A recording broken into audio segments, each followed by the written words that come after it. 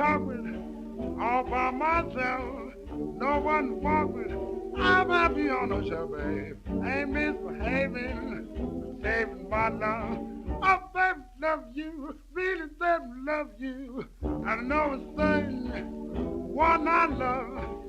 Through it flirting, you that I'm thinking of. Ain't misbehaving, saving my love. Oh, baby, my love for you. Jackie Horner, in no corner, don't go nowhere, and I don't care. All your kisses, worth waiting for, babe. Daddle, daddle, daddy, I don't say outlay, don't care to go. I'm home about it, me and my radio, babe. Ain't misbehaving, saving all my love for you.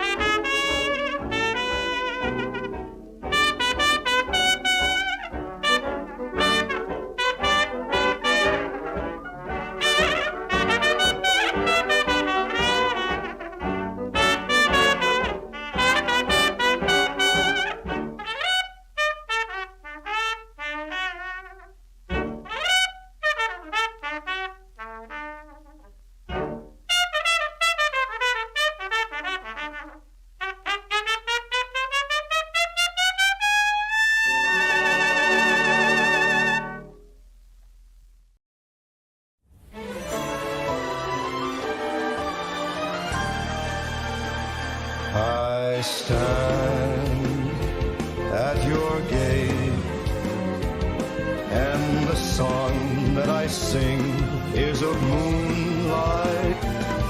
I stand and I wait for the touch of your hand in the June night. The roses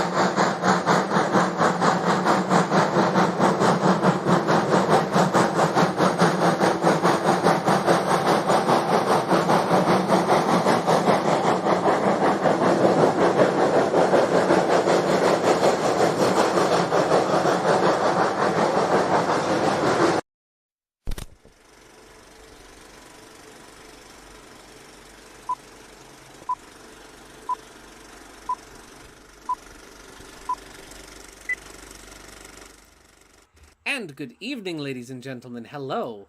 Hello and welcome to the stream. Wasn't that a fun little exercise? Wow. Oh boy, I was not expecting. I thought maybe, okay, I am taking a little bit of a risk playing Louis. But I figure, I've played remixes of Louis before and I've had no trouble. I was not expecting it to stay, because I paused it during, when Moonlight Serenade by Frank Sinatra was playing, because technically that's not just straight up the original Moonlight Serenade by Frank Sinatra, that's a mashup of the instrumental version of Moonlight Serenade from Bayonetta 3. So I thought that I could get away with it. I guess not. Hi everybody, I hope you're all doing well today. I'm doing well today, all things considered. It's a good day today. Jay, since you're curious, that was the tutorial theme from Mario Chase in Nintendo Land. I figure I was panicking in the back of my brain, like, what music can I put on instead of this? Mario, what Mario music? That Mario song. Yeah. I hope you guys are all doing well today. Hoomst is here. Hello and welcome. Brava, Aiden Garcia, Wanted Asylum, Mario Simpson, SK Void, J Does Stuff, KG, Cherry. Howdy, folks. Hi. Yeah. He's like, so you played a song on stream. I know, right? Yeah. It says it's fine in no BS. But yeah, it was a very... Everyone else is having buffering. Huh. Hello? Hello? Are we live? Am I alive? It shows that I'm alive. Oh well. It's showing that I have a stable connection in OBS, so I'm gonna hope that I'm good. But yeah.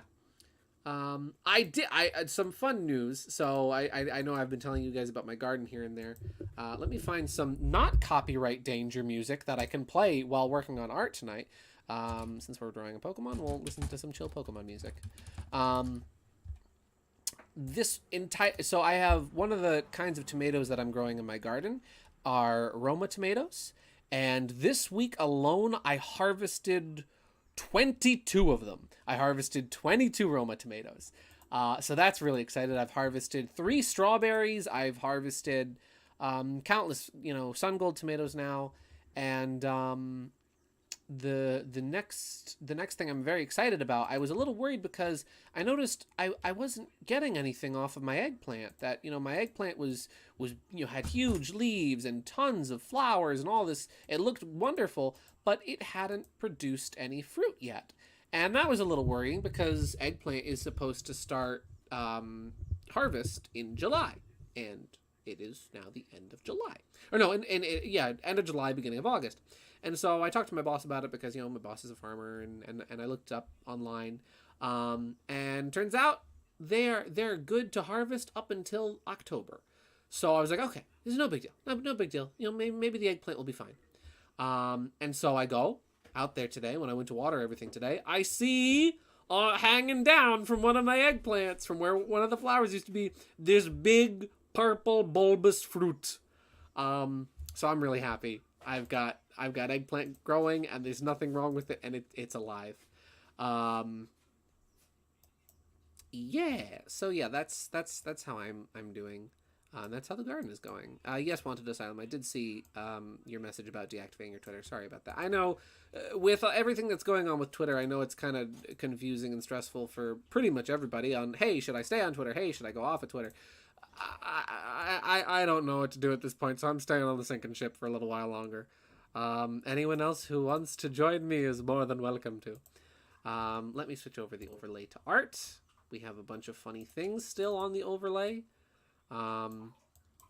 Wait, there's something I need to put on here. There's a thing I need to put on here that I said I was going to, and I forgot. Here we go. Here he is. This marvelous image. But yeah, I hope you guys are all doing well. I'll get music on in just a second. We have a new funny for the fridge. Let me put this on the fridge. There he is. There he is. This Mario right here, he's a mood. I need to make a transparent version of him, but he's gonna join us. Our first new friend for the fridge. And in a while too.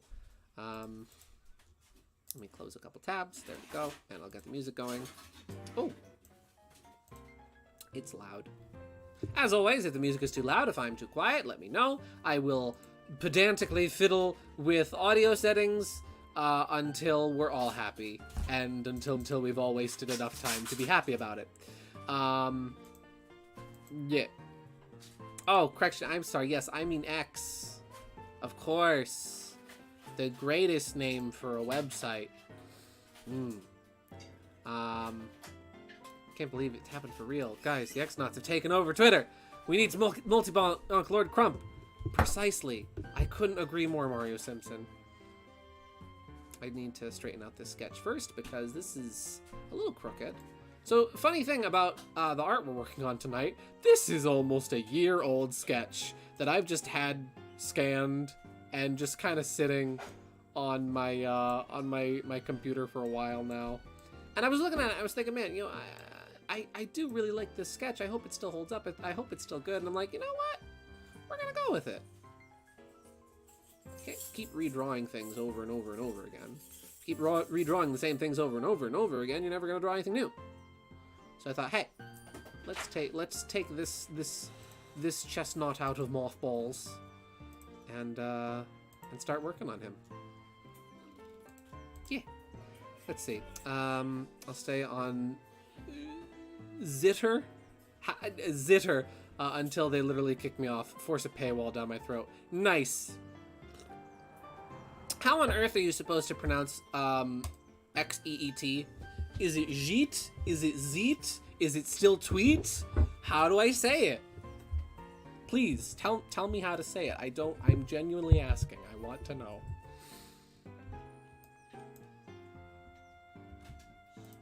Let's see. We'll start out with 12. Yeah. I think that's a good line size to start with. Actually, we'll start a little smaller since this large quill in the back is a little farther away. I don't know if you guys know this, but I freaking love Chesnaught. This is a very underrated Pokemon in my opinion. It's funny because I remember when Pokemon X and Y came out, everyone was like, oh, Pokemon's great. I love Pokemon X and Y. Pokemon X and Y are great. And obviously there were critics. But like for the most part, people were like, yeah, these games are really cool. And then like over time, the general perception of them kind of got to be more like, oh, Pokemon X and Y, those games aren't great. And I'm just sitting here like, those games got me back into Pokemon. Oh. It's clearly Xerneas. Of course. Of course. Wow. I didn't even do that intentionally. This is a Pokemon from Pokemon X and Y. That was unintentional. Nice. Good job. X memes. And those have been good. You know, it's funny. It really is funny. As much as seeing Twitter slowly implode upon itself over the past year has been, as much as it's kind of sucked, the funniest thing about it has been the memes. And I feel like that's always the takeaway. In my opinion. The takeaway from anything happening is like, but how were the memes? And the memes have been really good. Yeah.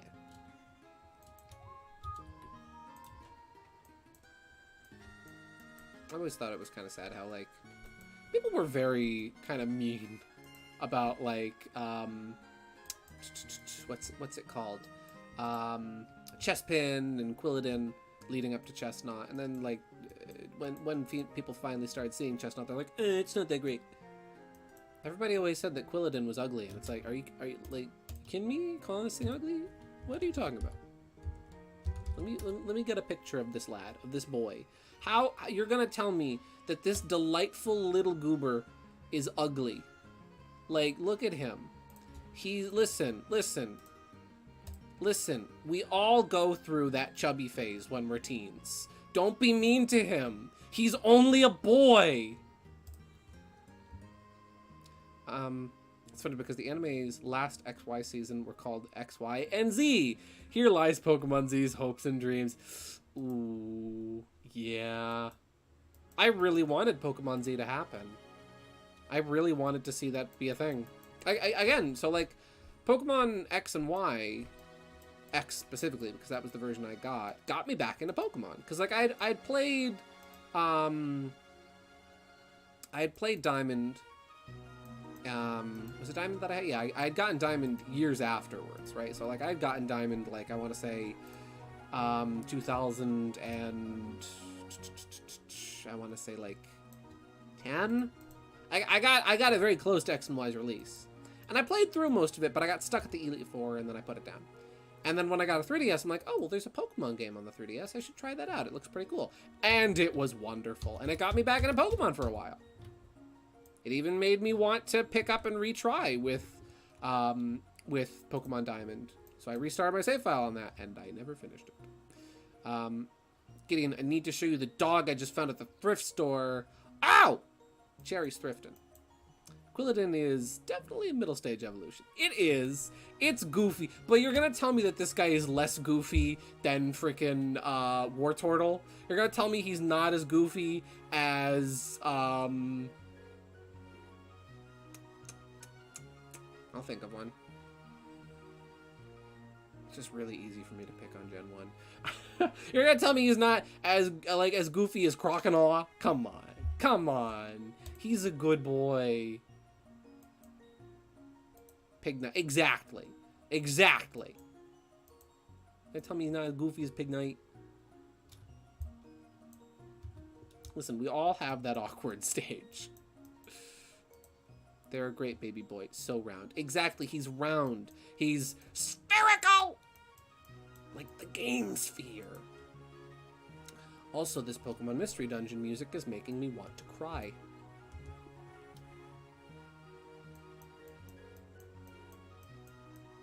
There we go. I'm trying to think of anything interesting that happened this week.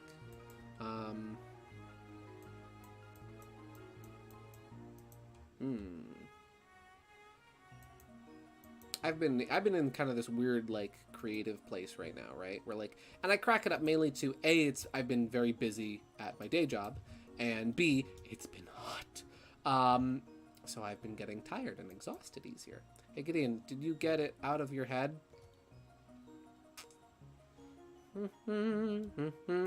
No, I didn't. I didn't get it out of my head. Rex vs. Wolfie Pink Sat Merenity Studios. Hello, welcome to the stream. You have a great name. Play that song that goes beep, beep, beep, beep, beep, boop, bop. That one? That's a good one. You know that. I know, and it isn't out of my head. It probably never will be. Yeah, I'm in this really weird creative place. And so I've been kind of beating myself up for, like, the lack of art I've gotten done so far this year, and the lack of stuff I've made. And I've just trying to been kind of... I've been kind of trying to think, like, man, you shouldn't be so hard on yourself, because you've had a lot of stuff going on, you know? Like, kind of taking that objective step back, even, like, in thinking about myself and being like, you really need to be a little, you know, less hard on yourself. You're human. Oh, well. And I was going somewhere with that. And I don't remember. Oh, that's right. And so, yeah, so I've been in this weird creative place. And thankfully, now we're getting into a bit of the slower season at work, which is really nice because that means I'll have more time to actually do some art. A little bit more time off. And so something sad kind of happened at work this week where so there's this new guy who's been with us since the spring now. And he's freaking awesome. And he and I become friends really quickly. And so we kind of had this sad moment where the two of us looked at the schedule and realized, oh, neither of us are on the schedule on the same days for, like, the rest of the month. And so we're like, man, that sucks. We're not going to see each other again until, like, the fall. And so then my one other coworker, the perennial lady, was like, well, why don't you guys go out and do something together? And we're like, that's an amazing idea. So now he and I are going to go see Porco Rosso at the theater for Ghibli Fest. Because I was planning on going already to see it. I've never seen it before. I was like, I want to see this movie. And he's like, I've never seen it either. I'm like, we should go together. Yeah. But yeah, so thankfully, with a little extra time on my hands, I'll be able to focus a little bit more on drawing and art and whatnot, and I'll be able to actually get some things done. I even did some sketching today, for a bit more of a complicated, bigger thing, and I'm really happy with it. The ridiculous thing that I just... Ah! You mean the ridiculous thing that you just showed me, KG? No. Yes and no. I've gotten the song out of my head, but the image will remain with me for the rest of my life.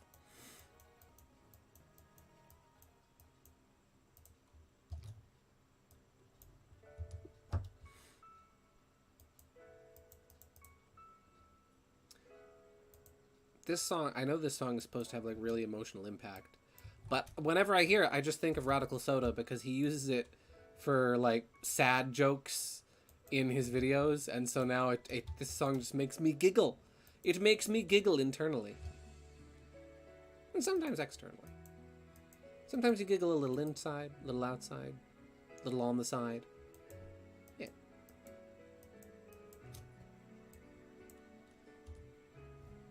It's funny that it was a really hot day yesterday again as well, and so at one point during the day, me and the two other coworkers that were there, we went back and forth, just watering everything, and we probably watered everything, I would say 3 times yesterday, which was insane.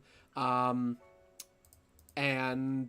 after a certain point, like around 4 o'clock, we all just like, the 3 of us just like took a break. We're like, no, we're just gonna sit down for a bit, and we took a break for a good hour. Up until 5 o'clock, just emotionally and physically preparing ourselves for that final stretch of the day. Thankfully, it was a very slow day in terms of customers, so we kind of were able to we were able to take a little extra time to breathe.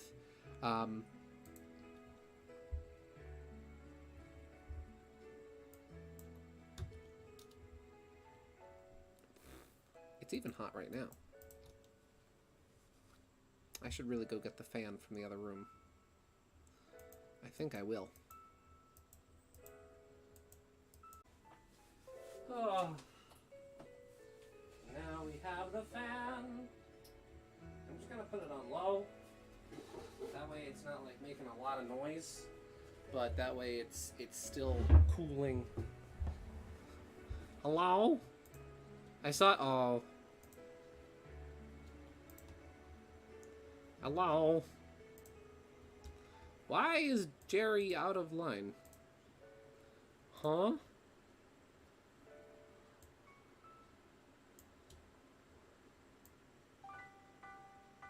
Huh?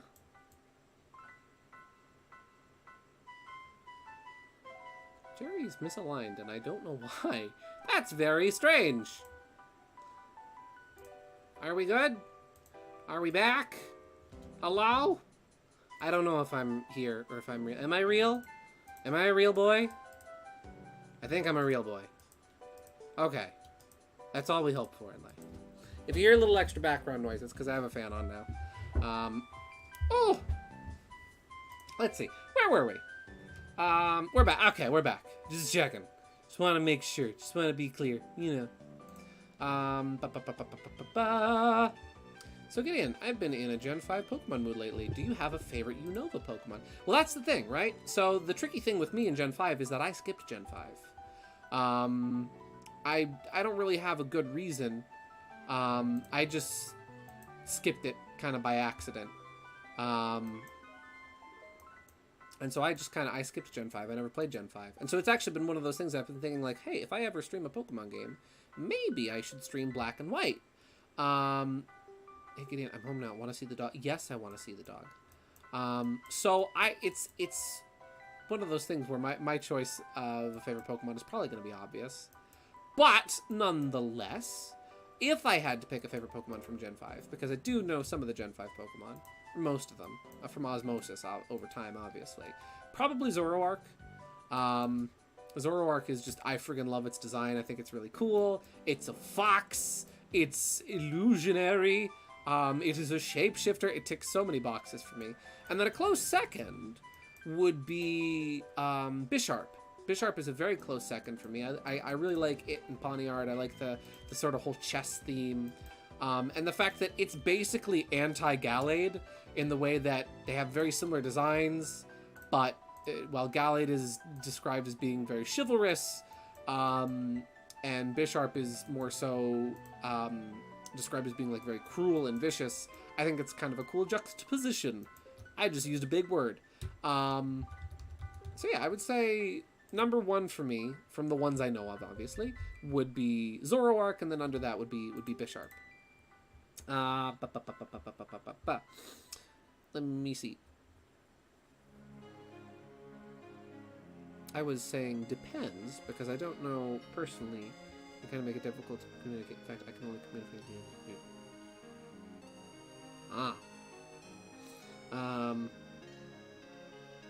I feel like I've missed so much. Okay, so for context, this very cursed thing that KG sent me. I've already had enough trouble with copyright once in today. I don't want to risk it again by playing someone's commercial. There's this thing. What, KG, if you could remind me what it's called. I've blocked it out. There's this thing that it's a product for your pet. For your cat. So you know how with a cat, when they've got their tail up in the air, you can see everything. They don't cover themselves up. They don't keep themselves hidden. Well, there's this thing you can get. It's basically a necklace that goes around the cat's tail, and it hangs down and covers that which needs to be hidden on the bumbus. And there's a commercial for it. And I can never get this out of my brain. What I've seen, what I've witnessed. And it seems like, I'm sorry, but it seems like it seems like a really, like, counterproductive product. If you're making a product to hide your cat's butt, why would you make something that accentuates the cat's butt? But yeah. See, Bishop also got a new evolution in Scarlet and Violet. Yes, it did! I was really hoping from the start that they were going to do that. That they were going to do an evolution with Bisharp that was going to be a king. Because, it's based on chess. So you have Pawniard and then Bisharp. And I was really hoping they were going to do a king. Either through like a mega evolution or even another evolution in the line. And I think it's really cool what they did do with it. Yeah. I think it's awesome that finally got a new a new evolution. And then I was very happy when they showed off and when it came out that they did a Paradox Pokemon based off of both Gardevoir and Gallade at the same time. Iron Valiant, I think it's called. And that's just freaking... I love it. It's a robot. It's a robot. They made it just for me. It's catered to my incredibly specific interests and tastes.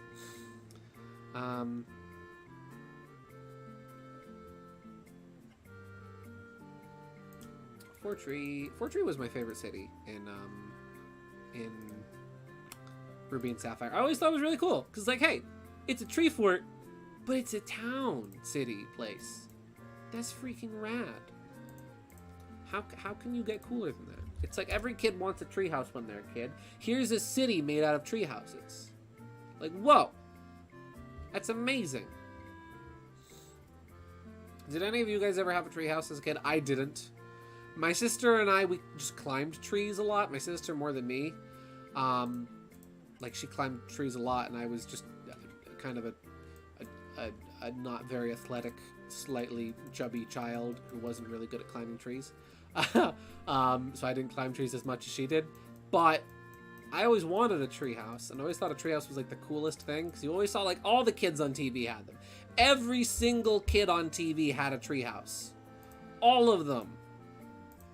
And I didn't. And I was insanely jealous.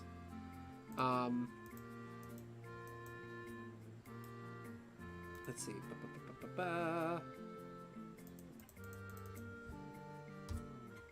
Because of how close we are, there's a chance you've already seen it. Probably. I mean, we probably get TV broadcasted from the same places, so. Sending the dog now. Don't show it on stream. Okay. I'll check it out afterwards then.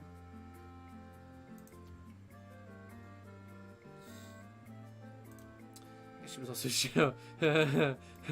Hey, you guys want to hear an embarrassing story about my sister? You guys want to hear an embarrassing story about my sister? Okay, so when my sister was 16, that would have made me 11. Right? Yeah. When my sister was 16, so we have this shed in the backyard, right, that my dad built. My dad built this shed for storing stools, for storing tools and nails and hammers and the snow shovels and all sorts of cool stuff. Basically, you know, it's a lawn shed, it's a garden shed. And my sister and I sometimes would go and sit up on the roof because, you know, it was cool. I don't know, it was just a cool thing to do. For some reason, when you're a kid, you just want to climb up and sit on high up places, and so we did that often. And so there's a slightly smaller shed next to the shed. I'll draw a diagram. So here we'll do this like Pokemon style, like isometric buildings, right? So here's the shed, right? Here's the shed. And then it's got a big old like double barn door, right? And so next to the shed, there is a slightly smaller shed. That's actually like, it's an old like kids playhouse that we used to have in the yard years ago, but then it got like infested by bees. So my dad decided to reconnecting. OBS is reconnected. That's cool that OBS is reconnected. If I could actually see that I'm straight. Are we good? Are we back? Am I live? Hello? Hi, we're back? Okay. Last thing you guys heard was infested by bees, Cherry is saying? Last thing was infested by bees. Okay, so there's two sheds, right? There's the main shed that my dad built, right?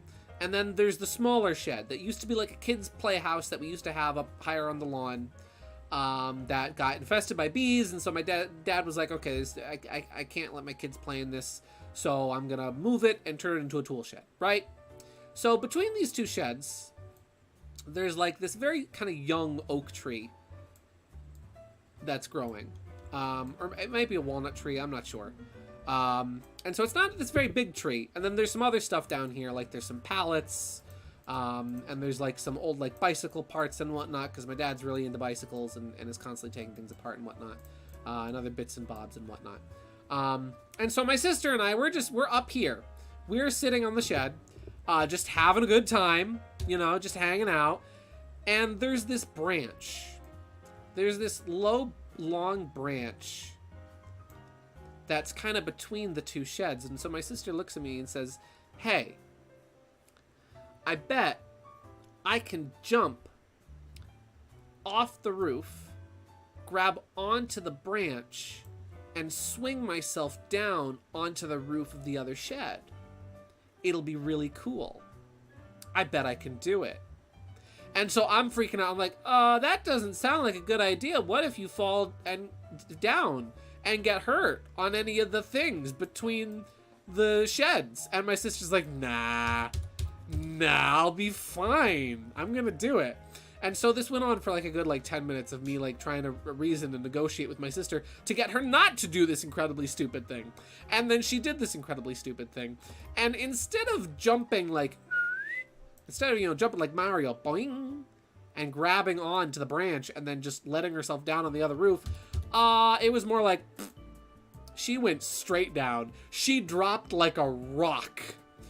And I would, it's like a 12-foot tall shed. It's a big shed. I didn't want to accidentally clamber over to the edge of the shed and fall down and get hurt myself. So I can't see my sister. She falls with a thud and isn't making any noise. So I'm up on the shed roof and I'm freaking out and I can't bring myself to get down because I don't want to get hurt. Mom's outside mowing the lawn so she can't hear me screaming in terror that my sister just got injured. And so eventually Mom is in like eye shot of being able to see, like she can see I'm up on the roof of the shed and I'm freaking out and Hannah's nowhere to be seen. And so she comes over and now Mom's freaking out and it was a mess. It was a genuine bona fide mess. And so my sister was okay. Nothing happened.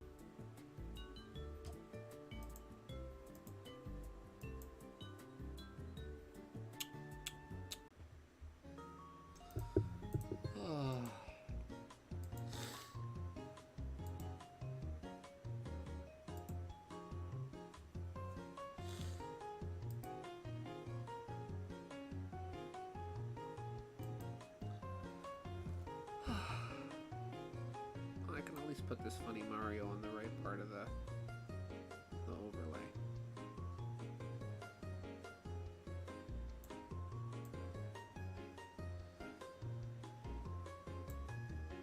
There we go. Hello? Are we back? Am I live? Can you hear me? Hello? Back? Okay. Let's see. But yeah, she just kind of processed it. She genuinely just like sat there, kind of not even writhing in the pain, just being like, okay, yeah, this just kind of happened for a while. She didn't even start to go like, ooh, darn, until like my mom came to help her up. Let's see, we expect them to be born with an intelligence of a grown adult. Kids are supposed to learn. Well, yeah, but that's the thing. My sister was 16. She was 16 when this happened. So, she should have known at least a little bit better. Yeah. Let's see, so today at the thrift store, I got a funny dog, one of those metal school pencil sharpeners with the handle you spin, some tarot cards, and a cup that's themed after an animal I can't identify. Nice. Neat haul.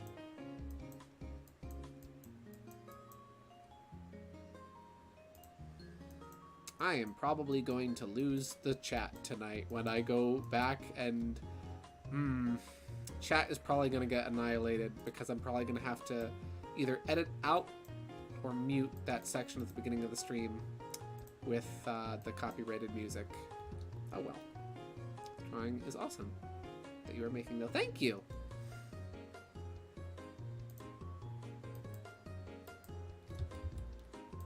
Thank you very much.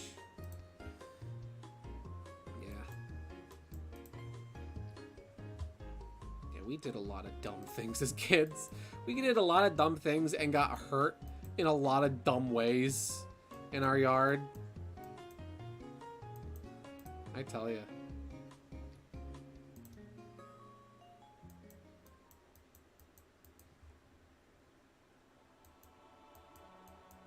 Are we getting more Pokemon Mystery Dungeon music? Are we going to get more Pokemon Mystery Dungeon music that's going to elicit an emotional response? From me, probably.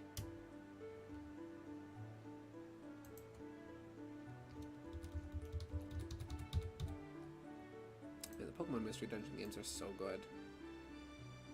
I remember first playing the original. Hello, April Teniant. Welcome to the stream. Doing well. Hope you're doing good too. I played that. I played Blue Rescue Team on my DS, and that game was so good. And then, like a little over a year later, I then got Explorers of Time, and like I was like, oh my gosh, it's even better. How did they make it even better? How did they make it even better? Let's see. Hi friends, sorry I'm late. Can't be here for a bit, I think. Waiting for a friend. Howdy, Teeter. Welcome to the stream. Thanks for popping in, my guy, even if you can't be here the whole time. Appreciate it. Let's see, I've been making slow progress on writing a more silly gag theme of a fan ship fic around Famey. Yes. I've really enjoyed reading some of those bits that you've gotten done. I didn't have the chance earlier to tell you what I thought about the most recent part, but I really enjoyed it. I thought it was funny.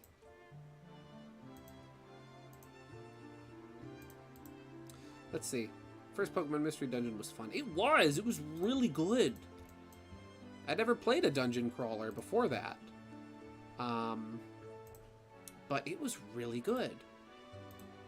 That's one of the things I really like about when like you get the Mario RPGs, or anytime that there's been like a lot of like the Pokemon spin-offs that have dabbled in other genres. I love it when bigger franchises dip into other genres that they don't normally do, because oftentimes, like with the Mario RPGs or with Pokemon Mystery Dungeon, is they oftentimes are kind of a very like beginner friendly sort of way to get into a genre. Obviously, they have their fair share of difficulty and challenge in their own right, but for the most part, they're not going to be as like to my knowledge, from my experience at least. You know, the Mario RPGs might not have the same difficulty that you might find in something like Final Fantasy or Dragon Quest, but they're still a very good way of sort of getting into RPGs.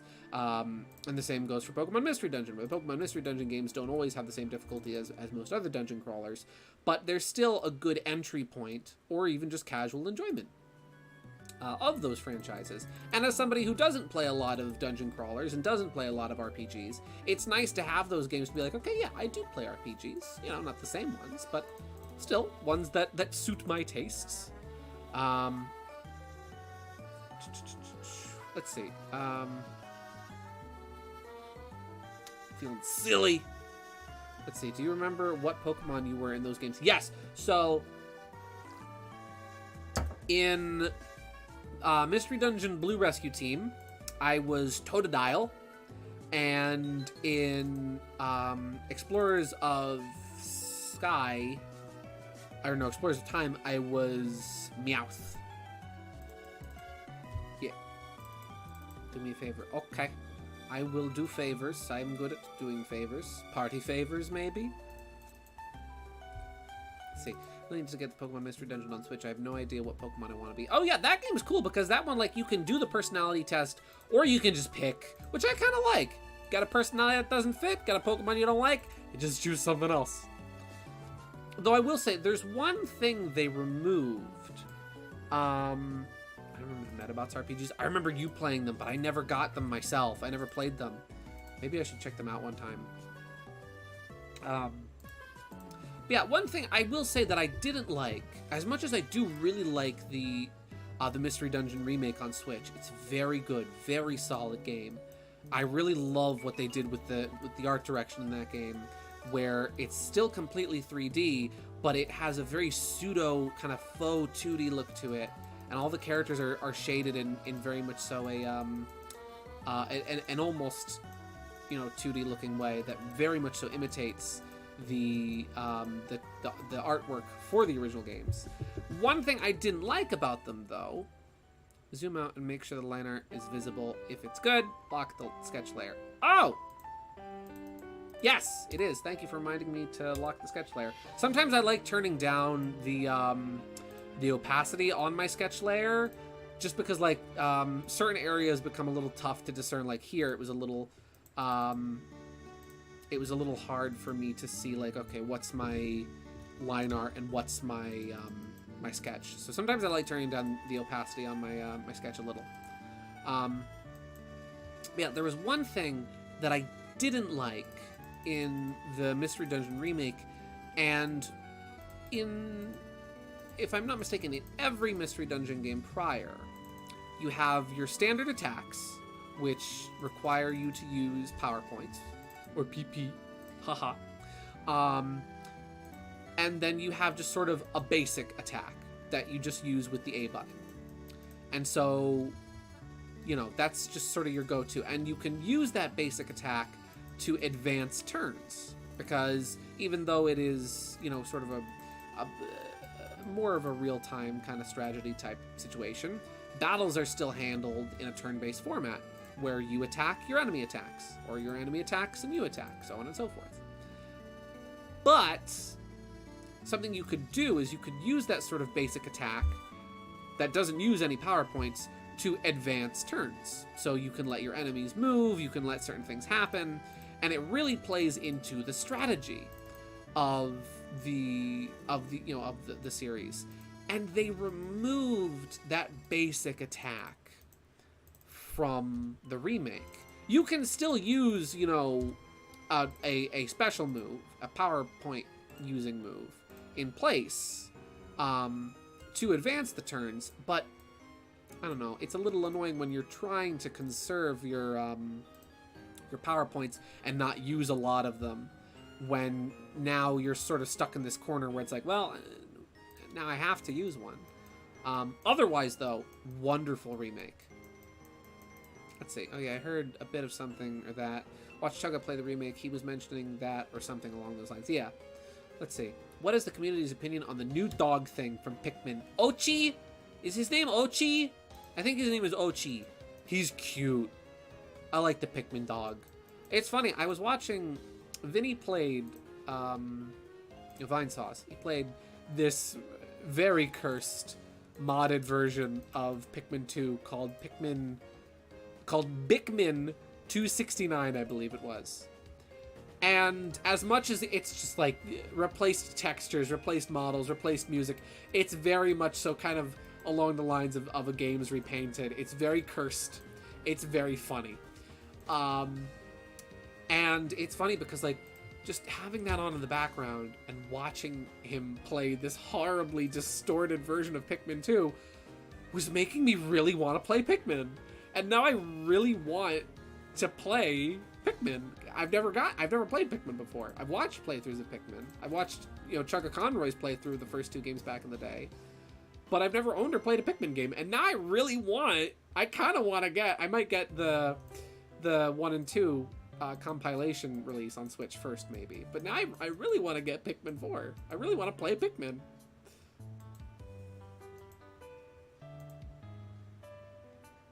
Let's see. It's funny, though. I didn't know why I can really see you as Totodile. Yeah! Because Totodile, if I'm not mistaken, is like, it's the jolly type.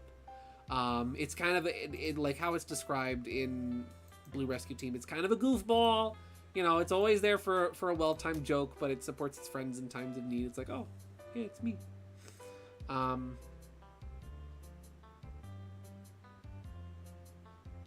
see, the Pikmin series is a series of meme ROM hacks. See, I don't know. I've never seen. This was my first exposure to Pikmin. And I just find it funny that, like, this horribly distorted version of a game was making me want to play the original. Because, like, I'm watching Vinny play this game, like, hey, this looks really fun. I want this.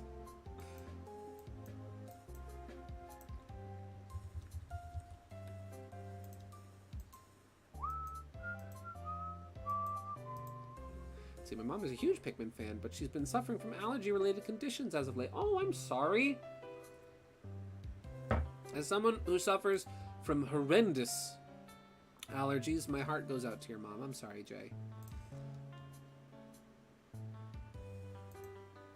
I hope she'll be feeling better soon, so she can enjoy Pikmin 4.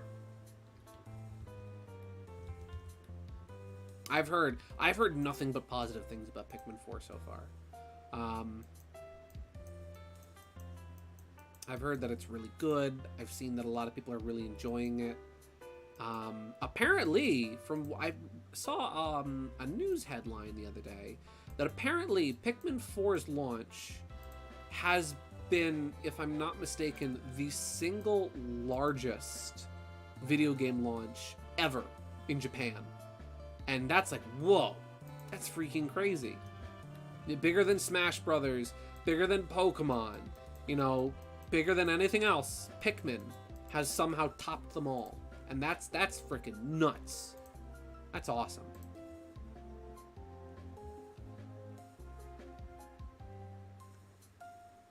See, I definitely pick up Pikmin 1 and 2 on Switch. Yeah, I'm very happy about them being on Switch now, because as someone who missed out on them on GameCube, for me, there's really not much of an alternative to being able to easily play the original. Sure, I could track down a copy of the first game for $100 on eBay. So there's a free demo on Switch for 4. My mom played through everything in that demo. Nice! I might have to check that out myself. Let's see. Good news, Gideon. You can make your custom character in 4 wear a yellow spacesuit. I'm getting that game. I don't even need to think about it anymore. The decision has been made. The pact has been sealed. Pikmin 4 is happening.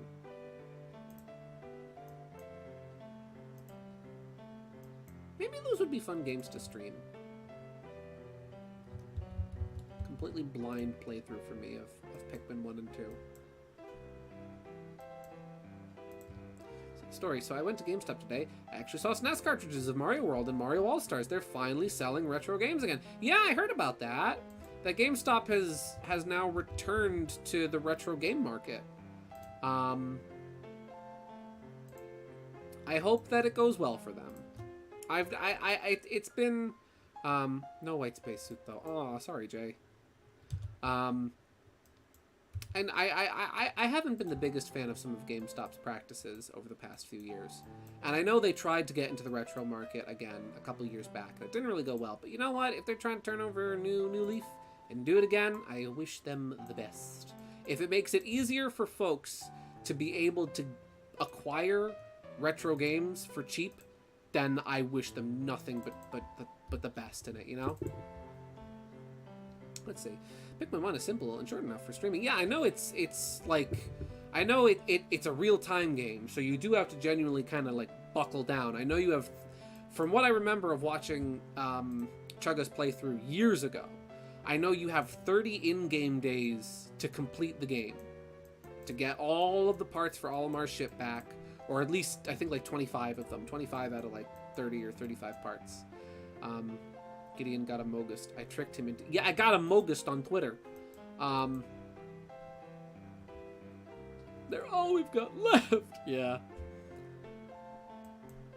Like, even, like... So, for me, even going to, like, my local retro toys and games store, they have retro games, and they have pretty good deals for things. But even them, you know, even they still do charge a couple competitive prices here and there. Like, you'll find, like... They have a copy of... They have a real, legitimate, not bootlegged cartridge of Earthbound there. And I'm pretty sure it's like $150, somewhere between $150 and $300. So it's like, yeah. Fun fact: if you go on Twitter and you tweet the word "Among Us," the phrase "Among Us," they will arrive in your notifications. 10 little susses will suss you out. Try it. It's funny. Let's see. I even asked to see if they had any GameCube games, and they actually had Donkey Kong. They had Donkey Kong 1, Metroid Prime 2, Sonic Adventure 2 Battle. Nice. So they had some of the big ones. They had some of the big ones that people would probably be asking for and looking for in a retro game store. That's good. It's easy to crap on GameStop. It really is. GameStop makes it easy sometimes. But again, you know, if they're charging reasonable prices for these games and they're making it possible for these older games to be found and bought and played without having to go, you know, on eBay and pay $140 for a copy of Chibi Robo, then it's like, okay, yeah. Sus.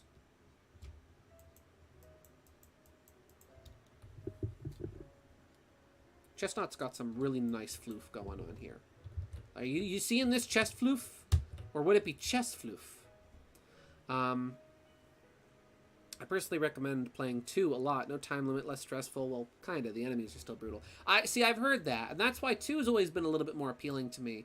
Because I know 2 is a bit more of a laid-back pace to it. Where you're not on a time limit. I mean, obviously the days do have internal time limits. But it's not like, okay, get the job done in X number of days. So I have always been a little bit more interested in the second game than in the first. This song is really quiet. There we go. Yeah, for that reason, the second game's always kind of caught my interest a little bit more. Not as fluffy as Bark. It's true. He is not as fluffy as Bark. I would give Bark a hug in an instant. See, I don't think Chesnaught would be very good to... I mean, the floof, though. Chesnaught wouldn't be the best Pokemon to hug, but I imagine Chesnaught would give very good hugs. Because A, long arm span, and B, it is big. Big Pokemon. Strong. It is a strong Pokemon, which means it gives good hugs. Quality hugs. I was going to say a joke, but I'm going to get cancelled. Okay. Oh. Pikmin 2 is more lenient with days and time, but I didn't really care for the underground and dungeons.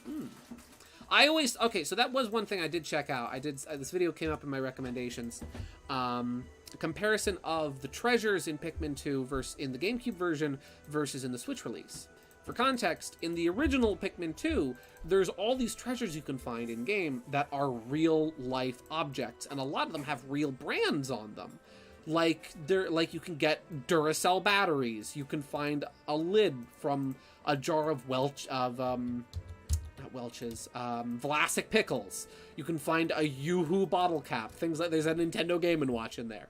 And a couple other things. And I was really curious to see what they would do with those in a re-release because, you know, they probably didn't get the licensing for those brands again. Hello, Battle Cats. Welcome to the stream. And I thought it was really cool how in the Pikmin 2 re-release now on Switch, they actually went back and made them fake brands and new products and things, but things that still look very convincing and very real. Like, they clearly had, like, some genuine, like, product and graphic designers come in and make some fake brands for them to put on bottle caps and cans and bottles and all these things. And I just think that's really cool. It's a really nice attention to detail. And part of me was thinking, oh, well, you know, it might be cool if they make them all, like, little references to other Nintendo things. Like, oh, maybe, like, in the different bottle caps are, like, Yoshi bottle caps, you know, that have, like, different, like, fruit and whatnot on them.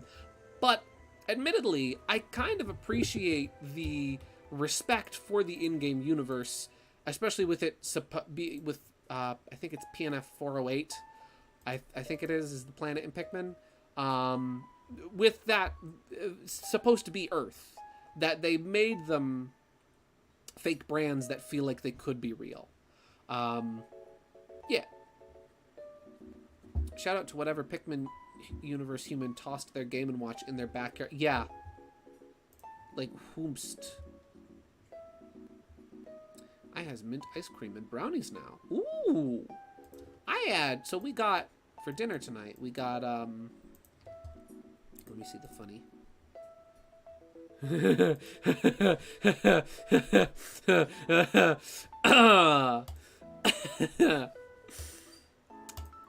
Oh, thank you for that, KG. I needed that. What was I gonna say? We got sandwiches from Quick Check tonight for dinner. Because normally we do Chinese food on Friday, but I don't know, with how hot it's been, like, my mom and I were thinking, like, we really don't want hot food for dinner tonight, and Dad's gonna come home from a long day of work, and he's probably gonna want something cooler too. So instead, we got sandwiches, and then we went to ShopRite, and we got a package of cookies and a tub of ice cream. And we made, like, little homemade ice cream sandwiches. And they were so good. Especially because, like, ShopRite has the best cookies. If you've ever gone to a ShopRite, which I know that's mainly an East Coast thing, but if you've ever gone to ShopRite, go to their bakery, get a package of their chocolate chip cookies. They are to live for. They're incredible. They're moist. They're soft. They're perfect. They're perfect. And I love them. Let's see. Funny thing, I get an enjoyment out of Focus' reaction to Pikmin 2's dungeons. Random fiery bull bear drops from the ceiling. Oh, gosh! And then they encounter the water wraith. I know about the water wraith. The water wraith is terrifying. I love it when music is so quiet that OBS barely picks it up.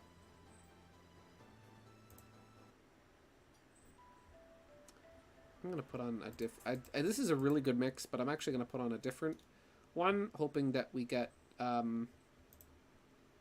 maybe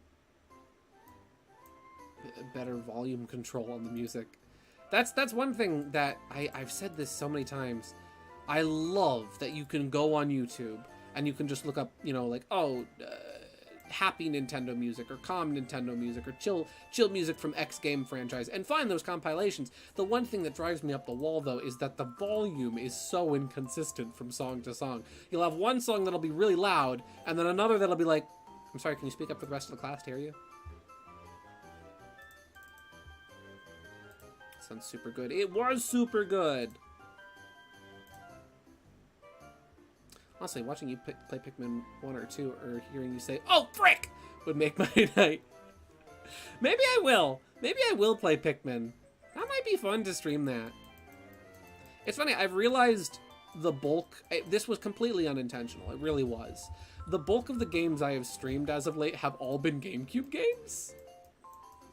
And it's like, oh, hey, what am I playing on GameCube this week? And you know what? I'm fine with that. Like, there's nothing wrong with that. It's not a bad thing. I just find it funny because it was completely unintentional.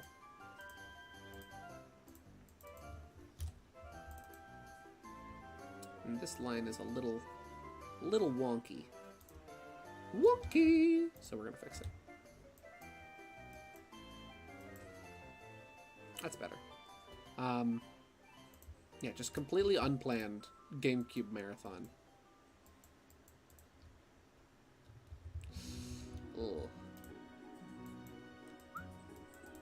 Or wait, does that go... Something tells me you like the GameCube. What? Me like the GameCube? Psh, what would ever give you that idea? It is my favorite console, though. I part of me does wonder, yeah, it probably is from a place of nostalgia.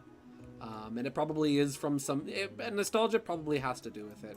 Because the GameCube was my, that was my childhood console. That was the console I grew up with. But man, you can't deny that GameCube had some freaking awesome games on it. I'd say of all the consoles to grow up with, I think I grew up with a really good one. Let's see.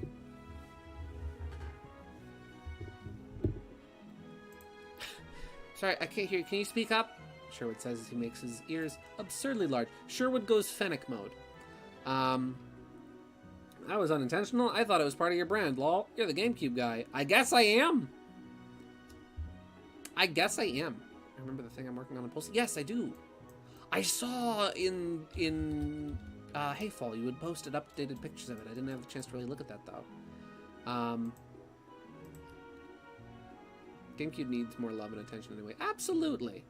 Forget nostalgia. That was just a great era for games. See, it was! What was the name? Because I wanted to check it out. What, brother, what was the name of the Zoids game on GameCube that you had?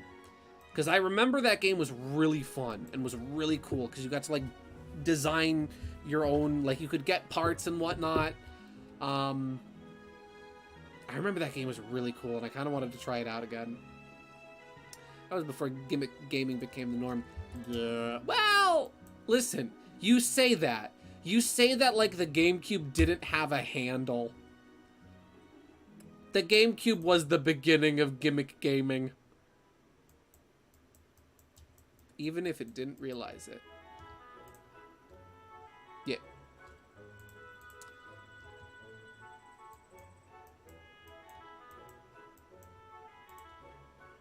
Battle Legends. Battle Legends, that's what it was.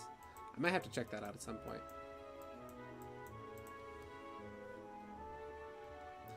Let's see. First Match Melee, Mario Sunshine. Both are really good games. Mario Sunshine is such a fun game. I can go back to that game so frequently. Okay, legit.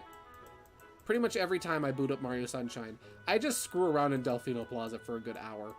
That's usually what I do. I'll go to the levels, but for the most part, I'll just run around the plaza. Plus, what's better than beating an ancient demon with a Goomba like I did? Exactly! Exactly! Let's see.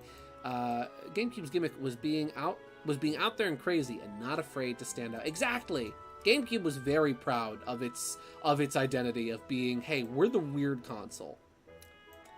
That didn't necessarily help them in terms of sales, but they were still very confident in their brand identity, which is good.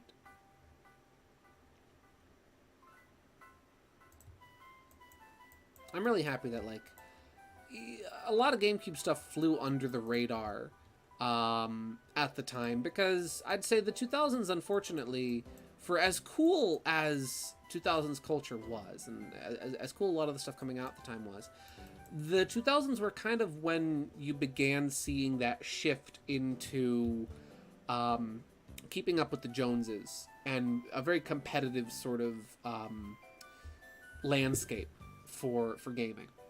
And so you had, like, competitive in terms of, I mean, I know there was the console wars in the 90s and whatnot, but, like, it really ramped up in the 2000s when you had, Microsoft and Sony stepping onto the scene with the game, with the Xbox and the PlayStation, or the PlayStation 2 rather, because the original PlayStation was already out.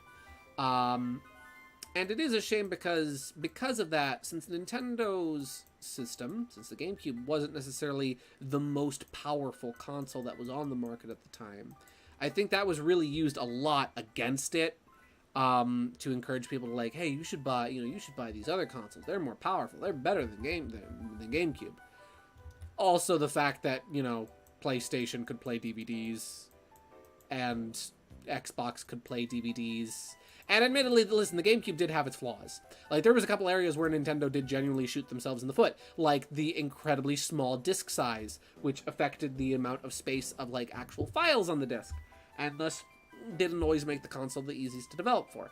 Nonetheless, for a number of factors, the GameCube wasn't the best-selling console, and so I feel like a lot of people missed out on it. But now we've reached that point where people like myself, who grew up with the GameCube, are nostalgic for the GameCube. And so now GameCube nostalgia is in, like how N64 nostalgia was in, 5 years ago, and how SNES nostalgia was in 10 years ago, and how NES nostalgia was in 15 years ago.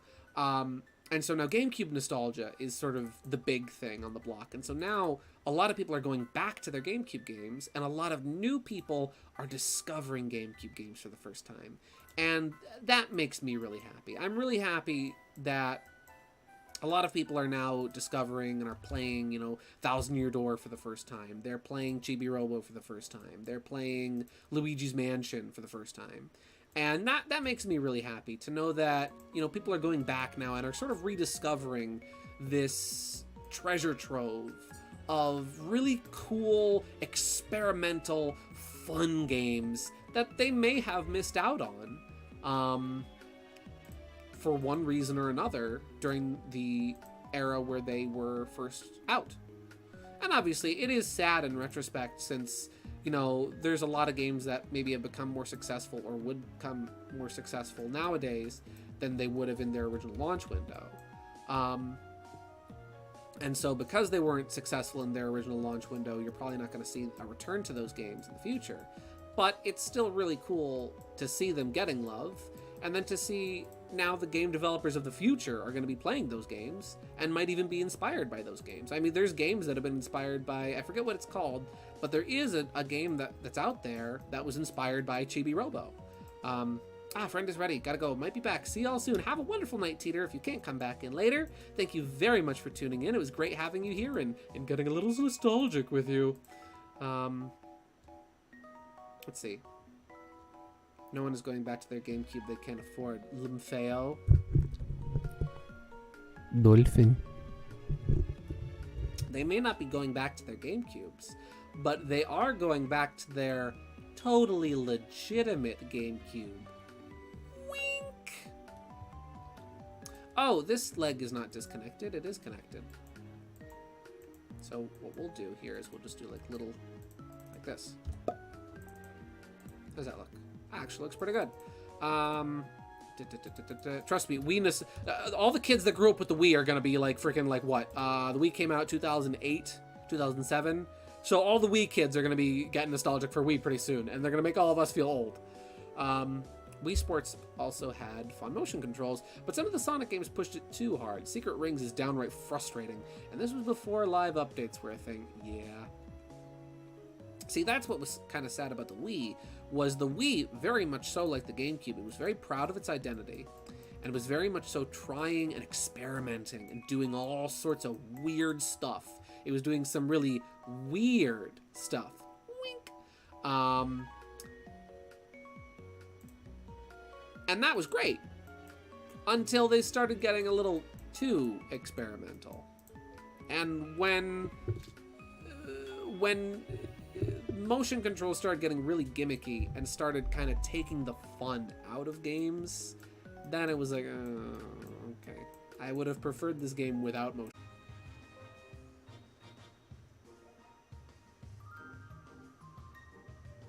Are we back?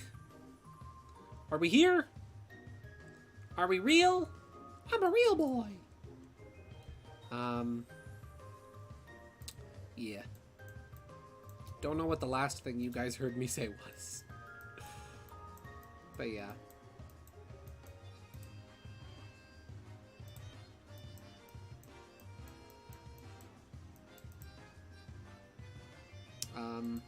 Let's see, there's already folks that are nostalgic for Wii. I've already seen a lot of folks saying, Super Paper Mario, Mario Galaxy, Donkey Kong Country Returns, Mario Sports Mix of my childhood. I'm so old with my SNES. Oh, I'm sorry, Mario Simpson. Yeah. It's weird for me, because like, I remember when Donkey Kong Country Returns was first coming out, I remember seeing that advertised in Nintendo Power. And I remember E3 that year, and that was a big to-do. And so, like, I was, like, that came out, like, I want to say, like, 2011-ish. When did that didn't come out 2011. That came out, like, Donkey Kong Country Returns release date. Or was that 2010? 2010. November 2010. So I actually was close with 2011. Yeah.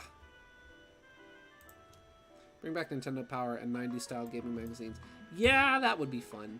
I miss Nintendo Power. They brought back Nintendo Power for a while as a podcast, but to my knowledge, it was just kind of Nintendo Power in name only. Like, it didn't have any connection to the original writers, the original staff, anybody. Which you know, that's a shame. I'm kind of sad about that, but it was nice that it was back in some kind of way. I'd love to see Nintendo Power come back as, like, an official Nintendo, like, online publication, you know?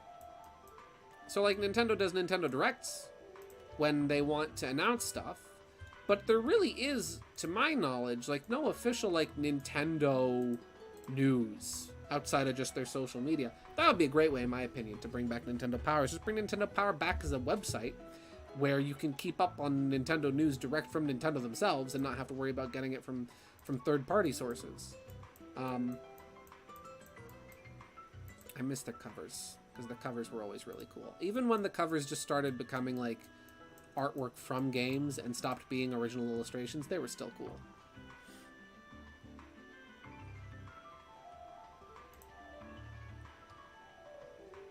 Let's see. If Nintendo Power came back on YouTube, they could easily be IGN.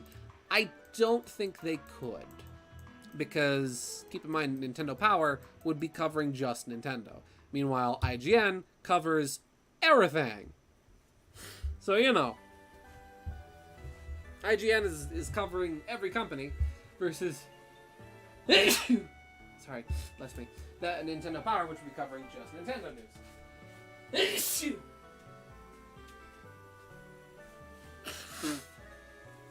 Pardon me. Oh.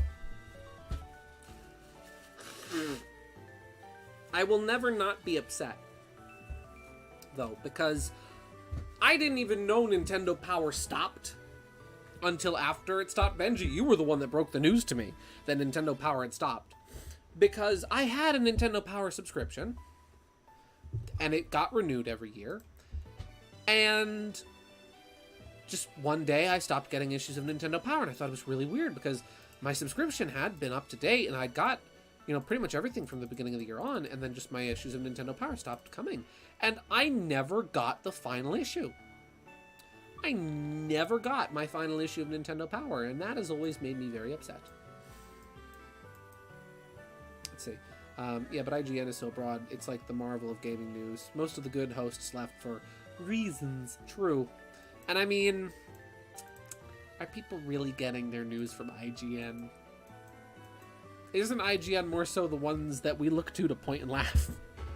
I certainly do. You know what they say? You can't spell ignorant without IGN. Or rebrand their Zitter as Nintendo Power. That would be cool. Let's see. I don't care how nostalgic I was for it. Nintendo Power deserved what it got. It knows what it did. Cherry, how did Nintendo Power hurt you? You know what I really liked? They started doing this thing closer to the end of the magazine's lifespan, where they would have, like, monthly character features, where they would feature a specific character from various Nintendo games. Sometimes it would be, you know, something popular and recent and topical, and sometimes it would be obscure characters, too. Like, one time they did a feature on Klonoa, and it would be a two-page spread that would consist primarily of just like large presented artwork of the character, a brief summary of the character's history, showcasing their starring games, or games they were featured in or debuted in, a little bit of trivia and fun facts about them.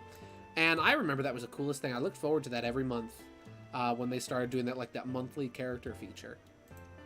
And they would quiz and poll the readers. Nintendo Power was great. I remember always looking forward to it every month.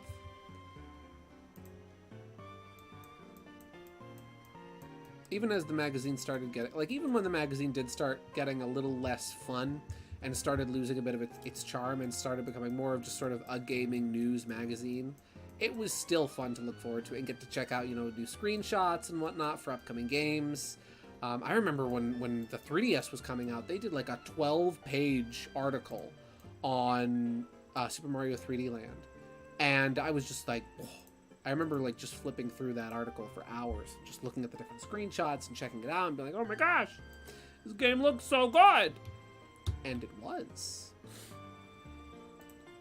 3D Land is wonderful. Are we back? Hello?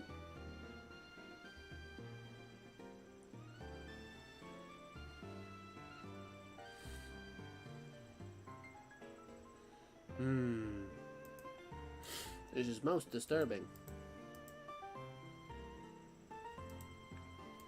Am I live? Hello? Yoo-hoo! Hey!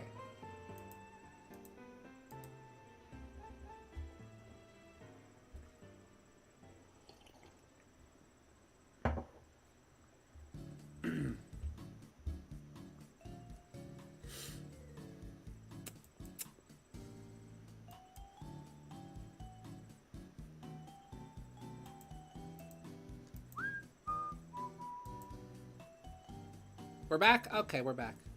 Good.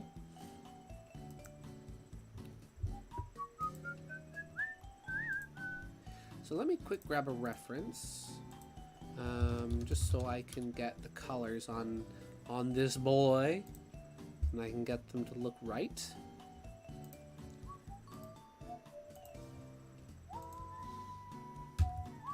So here's our reference for our colors. And we'll just... There we go.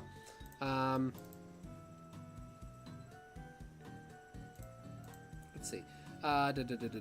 We're back. A chespin story. Been SRB2 mood recently. I have two. You sending me like SRB2 stuff has actually gotten me really in the mood for SRB2 again, and I've been kind of wanting to get back into it and play some more of it. You know what, actually, we're gonna make this more of a... We're not gonna make this straight white. We're gonna make this more of an off-white cream color. There we go. Let's see.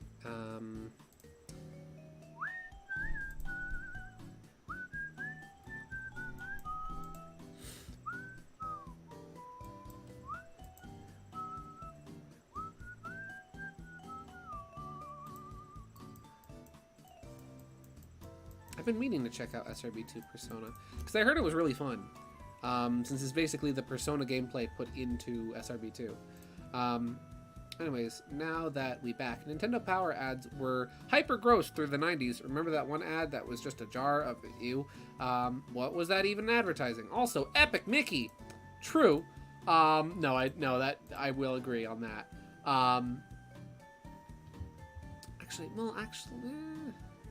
Make it an even lighter kind of off-white cream color. There we go. That way it's hardly distinguishable from white, but still not. And then we'll make the body this sort of lighter color. Yeah, but the era for Nintendo Power that I'm nostalgic for is the... keep in mind, like, I didn't really grow up with the older Nintendo Power issues. I grew up with the newer stuff.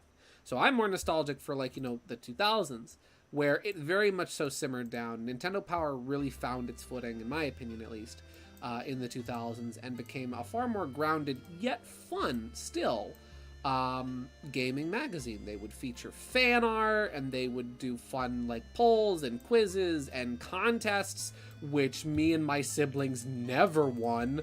You could get free players guides with subscriptions. This quill looks really wonky and needs to be fixed. Well, you're in for it with Persona, I bet. I'll never see it coming.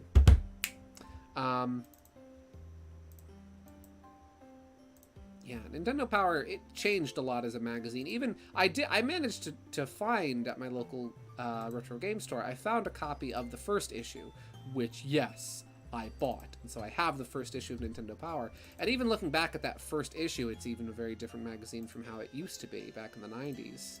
I thought reading that issue was really interesting, because it kind of was sort of a trial run test of, okay, here's what a Nintendo magazine could be like. And they were just sort of figuring things out, but they really did find their footing as far as game journalism goes, while also being a little bit of marketing. I think Nintendo Power really did find their footing for it in the 2000s. See, when I was a kid, I had a gaming magazine that had a bunch of custom Zelda plushes in the back. I can't track it down anymore. I had so many gaming magazines that I'll never see it again. They did that too. They would often feature, fan art and stuff like that. That was always one of my favorite parts of the magazine, is seeing like their fan art section every month. Let's see. Funny story. I know a friend of mine who's also a Persona fan. I asked him, "Where's the Mr. Burns-like guy I saw as a spirit in Smash Bros?" Now she can't unsee Igor as Mr. Burns. I can't either, and I've seen that joke be made. I think I pointed that out for my brother-in-law, and he's like, "Gosh darn it, now I can't unsee it."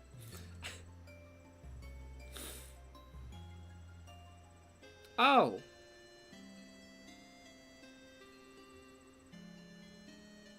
Oh. Oh, I really messed up on these stripes. Alright, let's fix that. Because there's supposed to be a red stripe and a green stripe. Oops.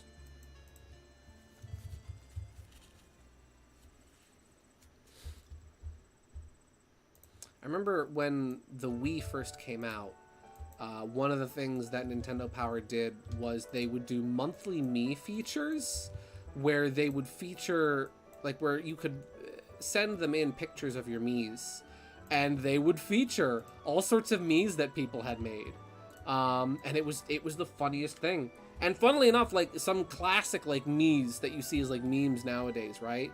Like Two-Face and Hamburger are, like, you can find them in Nintendo Power, which is crazy. Yeah.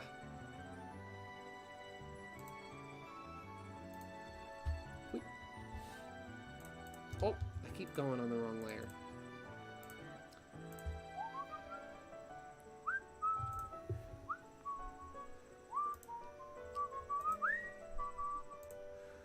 Let's see. All the Persona mods I have buried in my laptop are outdated. No.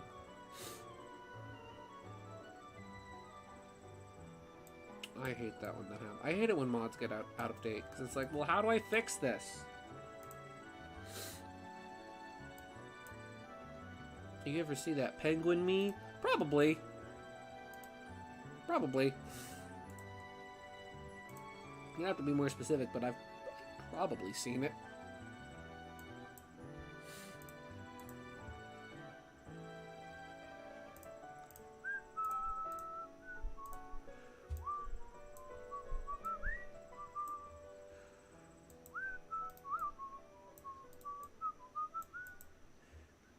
Let's see. Right now we can start doing the green. It's a very nice light green.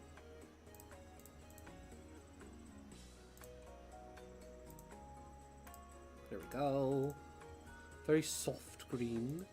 And then we'll do the sort of pinkish red color for the lining on his shell. And I'll fill in those gaps, don't worry. Gen 3, good times. Gen 3 was a good time. You know what movie? So last Saturday, my folks were out at a friend's place after I got home from work, and so I just thought I had some nice time home alone by myself, and I decided to check out a movie. And so I checked out, and this is topical. This ties into Nintendo Power. Trust me. I checked out the movie Scott Pilgrim vs. the World, which I remembered hearing about years ago in, of all places, Nintendo Power. And I remember it was kind of one of those big movies that everyone talked about for the longest time. Yeah, it was one of those movies that everybody was talking about. I remember seeing constantly all over the place, and was even mentioned a few times in Nintendo Power. And so I decided to check it out, and I really enjoyed it. It's a little dated in some areas. There's a couple areas where I'm like, oh, you could not make a joke like that in a newer movie. But it was still really good, and I really enjoyed it. It was really funny. Please don't spoil it, but is it any good? Yes! It's very good. It's very... Again, it kind of has a lot of that, even though it's like a later 2000s movie. It much like what we were talking about last week during Kirby Air Ride, and even this. It's very experimental in places, and has a lot of really fun imagery, and does so many cool things with its editing. That it really does, it feels like a 2000s movie in all the best possible ways. And you know what I'm gonna do?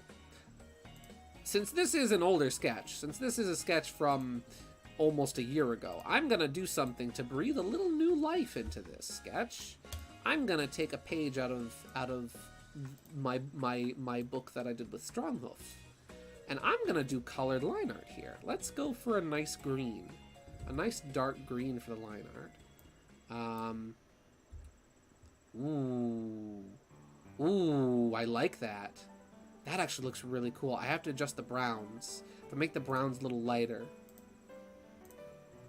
I had a feeling that would look cool. Yeah, I like that. Colored line art is fun, and I've been wanting to experiment with it a little bit more.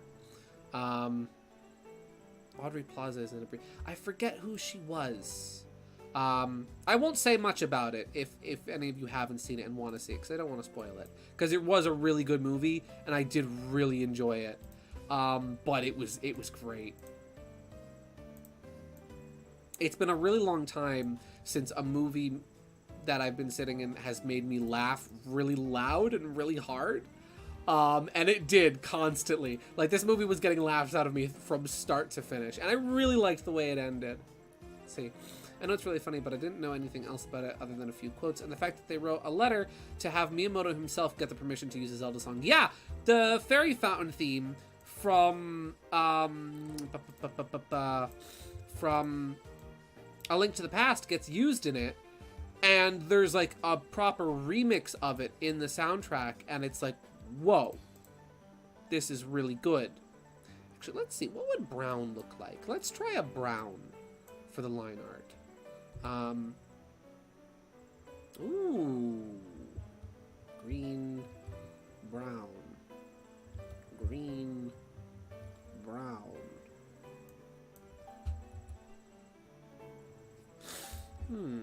I kind of like the green a little more. We're gonna go with the green. We're gonna go green. You know, go green, be clean, that sort of thing. I don't know, I just want to kind of try something new with this. Now I gotta fill in some little gaps I may have missed, and then we'll do some shading. There's a boyfriend persona mod. That doesn't surprise me.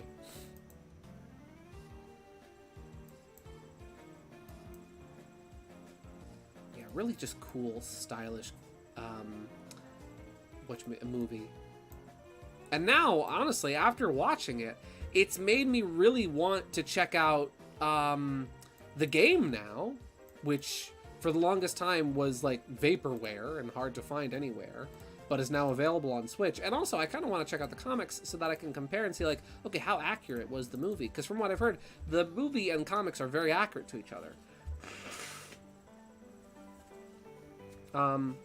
let's see. Seeing how both Scott Pilgrim and Mario movies were made from Universal, kind of wish Mario used the pixelated chiptune Universal logo. Yeah, I thought that was adorable. I thought that was so cute in the intro. Like, oh, they did a little chiptune, so retro. Because there's too many. Oh boy, KG's hiding jokes in the mod pack. Good.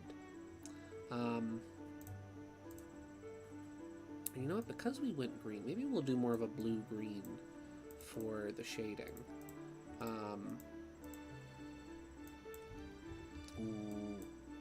Ooh, I like that. The game is fun. I have it on Switch, but haven't gotten very far. I have the Xbox 360 game, and it's fun. No way.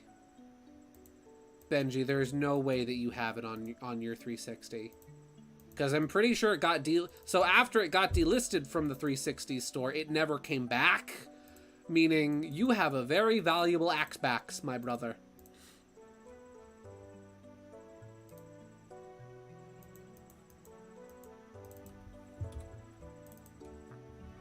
Ooh. Yeah, that game was straight up considered like lost media for the longest while. And so, something I do know about the Xbox 360 game, which is now not Xbox 360 exclusive anymore, is that the soundtrack for it was done by the band Anamanaguchi, who is... So Anamanaguchi is like, it's a chiptune band, and they're sort of like a chiptune rock band. And my best friend had actually introduced me to them years ago, so when I found out that they did the soundtrack for the game, I'm like, oh, I gotta check out this music now, and it's so good. Anamanaguchi is amazing. They got back together last year or a year ago. Yeah. Freaking love Anamanaguchi. I know their name is incredibly absurd, but that's one of the fun things about them, is getting to say their name, Anamanaguchi.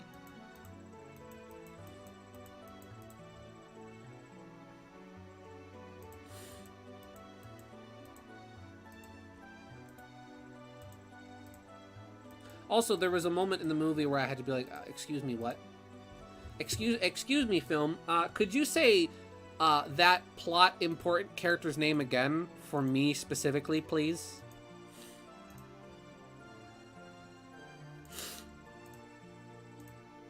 I thought the cast was great, too. Like, the writing was really snappy. And the performance from all the actors was so good.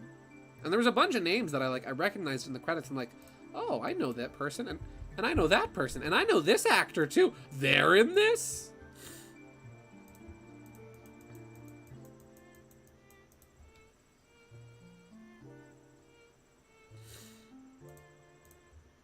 See, Anamanaguchi is really good. Used to have the Scott Pilgrim shop theme as my YouTube intro. Nice!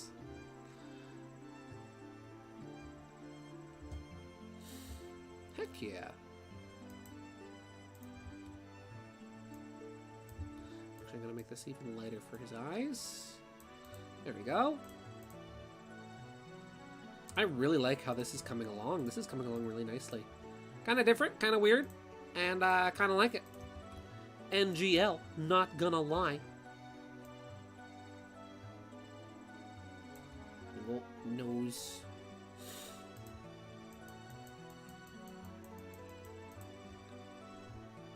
Say, try the ice cream. That tastes great. Nice.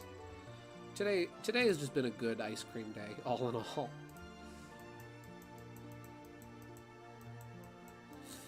Let's see, when are we gonna get to Melee? Do you think he'll finish the art tonight? Probably. If I'm gonna try to finish the art tonight, usually with a lot of these kind of, okay, we start with art and then get to a game. I usually shoot for like 10:30. So we'll probably get to Melee around 10:30. If I finish this sooner, then we'll get to the game sooner. If not, then we'll take a break from this and maybe start, you know, if not 11 at the latest, but 10:30 generally. Let's see, are you a voice actor like me? Because I love doing some voices or all the voices when I was a voice actor too. Yes, I do some voice acting. It's been a while since I did anything. I've been wanting to do some more like personal projects lately, and I just, you know, I've been busy. I haven't really done anything in a while, but I have gotten, you know, I've auditioned for a few things. Nothing I've gotten parts in, but, you know, it's been a while since I've played like a game with a lot of dialogue, where I've been able to do a lot of reading. We may need to change that in the near future.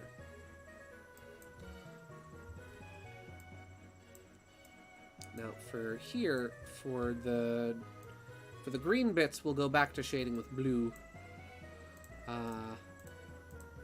There we go.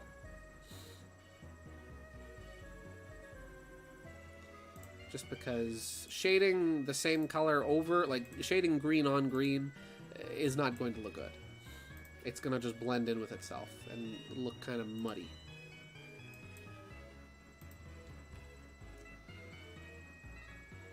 Oh. Don't you hate it when you have that feeling like you're going to sneeze, but you're not sure when? Oh, here it comes. Sorry. Sneeze jump scare. I tell you, these allergies. Ugh. Mamma mia. Oh, wrong color.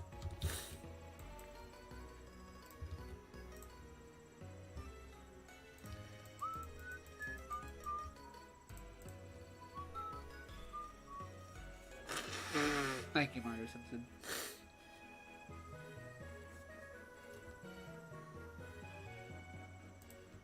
Whatchamajig?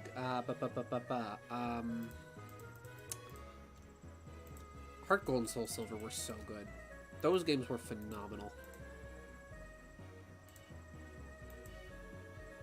Like, I really enjoyed those.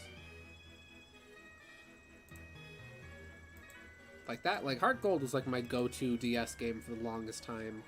Where like, whenever I would open up my DS, I'd be like, okay, I'm gonna play some Pokemon today.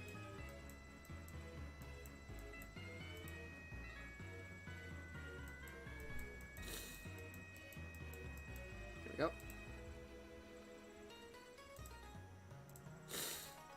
Oh, I feel like I'm gonna sneeze again. Yep, here it comes. I'm gonna get a fresh glass of water.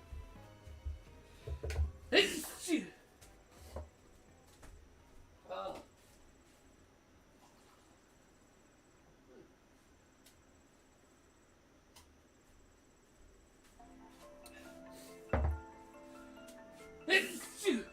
golly.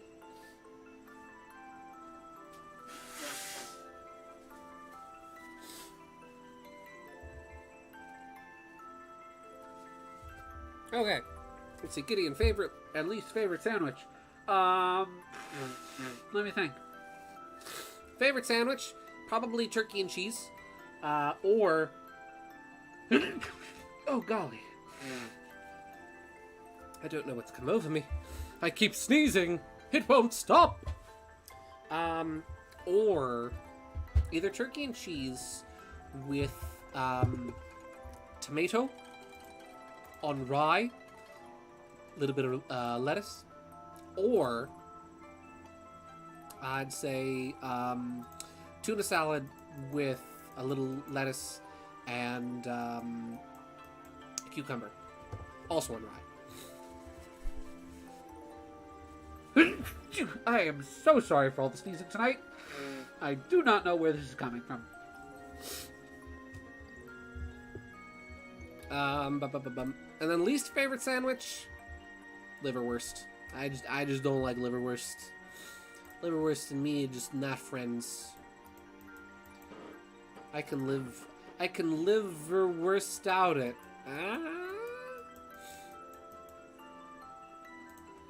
Let's see. Gideon, favorite and least favorite pizza topping. Favorite pizza topping? Probably green pepper. Least favorite pizza topping would probably be anchovies. Let's see, lettuce, tomato, ham, cheese, honey mustard, and hot sauce toasted on rye bread. That's my favorite choice of sandwich. Very nice. Liver is the worst. Ayo, got him. I had a discussion topic. It was on my mind. I thought of it, and then I sneezed it away. Rest in peace, discussion topic. You will be missed. I will miss you in particular.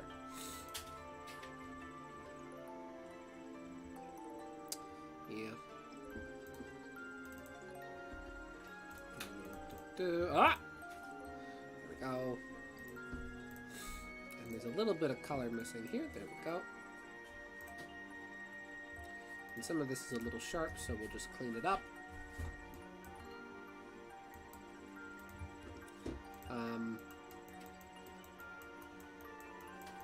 Yeah, I genuinely had, like, I thought of something. I was gonna be like, oh, this is a good thing to talk about. Sneeze. Oh, I guess we're not gonna talk about that now.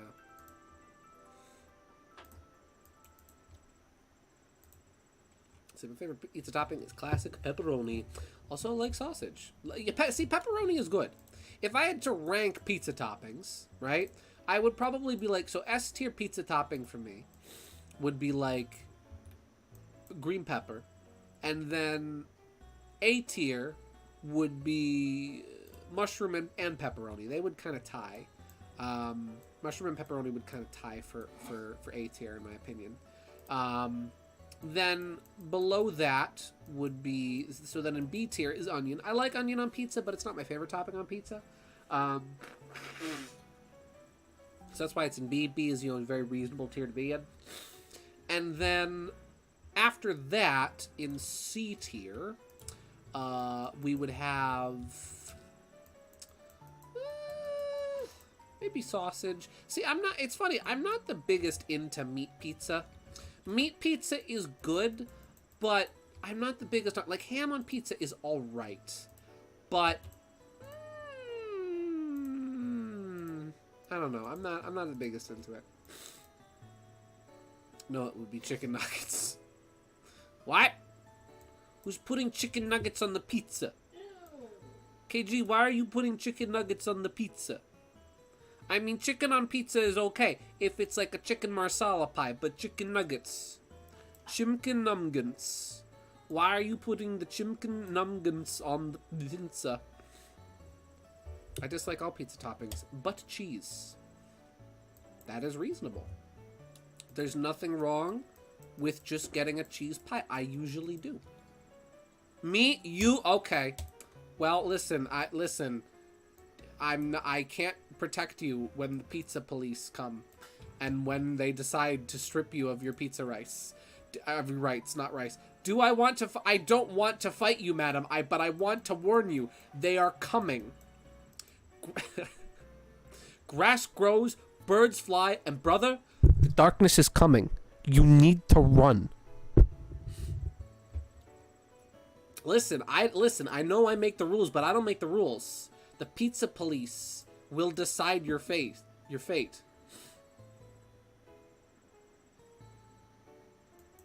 They will choose.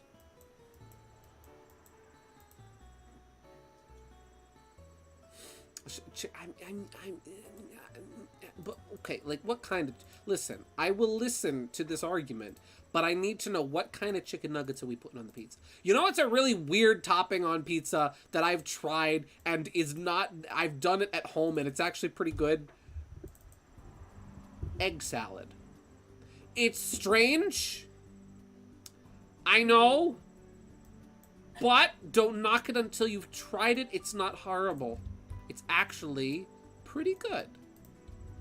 And maybe the pizza police will come after me for saying that. Maybe that's not as weird as chicken nugget pizza. It probably isn't as...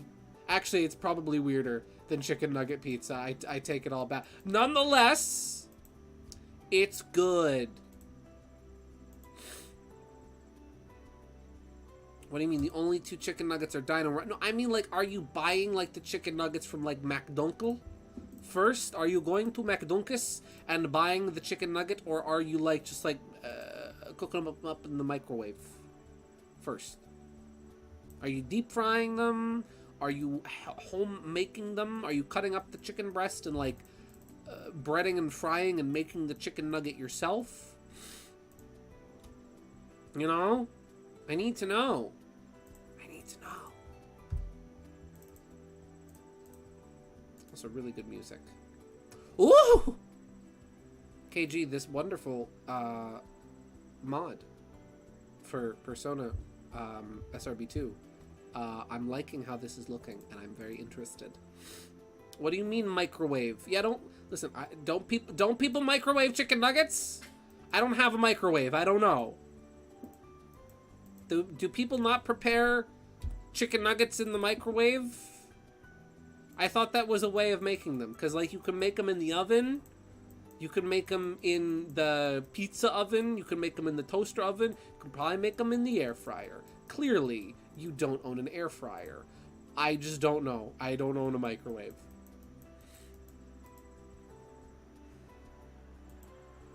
I am officially less capable than Barry from the murder of Sonic the Hedgehog, because I do in fact not know how to operate a microwave. Well, no, I don't completely not know how to operate a microwave. I only partially don't know how to operate a microwave. Because I've used the one at work, like in the winter when preparing soup. When warming up soup for myself in the winter. But I can never get it to work properly. Either because it's really old and it gets left out in the sun a lot because it's in a greenhouse, or just because I'm bad at operating the microwave. You can microwave chicken nuggets, but they'll get all soggy and tasteless. Okay. So today, I learned...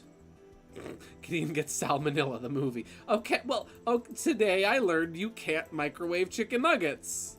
I never knew. I'm learning a lot today. Gordon doesn't. He doesn't!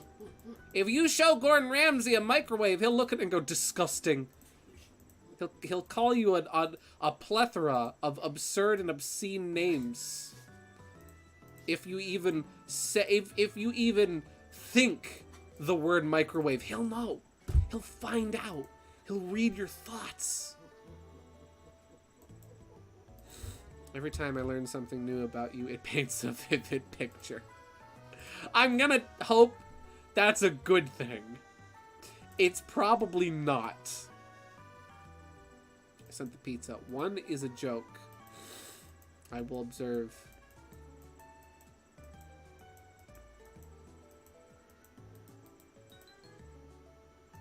Yes, Cherry. I see you saying my name. What can I do for you?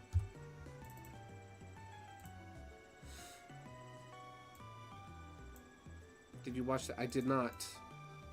See, like, you can't. I'm sorry, but you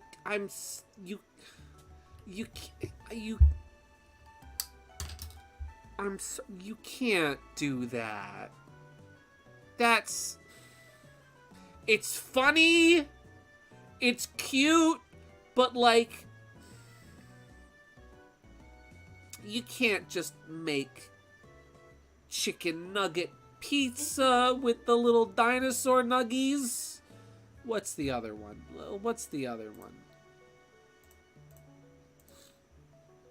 Okay, the other one is more reasonable.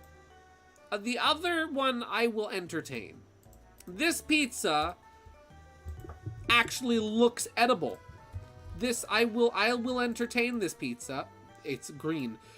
This actually looks like food. And it looks alright. Because they clearly didn't just make a cheese pie and slap the chicken nuggets on it. They clearly accounted for the toppings in this. So you know what? Okay. This one, I'll eat this. This is a valid pizza.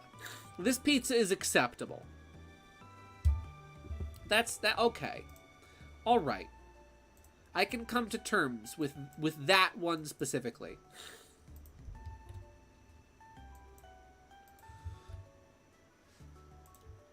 Something on that I don't like. I'm allergic to some of those toppings. Really? No, the first one was better. Cherry, what dimension are you living in?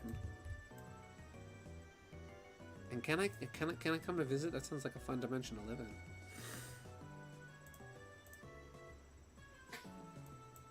Say you're sorry to the I can't. I can say sorry to these ones. I'm not saying, listen. You can't make me apologize to this clown pizza, to Dino Nuggy pizza. I'm not apologizing to Dino Nuggy pizza because it's cute, it's funny, but I'm not eating that. I will eat this one. This one is a real pizza. This one is a joke. I'm sorry, Chicken Nugget Pizza. I'm not sorry, Dino Nuggy Pizza.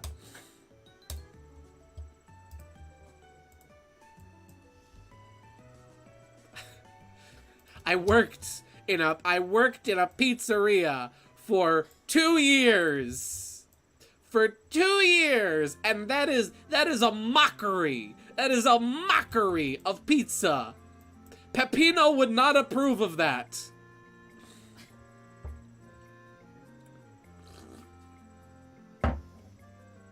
I will send you those pictures, Cherry. I'll send you those after the stream.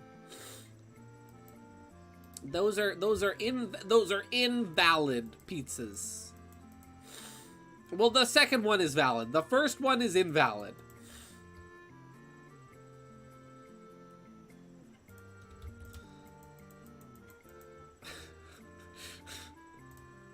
Things are really heating up in the pizza fandom tonight.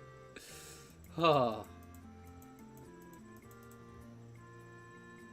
I really hope that this stream doesn't get freaking nuked because of Frank Sinatra.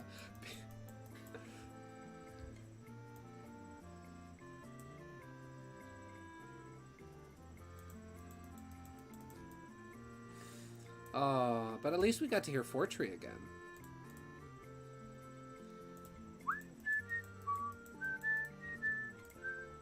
Yo, you know what was freaking rad? You know what I wish they brought back for future Pokemon games? They did in not Gold and Silver. They did this in friggin' Ruby and Sapphire, and they did it in the remakes of Ruby and Sapphire, and then they kind of did it in, well, and they did it in Diamond and Pearl, and then they butchered it in the Diamond and Pearl remakes. Secret bases. Secret bases were the coolest thing. I spent so much time crafting and perfecting and hunting the perfect secret base that I wanted.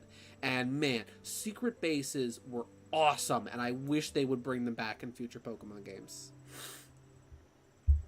Gideon changed the topic of nuggets again because he doesn't want to admit Gordon Ramsay is a terrible chef and who can't cook grilled cheese. Listen, your ability to prepare grilled cheese should not determine your capability as a chef.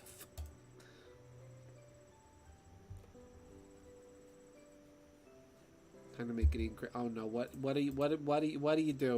What are you doing?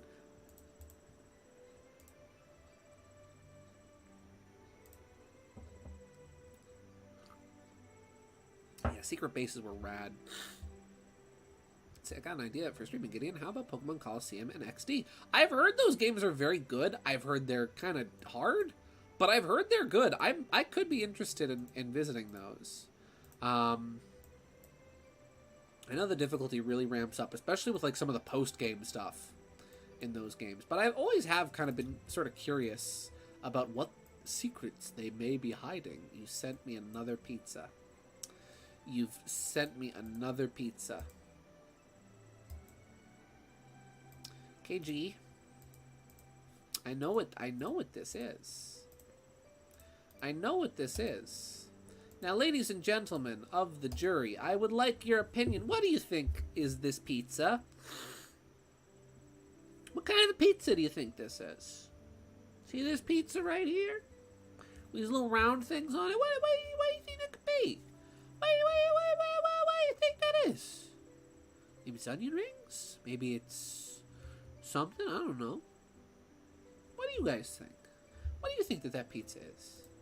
What do you think it is? Because I know what it is. And I know what KG sent it to me. But what do you guys think that is? What do you think this pizza is? Huh? I'm curious. Before I say it, because I know what it is. I know what it is.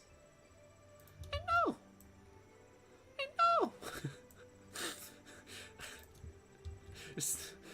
Shrimp pizza? shrimp pizza sounds interesting. I will say the idea of seafood pizza is, we discussed this during Pizza Tower. Seafood pizza is interesting. I don't like anchovies on pizza. Some people do, but you know. But I could go, a shrimp on pizza could be interesting, especially if you did it like maybe with like a white sauce, like you might make a chicken marsala pizza instead of just the standard red sauce.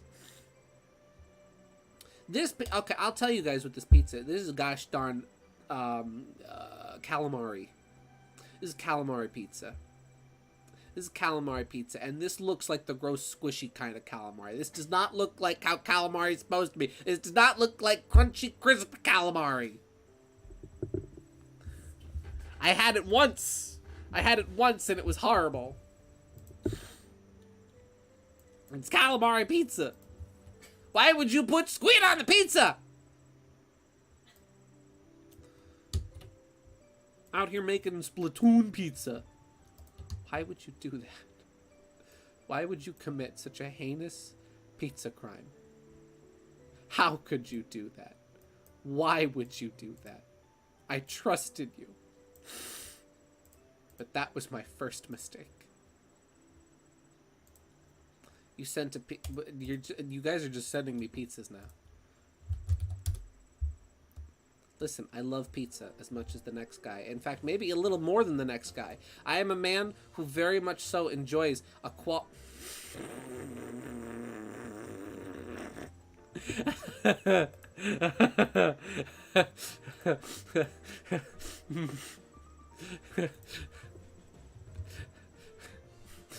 None pizza, left beef. Oh, thank you, Cherry. Oh, it's actually chicken and calamari. Oh, isn't that swell?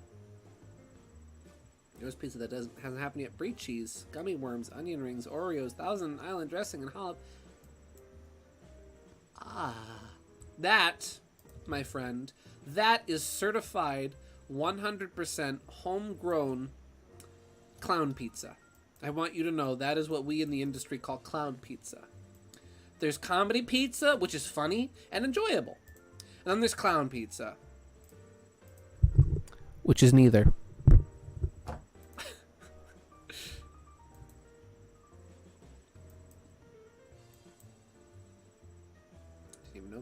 Yeah, listen, pizza is one of those things where everybody thinks they know pizza until they go down the pizza hole and they learn what pizza really is. There's a lot of really cool ways to make a pizza, though. There's a lot of really cool pizzas out there. Again, I worked in a pizzeria for 2 years, and I got to try out a lot of really cool pizza I'd never heard of before. Like that's how I discovered what a margarita pie is, and a margarita pizza is so good. Chicken marsala, just trying various toppings. Veggie lover pizza, like that just has every vegetable on it, and it's amazing. Yeah. There's a lot of different cool pizzas. Is there sushi pizza? I wouldn't be surprised, but you know what? I would be willing to entertain sushi pizza. Because that doesn't sound horrendous.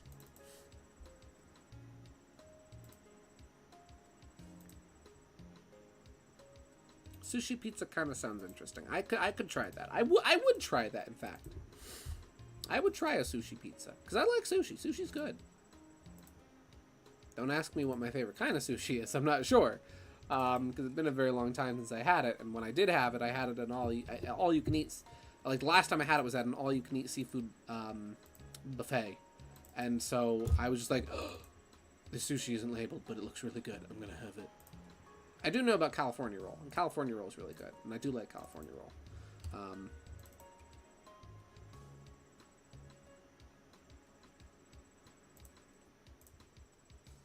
Yeah.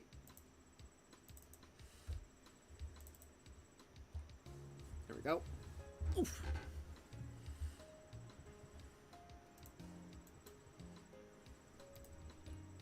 Oh, I forgot to fill in the color there. Here we go.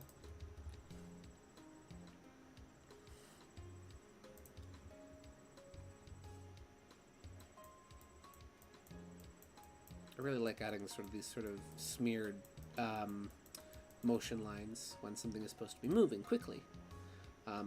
Gideon, what about fries on pizza? I also sent another pizza. Fries on...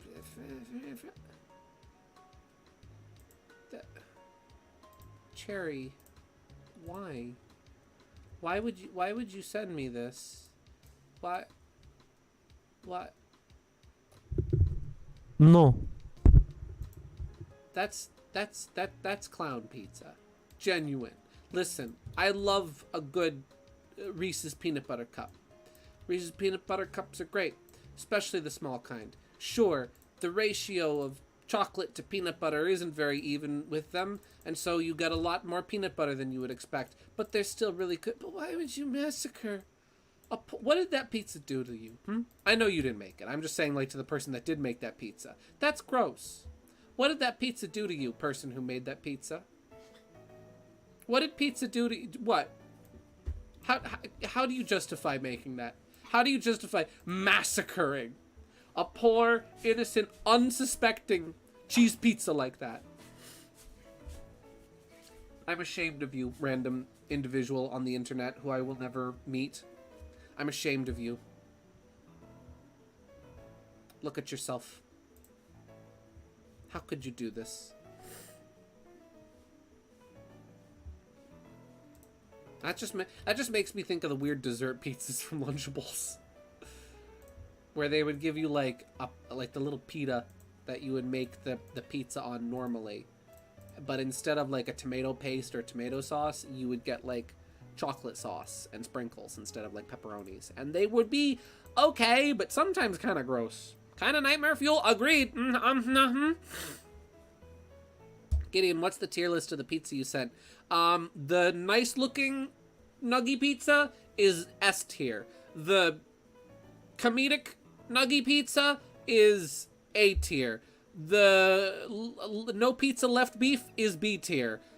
That, whatever that was, that's F. What do you mean you found a pizza pie? Why did you put emphasis on pie? What kind of pie do you mean? Oh. Oh. That's a lasagna. That's just like, okay, that's interesting. Because this is like borderlining on not being pizza anymore. This is basically a round lasagna. That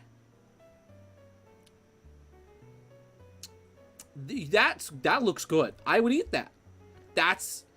I don't know if that's pizza anymore. Again, I don't really know if that qualifies as pizza, because that like very dangerously borders lasagna.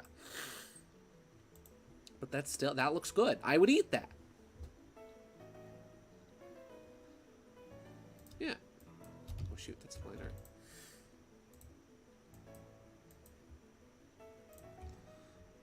That's edible. That can be consumed. See, do we get free pizzas during these streams, Gideon? I wish.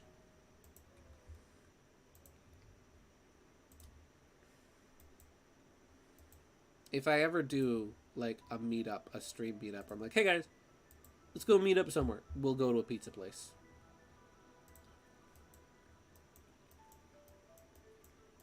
We'll get pizza. Let's see. That's Chicago pizza. That's not cursed. That's just a regular friggin' lasagna. I didn't know that was Chicago pizza. See? I'm learning. People are making me hungry for pizza, but I don't want too much pizza. That's okay. Pizzas, pizzas, pizzas, pizzas, pizza.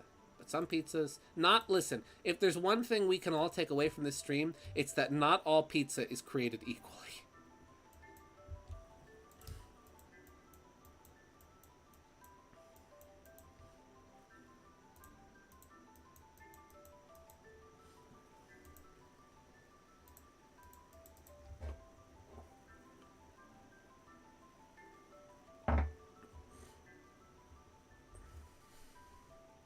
Alright.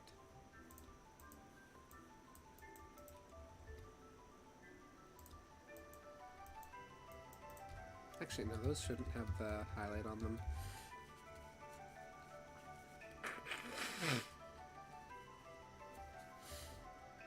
It's funny, that got me thinking. there's a Pizza Tower fan game that I'm actually very interested in checking out, and I might even check out on stream, called Sugary Spire.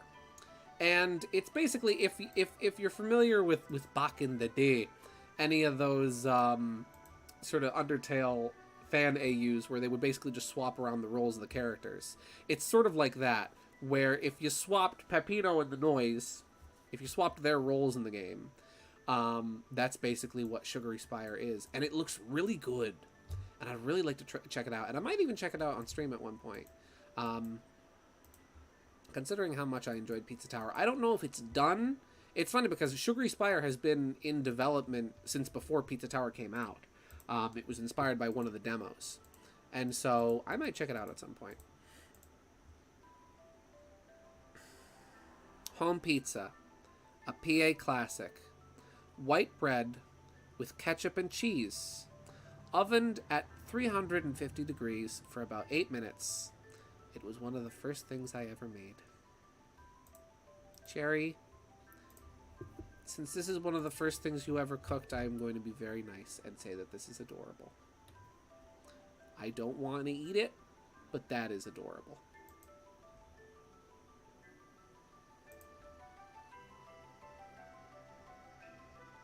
That actually is really sweet, I will say.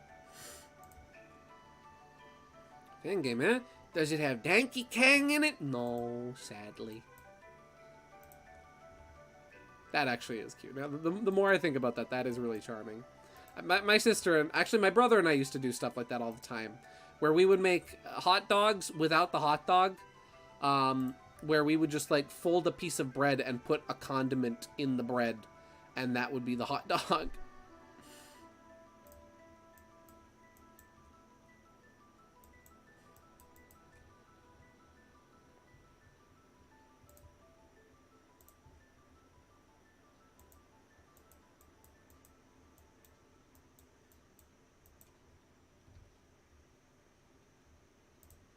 Yes, KG. Yes. You have put my name within 2 triple sets of asterisks, which means it is both bold and italicized. Yes, madam. I'm not gonna believe. What am I not gonna believe? See, I'd love to make a Kirby fan game that played like The Binding of Isaac with all the bosses and characters at the same time. No, nice. That does sound interesting. I swear I'm not making this up. Hua.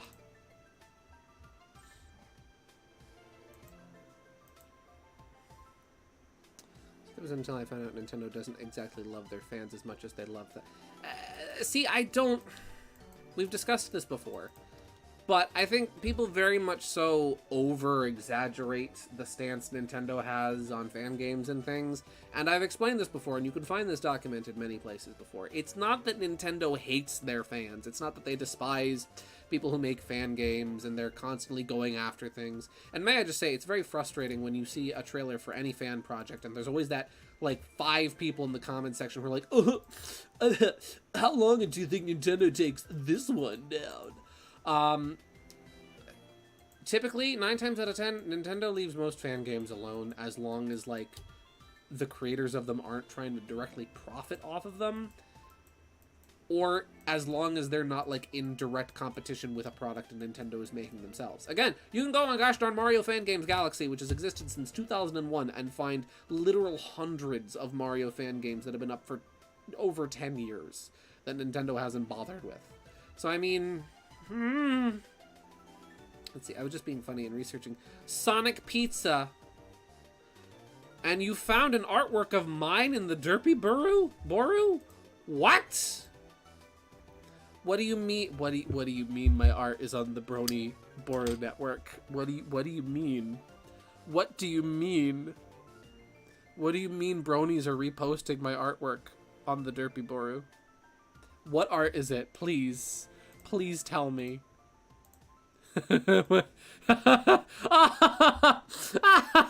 Oh, it's because it's got paprika in it. Oh, that's why. That's funny. I'll never escape from the ponies. I'll never escape from them. And I'm slowly coming to terms with this. That's funny. That's funny. Oh. Oh.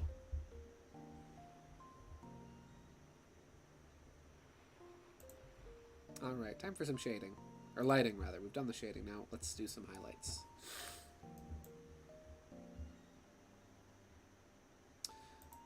Let's see, I've stumbled across a lot of your fan art posted to sites before. Yeah, it's a shame. It happens. I used to see it a lot with a lot of my older artwork. It's funny. It's funny, actually, that me seeing my own art reposted places, and it's funny too because it's a lot of my older stuff that I don't even really like. That actually inspired me to start doing something with my art. That's the reason why I do simple backgrounds, because I used to not do the simple backgrounds that would have like colors and shapes and whatnot in them. But when I started seeing my art that I would post transparent without backgrounds reposted on different art websites and clip art websites, it inspired me. I was like, well, they're only reposting and taking the stuff that's transparent, so I just have to make sure that everything gets a background. And so that's why I started doing the quote-unquote simple backgrounds. So in a sense, I owe a thank you to the art thieves of Kiss PNG and Pinterest, because without them, I would have never started doing something that has kind of become a staple of my art now.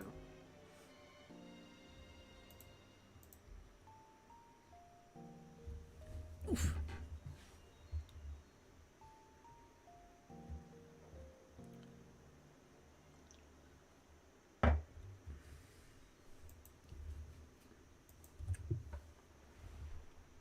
Yeah.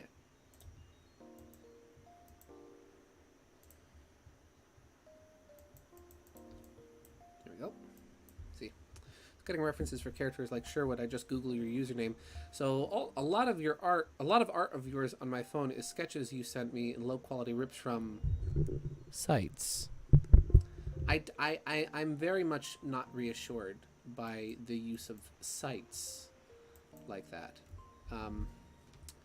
Let's see. The issue that is nothing posted on Pinterest licks the original artist. No, I agree with that. Pinterest frustrates me because I'll often see, like, I'll go to Google and I'll look for, like, fan art and whatnot. And I will oftentimes see really cool stuff and it'll be sourced back to Pinterest. And so from there, I'll be like, okay, well, you know, I'll try to follow the rabbit hole back to, you know, via links on Pinterest to the original art, to the original source. And I can't always find it. And what's frustrating is that sometimes if you want to read descriptions on Pinterest, you have to make an account.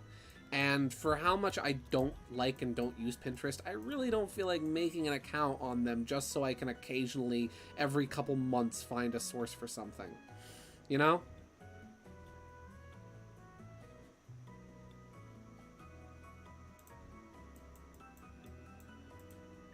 It is funny, though, because there have been a few times where I've gone, like, on Google, and I've seen my art, and I'm like, oh, that's my art.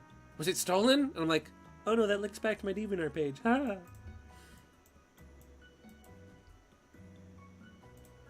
Send another pizza. Another one? There's more? Hello, door. Another door?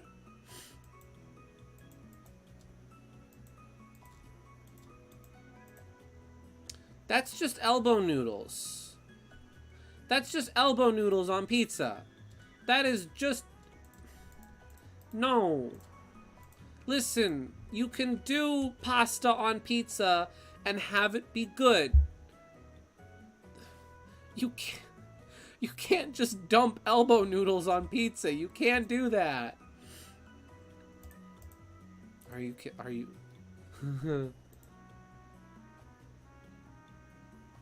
Wow. Well, hey, you know what?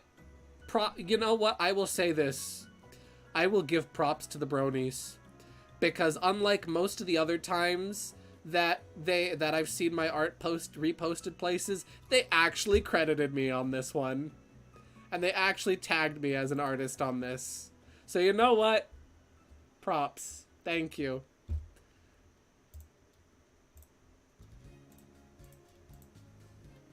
Even yeah, like that's just ew.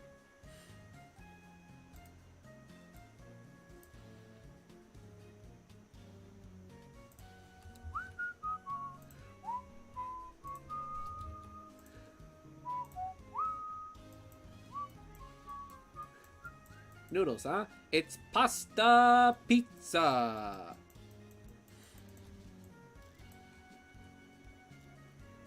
I see macaroni. See macaroniza all the time at local pizza places, and I don't know why. It doesn't look appetizing. The macaroni is always frail and just sitting under the burners. Ew. That's clown pizza. Again, you can make like there was one type of pizza that we would serve at the place I worked that did have noodles on it. And it was actually good. It was like rigatoni, I think. It was like a rigatoni pizza, and it was actually good.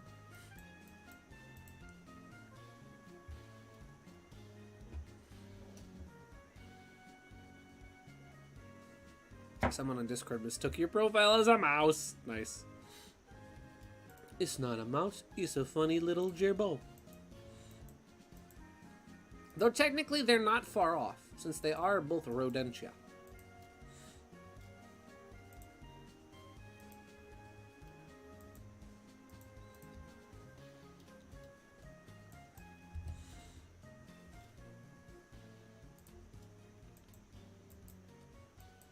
Yeah.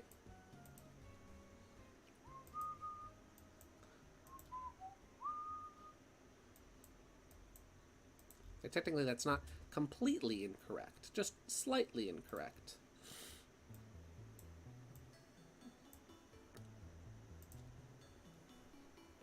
But I get what you mean, yeah.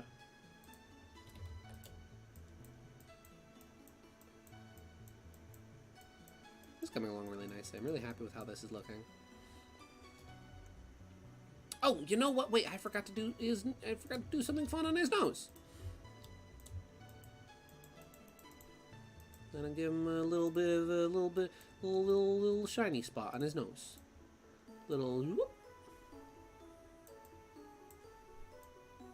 There we go. Everybody deserves a shiny spot on their nose. What color are his eyes? I can't really tell from this low quality JPEG.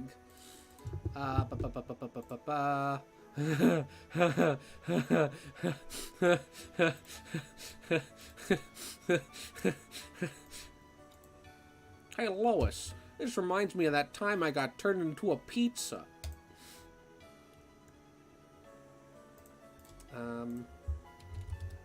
Chesnaught. I always want to spell Chesnaught like the game chess, with 2 S's. And it is 1. Oh! Chesnaught doesn't have, like, colored eyes. It just has the black eyes. So now I need to decide what color I want my Chesnaught's eyes to be.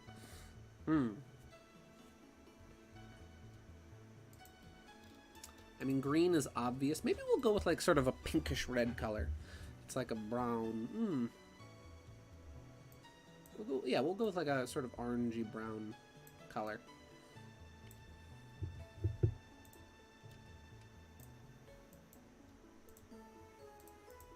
And you know, I have a cool idea for something to do on the eyes I want to try. We're going to airbrush this in. Oh, a little too red. Yeah, maybe a darker red. Like, maybe we'll go a little bit more red on this. Sort of a hazelnut color. That looks kind of cool. That looks good.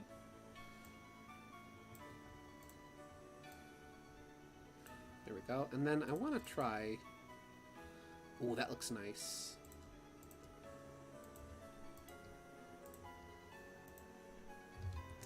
Let's see.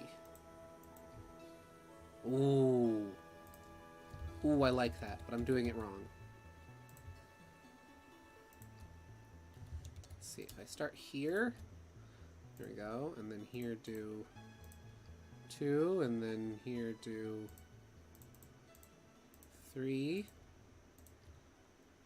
Ooh, that looks cool. I like that. It's very subtle. It's very small. That looks cool. It looks cool from a distance, at least. Let's see. Where were we? Let's see. I don't know a lot of colors, Gideon, but I guess some people are very funny. It is true. Some people are very funny. Gideon, did I ever send you that picture of the restaurant by me that has Rotor from Sonic Sat-Am as their mascot and has a big sign with Rotor painted on it? No. No, you have not. If you could send me a picture of that, I would be eternally grateful. Because I would love to see that.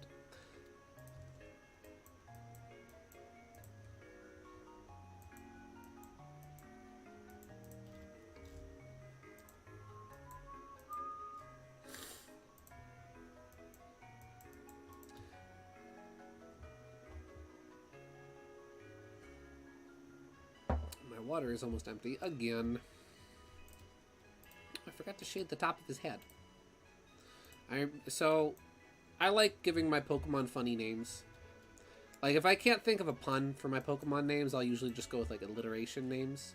Where, like, I'll give them the same name, like, the same letter as their species, right? So, like, for example, for Gallades, I've had Galahad, I've had...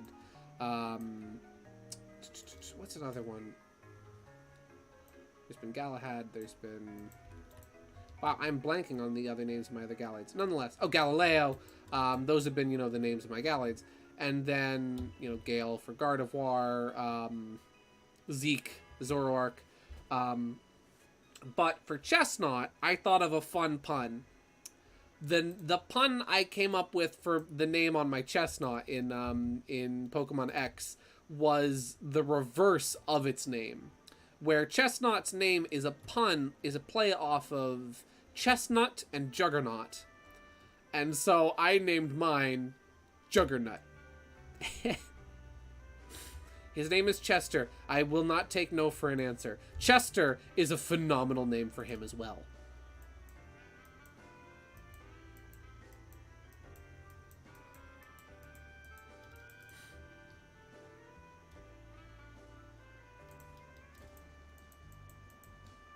So what kind of animal? So, I believe the first one, that is just straight up Rotor. Waldo's Tavern. That is just actually Rotor. This is just... That's him. That's Rotor. He's real. Sat-Am fans rejoice. He still lives. But I believe Chespin is supposed to be a hedgehog? I think. But I could be wrong. And then it becomes this.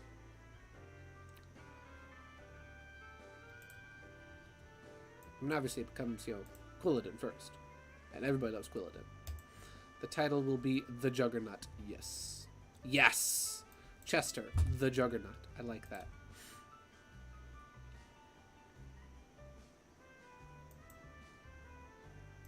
Oh, I'm sorry, Trey. I didn't see that you said not to post that. Sorry. I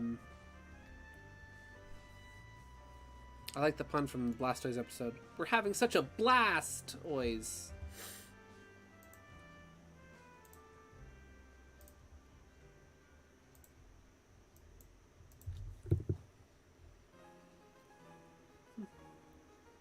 There's something in my eye. There we go. Porcupine technically, but yes. Ah, it's Porcupine. Okay. My mistake. I forgot. I did not remember correctly. I remembered incorrectly.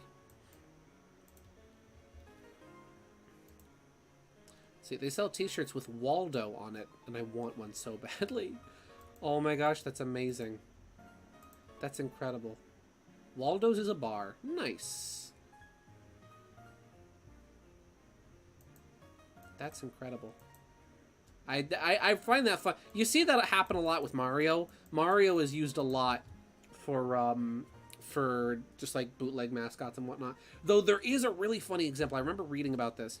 This has happened multiple times where different people have thought the Flintstones were public domain, so they've used Fred Flintstone as their mascot for different places. And I think this was like in New York City or something. There was a pizza place that was a front for the mafia, and they were using Fred Flintstone as their mascot. And they got found out that they were a front for the mob because they found themselves in a lawsuit for their illegal usage of Fred Flintstone.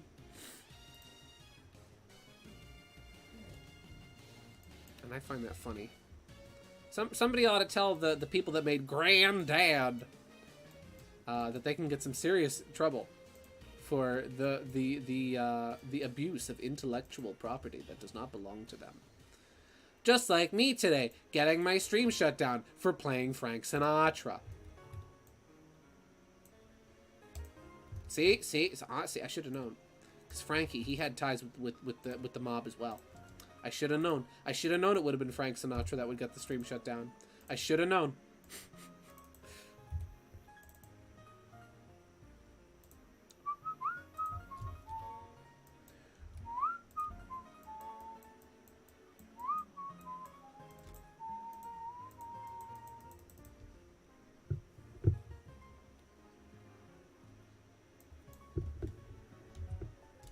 Friend of Discord found the Twitter logo. What about the Twitter logo? Is literally a Unicode. I've seen people posting about that. So does that mean you can make the Twitter logo on your Twitter homepage whatever you want? If so, I'm making mine a hot dog.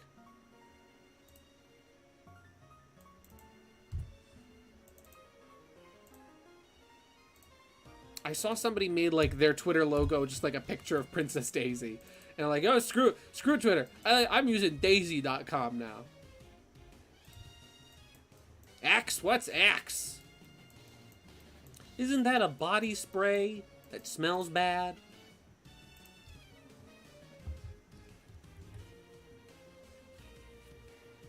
It means you can't copyright. Oh! It means you can't copyright. Oh, yeah, because it's just like a random typeface, right? It's just like a generic text or font. So technically we can, guys, we can use the X logo for whatever we want. We can do whatever we want with it and not get in trouble. Does that mean I can play an audio version of the Twitter logo on my stream and not have to worry about it getting copyright claimed?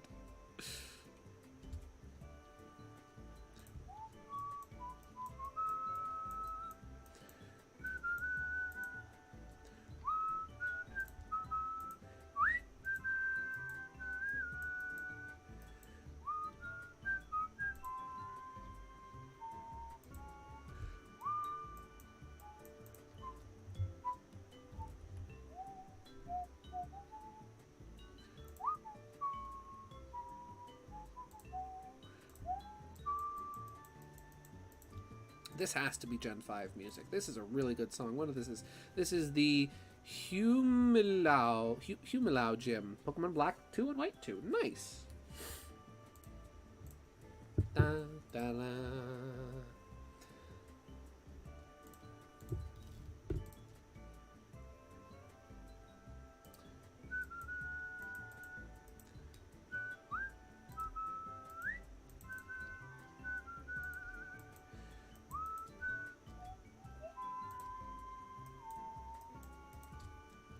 There we go.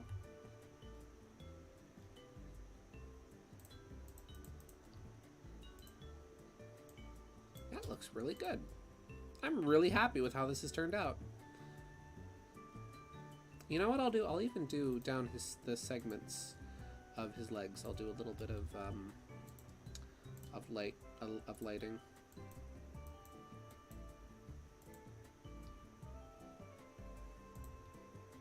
If a Black and White 2 had unique gym themes. Yeah, I've heard the one that's like a rock concert. I've heard that one before, and that one's really cool. I know everybody says that like that was Gen 5, I believe. Everybody says Gen 5 was like peak Pokemon. And you know what? Even though I haven't played it, I might have to agree. Let's see. This is what happens when Elon Musk... When the elongated muskrat thinks out of his pockets. Yeah. Him using a logo from Unicode. That's funny.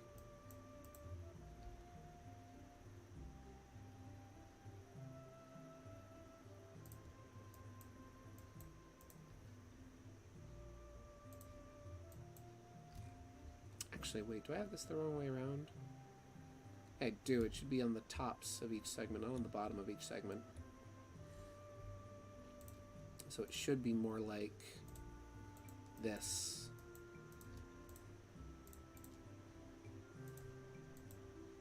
Yeah, that makes more sense.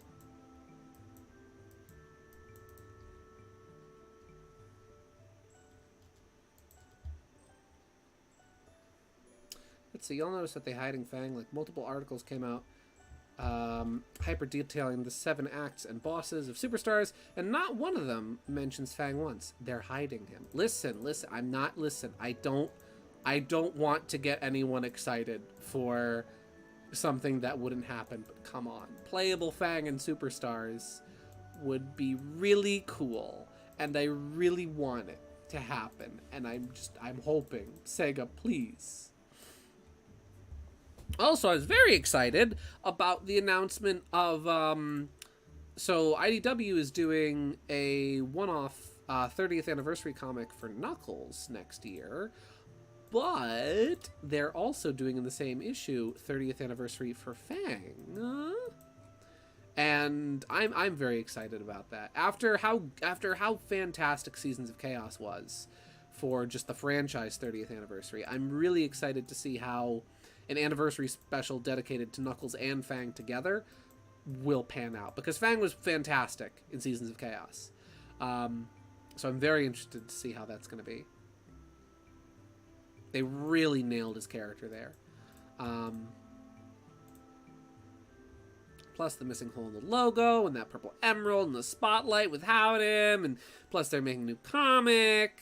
This could just be the same thing for Trip as well. Exactly. That's why I'm trying to keep my expectations low. Because who knows?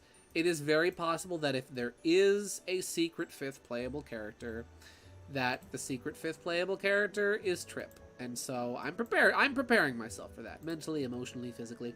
I am prepared for disappointment. Prepare for disappointment. But I'm also hopeful. Hopeful at the same time.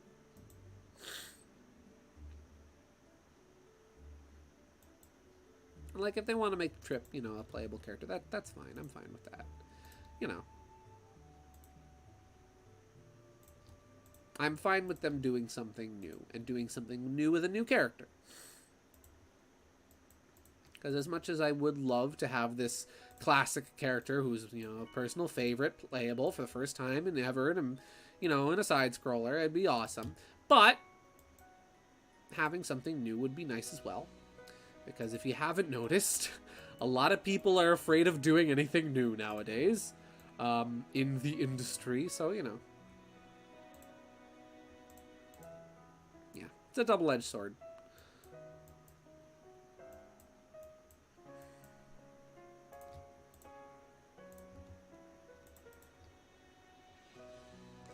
There we go. I'm almost finished up with this. If anything, they'll probably make Superstars Plus in a year with playable Fang. Yeah! See, I could totally see that happening. Because we got, you know, Mania Plus a year after Mania released, and then we got Origins Plus a year after Origins released, and those had new playable characters.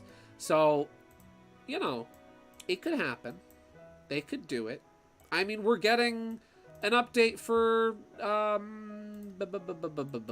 Frontiers that's going to have playable Knuckles, Tails, and Amy. So, you know, Sega likes doing DLC. They like doing new playable characters via DLC, so I could see it happening.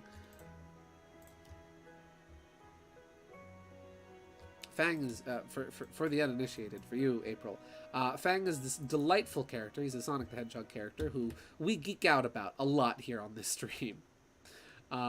We talk about him frequently. So you'll become very quickly educated about him on this stream.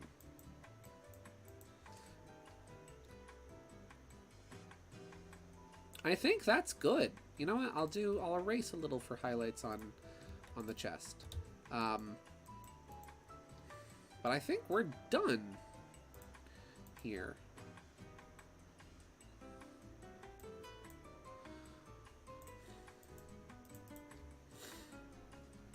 And you know what? I'll do one last thing where I'll do, since I did a little bit of highlights there, we'll do a little bit of this here to really accentuate kind of the, I don't know, the sections.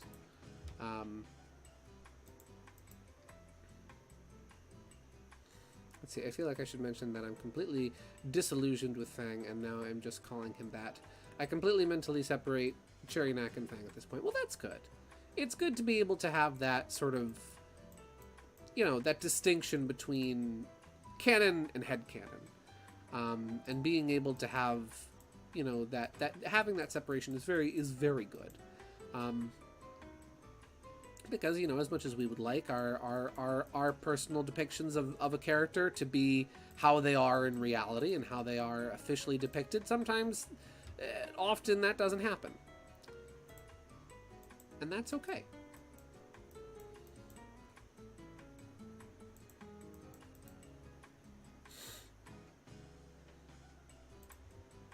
Thank you, Mario Simpson. They're just about wrapped up here, and then after we're done with the art, we'll switch over to Melee.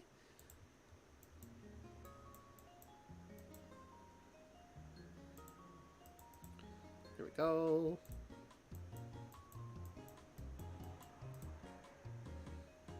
Let's see. I always thought he was always a neutral bandit. I've always called him a bandit to oversimplify things. Yeah.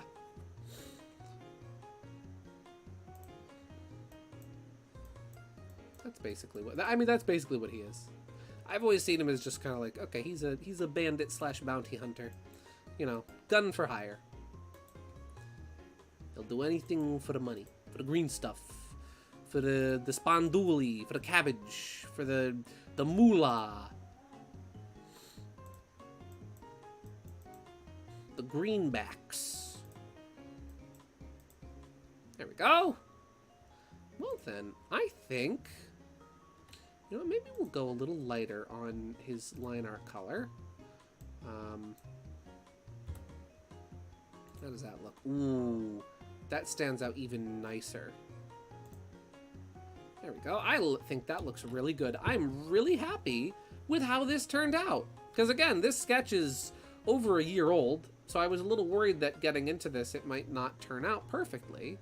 But I am actually really happy with this. I'm gonna accentuate the shininess on his gauntlet-like arms just a little bit more. And then I'd say that this art is good for the night. I'll work on a background for this in my own time.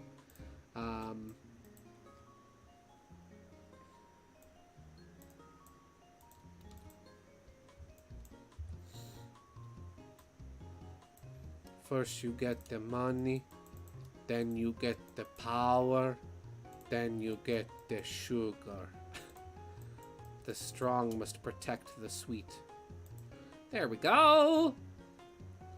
Okie dokie. I am really happy with this. Yeah, this looks really good. I'm really happy with how this looks.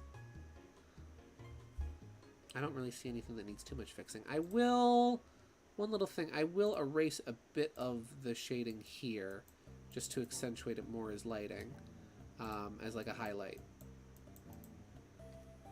Because when you're highlighting something that's white, you can just get away with erasing your shading to make up for a, you know, to make it look like there's highlights, when in actuality, it's just a lack of shading.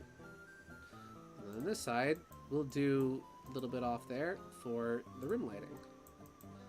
And there we go. Okie dokie. I am really happy with how this Chesnaught looks. I'm really happy with this. I will say this spot, there's one spot here.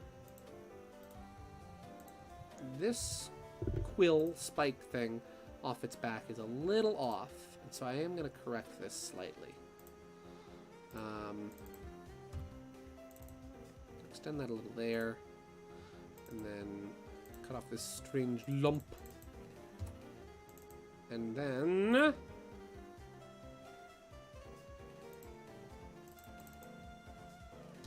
place that bit out there. And then fill in the color.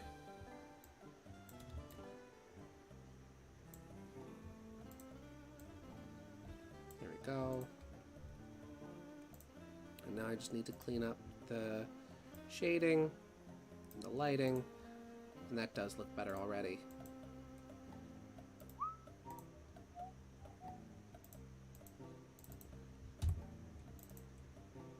There we go. I'm really happy with that. Yeah. Gideon, did you know that most numbers above 1 billion have never been said out loud by a human being? If you say a random number in the billions, you could be the first one to ever do so. 577 billion, 670 million, 532,896. There you go. I feel like it's because of lung capacity reasons. Probably. Heyo. I'm just the silly one who referenced stuff from too many shows. Obsessed with Donkey Kong lore and drew 44 Goombella artworks. Don't mind me. Mario Simpson, you are a treasure. Never change. You're great, my guy. Okie dokie. Well, this looks great. I'm going to get some water real quick. And I'm going to quickly use the bathroom. So I'll be right back, but when I return, we'll switch over to Melee, and we'll do a little gaming. So I'll be RB. Wait, one last thing. One thing I almost forgot, very important. Never forget. Never forget. The most important part of any artwork. Well, genuinely, the most important part is hard to get right on the first pass. Come on. Come on. There we go. Most important part of art is to always, always sign your work. And this was on 7/28/2023. There we go. Okay. Now I will be right back.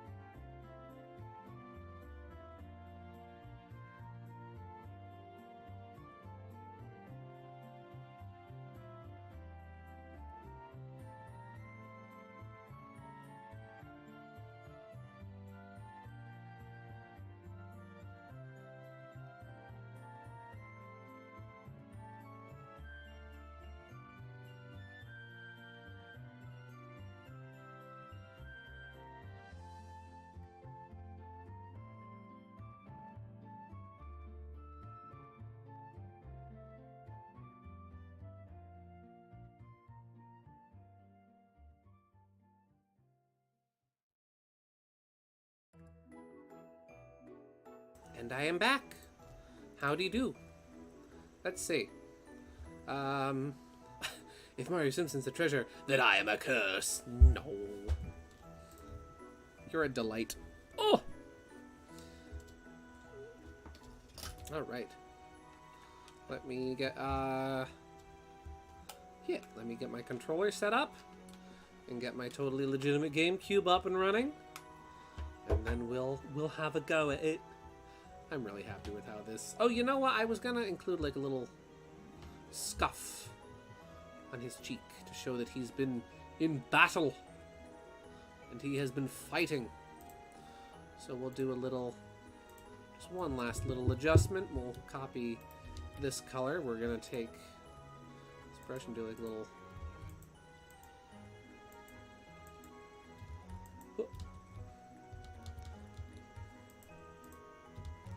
to show he's been getting roughed up. There we go. Nice. Okay. Let's see. But it's true, I give too many ideas and drag too many conversations at once. But like, I don't know. That's not always a bad thing. Sometimes my ideas need a kick in the pants. And sometimes I need a kick in the pants when it comes to starting or going along with a conversation. So is it really that much of a curse? Melee! Let me stop the music. Stop the music! There we go. And wait for the game to start.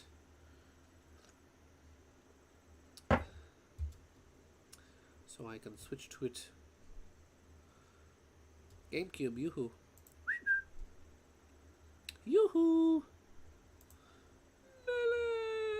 That is OBS. That is not the game.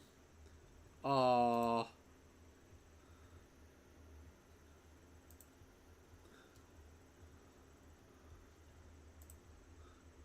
was fun.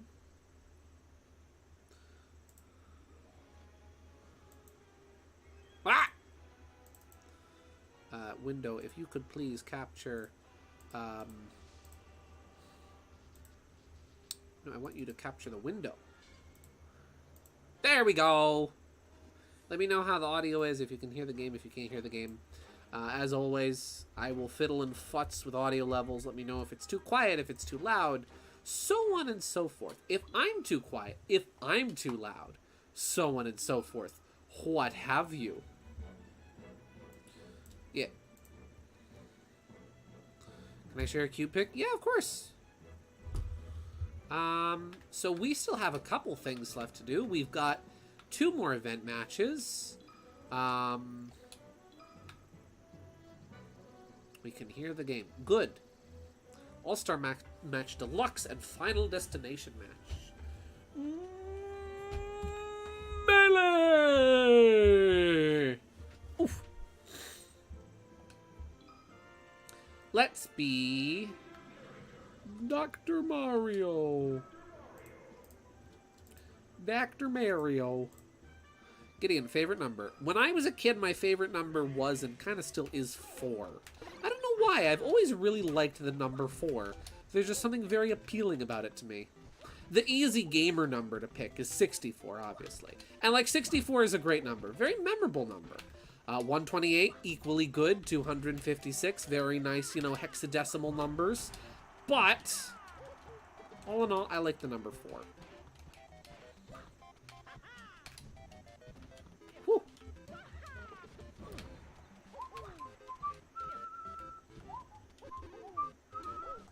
Ow! I wanted to grab him, and instead he dunked on me, so I'm gonna restart this. Oh, hey, Pokeball. Oh, hey, Electrode, how you doing, buddy? Whoa. Waha! And, ooh, I'll check it out after I take out this fake Dr. Mario. He is fake because he's not me. Oh, I forgot to set my name tag.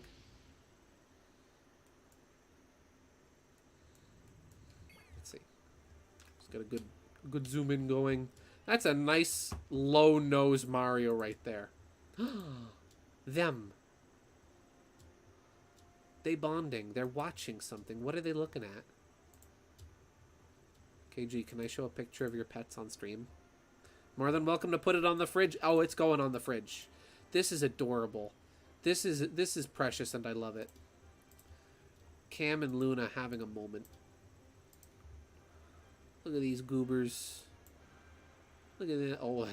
Oh, it's a big image. Jeez Louise. This image is freaking huge. Sick camera you got there, KG. Loki has not been enjoying this heat. She has been melting a lot lately. Look at this. Look at them. Look at them. That's adorable. They're joining us for the fridge. Though it was super sweet. When I was watching Scott Pilgrim, Loki had just gotten her dinner. So my parents were out late and had left early, so there was nobody was around to give Loki her dinner, so I did when I got home. And so after Loki ate, while I was having my dinner and watching the movie, she came and sat by me, and it was really sweet.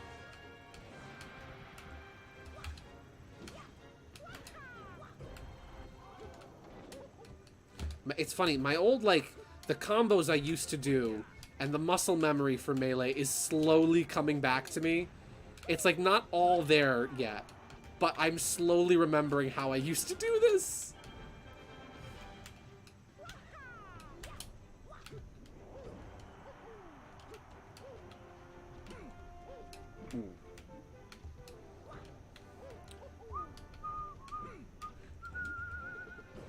There we go. Looks like Squidward's nose. Wait, is Dr. Mario not wearing gloves? No, it's just this color scheme has yellow gloves. So it looks like he isn't wearing gloves. Nice pose. The baby. It's the baby. He got gloves. Yeah. I used to use the blue color palette, but then something just, I don't know. I started liking the look of the green palette more. And I noticed not a lot of people use the green color palette for Dr. Mario. So I'm like, you know what? I'm going to use this one. Ow. Rude. Blastoise, we were just talking about you.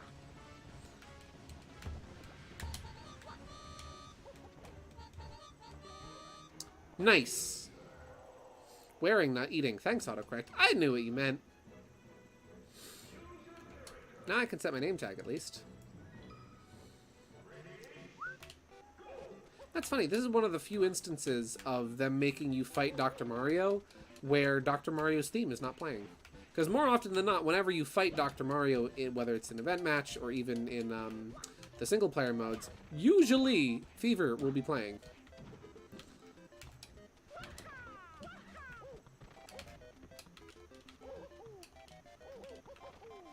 Oh. Oof!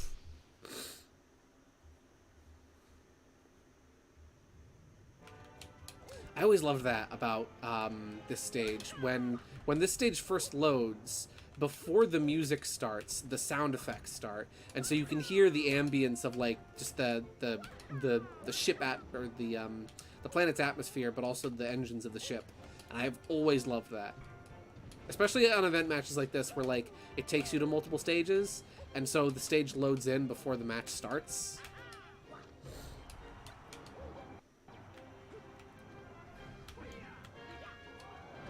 There we go.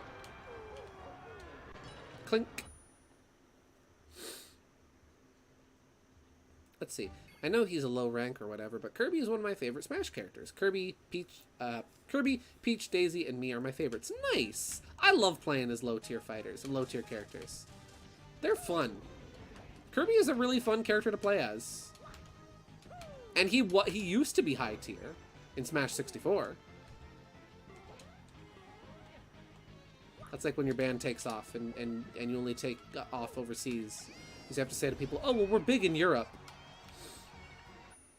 That happened to the Backstreet Boys. When the Backstreet Boys first got big, they didn't take off in the United States right away, but they did. They hit it big over in the UK. So, like, they genuinely were one of those bands where, like, when they would meet with family, they'd be like, oh, so how's the band going? Oh, well, we're big in Europe. Oh. So, you thought about going back to working at the factory with your dad, or... No, Aunt Margaret. I'm not going back to the jobs factory.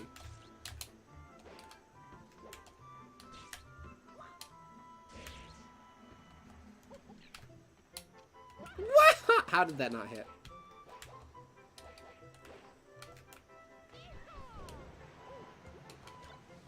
It's funny, me and my mom were playing Ultimate the other day, and she even said how, like, wow, you know, playing this stage on this version is kind of better. I kind of like it more because when you fall in the water, you actually swim. You don't just start sinking. I was like, yeah.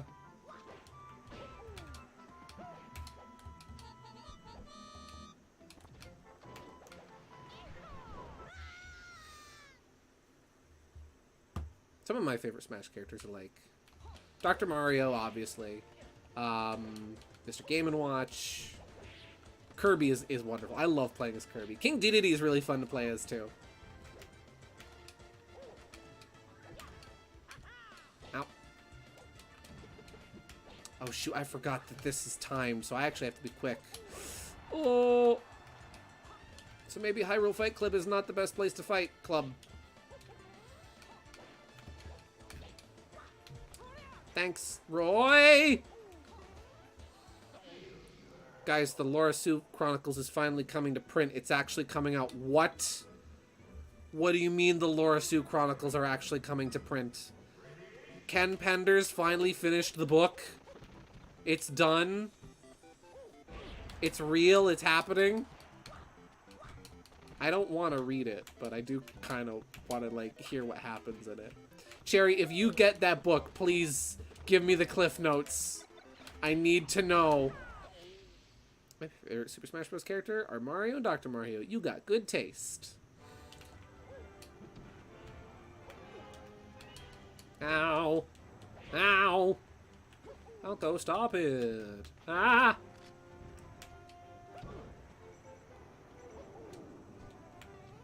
Boing.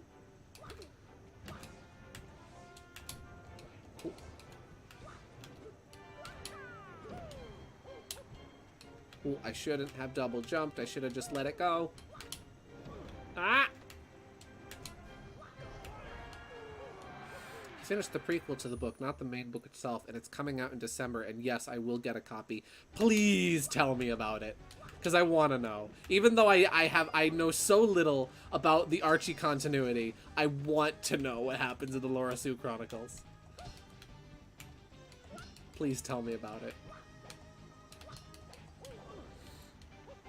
That's good for Penders. I hope anyone that can stand the art style can enjoy it. Yeah, I don't like his art style. When it comes to drawing Mobians, at least. The man can draw pretty good humans. When he tries to apply realistic human anatomy to funny cartoon characters, it doesn't look good. But, you know, hey, if you can tolerate the art and you can get through the story, then good. I'm glad. I'm glad you found something to enjoy out of it. Good for you, and more power to ya! More power to ya. Let's see. The prequel is 160 pages. Oh. Yeah, wasn't the whole, like, series supposed to be, like, totaling at around 700 pages? Feel like I remember reading that somewhere. I wish Mad Rat was in Super Smash Bros. Ultimate as DLC, though. Yeah, me too. I made a while back. It wasn't a complete, I will try going through as, like, maybe Mario. I might have a little bit better chance with Mario. I had made a while back a little, like, concept of what Mad Rat would be like as a Smash Brothers character. I didn't do, like, the whole moveset, like tilts and jabs and things like that, but I did cover, like, smash attacks and specials. That was a fun project. I would love to see Mad Rat in Smash Bros. Even if as just an assist trophy. That would be really cool. Ooh!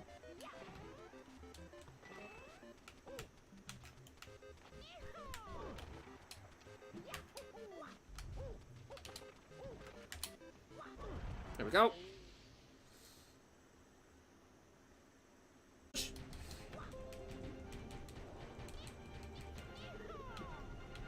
This is not going well. This does not bode well. I hope you guys saw that dunk, because that dunk was sick.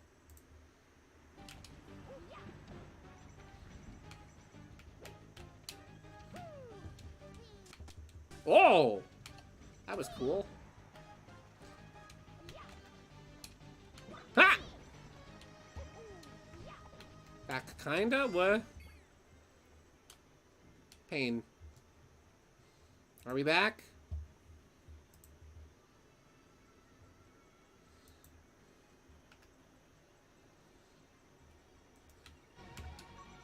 Ah. Okay, so the book is Archie Sonic 134 to 140, 131 to 144, with the Sonic characters white outed and replaced, and then the rest of the book is original content that continues the story. Interesting. Bling. Ah. I think we're gonna try with a different character. Let's see. I heard Mario's voice clips from Super Mario 64 and Melee. Oh yeah. A lot of stuff in Melee is reused from other games, particularly Mario, his voice clips, for example, are very much reused. What's a character I can make short work of this with? You know what? I've had some success with Linkus lately, so we are going to go with him.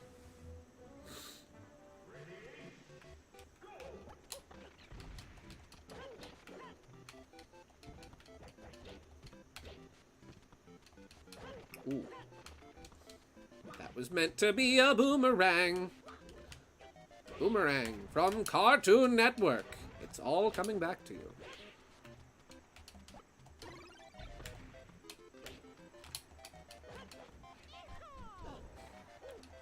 Whew. Ah. There we go. Hey, not bad.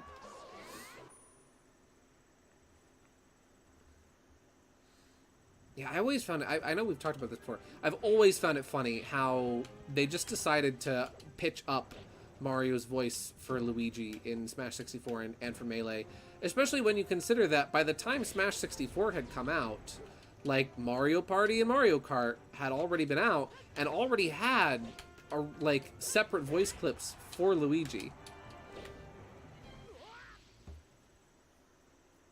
Gideon, you're really not going to be the first person in line to... Gideon, you're really not going to be the first person to spend $35.99 plus $10 shipping for the Laura Sue Chronicles? I mean, I might, but I don't know. Is Fang in it? If Fang's in it, I'll consider. That's a joke. Hey-oh! Got the tether.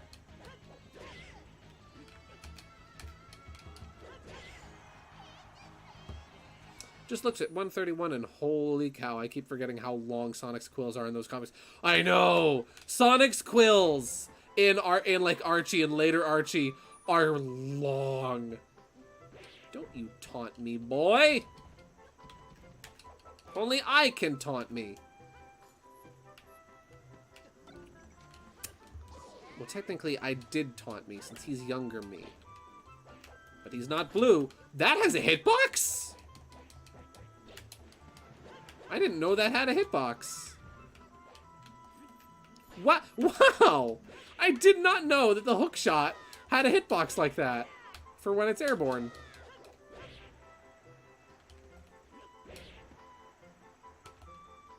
Oh, wrong move.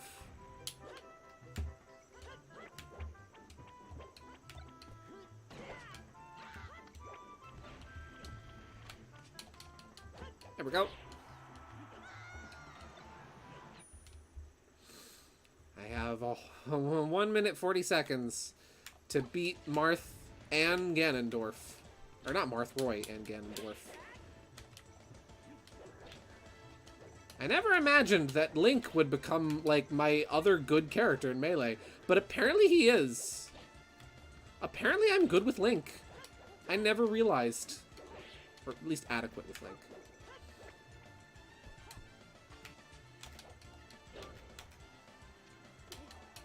Oh, he went right through it. Still. Come on.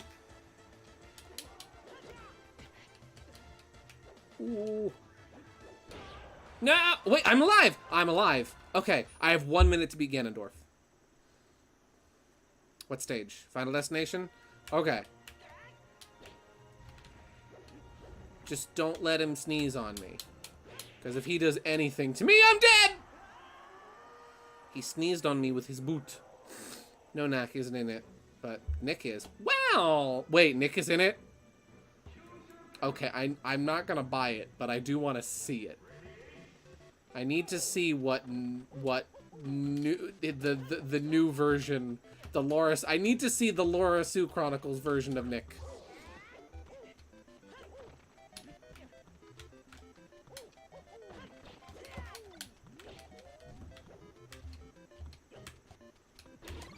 Whew. Ah. Joke's on you. I'm invisible, which means I don't take damage. Let's see. Since I'm not using Twitter for the time being, I can still message on Discord and Deviantart. Nice. Didn't say that. I said, for all we know, she is. Oh, okay. Gotcha. Well, I know you will be very happy if she is. I will be intrigued, at the least.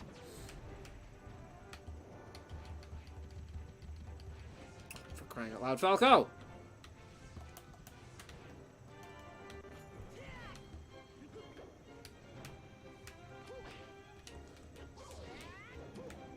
Da da da da da da da na na na na.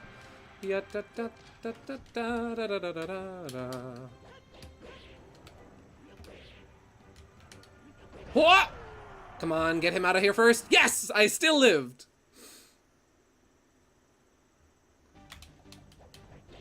Don't let Pichu kill me. Oh, no, no, no, no, no, no, no, no, no. Oh, it's fine. You little man. Thinking you can get away with taunting me? And reflecting my boomerang? That is rude.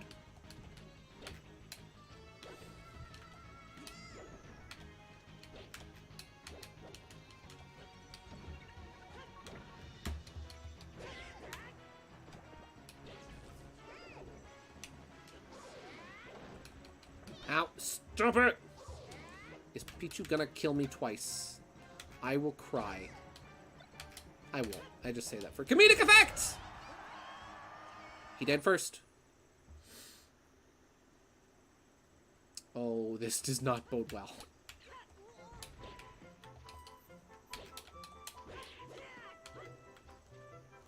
Ah! Ah! I hear a star bouncing around. Too bad I can't get it.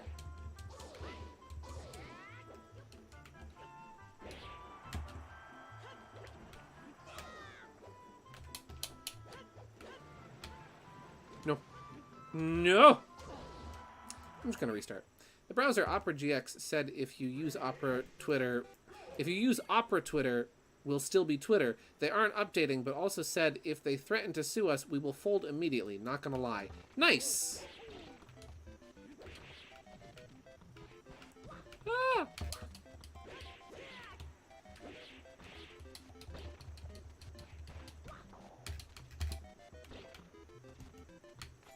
Come on, go into the bomb! Doc, please. Do me some favors here, pal. I've heard Opera is a very... I've heard some good things about Opera as a browser. I personally use Mozilla. I use Firefox. And I don't intend on switching browsers anytime soon. But, if I ever do, I'll probably look into them. Because I've heard it is a good browser.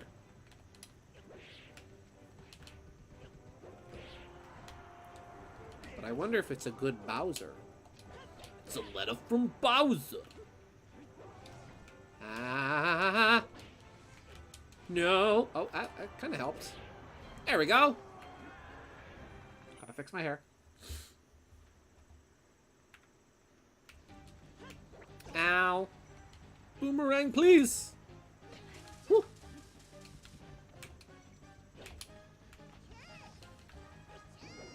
Can't let this twerp kill me. Can't let this little twerp kill me. Little twerp is gonna kill me, isn't it? Yep, he is. Bowder mention.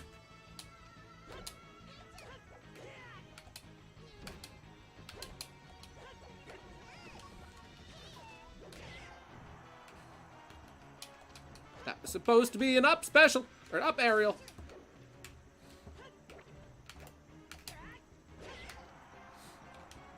That was not supposed to be an up smash. Controller, please.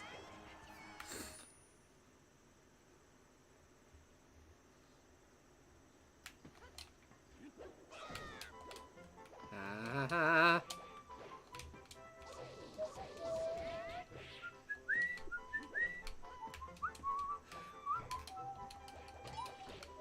Now my sword is made of metal. It wasn't before. It was made of aluminum. Yes, I know that sentence is ridiculous. That was dumb. Gideon, what if Sherwood got an ear piercing? If not, Sherwood is absolutely man enough to do it. But that's the thing. I don't think an ear piercing would really be Sherwood's style. Certainly isn't my style. We're going Game & Watch. We're going to see if Game & Watch can get us through this. We're going to go green and watch. Oh, that's Saria's song from The Legend of Zelda. Ocarina of Time. Get the star! I don't need it.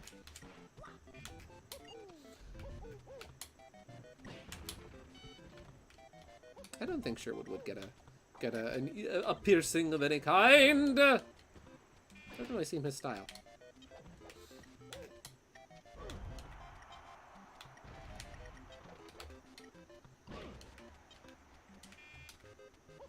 Oh. Let's just start again. Ow. That's fine. That's cool.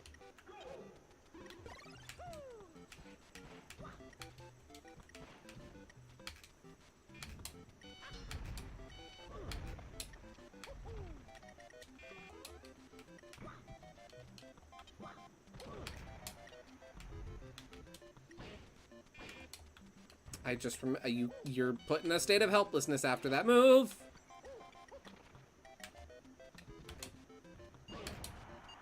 Cave of Life is not doing me any favors on this stage. Oof! Get out of here. Doc, I love you, but you gotta go. I'm doing horribly. Let's see. I know, but it's more about the challenge than anything else. It's called sure pressure. Ah. If Sherwood cannot stand for 10 seconds having his ears clipped by paper clips, then he cannot have ear piercings. I mean, no. I don't think Sherwood would be... He would probably faint.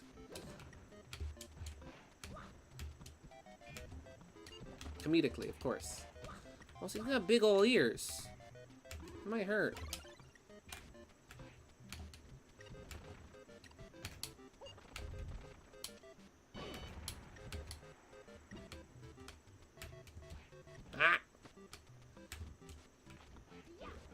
I am just getting reamed into. We're gonna try a different character because clearly Game & Watch is not my is clearly not my my best bet here.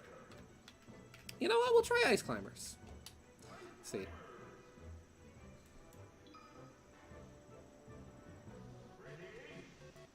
So Nat of all people has higher pain tolerance than Sherwood. Genuinely can't imagine that.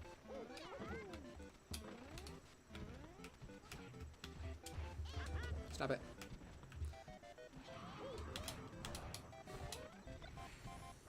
Oh, fiddlesticks. Don't you use that Pokeball. Don't you use that Pokeball. If you use that Pokeball, I will be upset. Nana with the KO. Ever heard about ears pulled? What?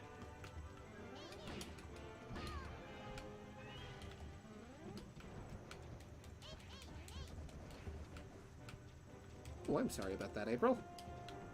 That sucks. Oh, did he just reflect Slippy? I think he did.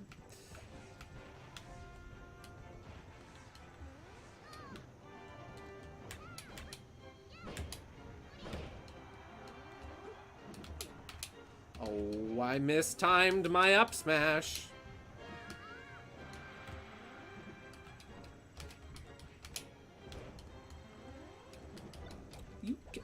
Sir, excuse me, sir. Excuse me, sir. There we go. Looks like I gotta go draw a peak Sherwood art. Okay. Ow. I'm being beaten by a rug. Nana. Nana, Nana, Nana, Nana, Nana! You killed my wife. You killed my wife! And now I must kill you. Don't you get that? Oh, it's okay. It's just Wobbuffet. Wobbuffet I can handle.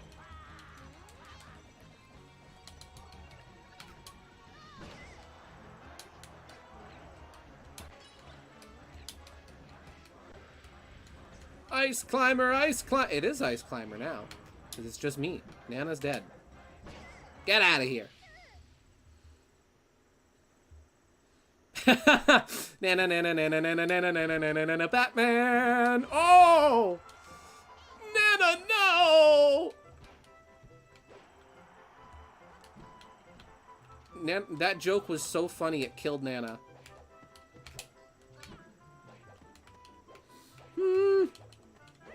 This child is terrifying. Scary child!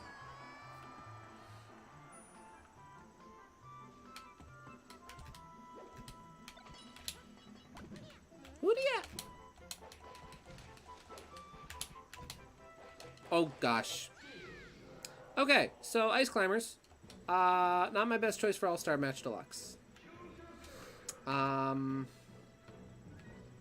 go back to Doc. Because I was making decent progress with Doc.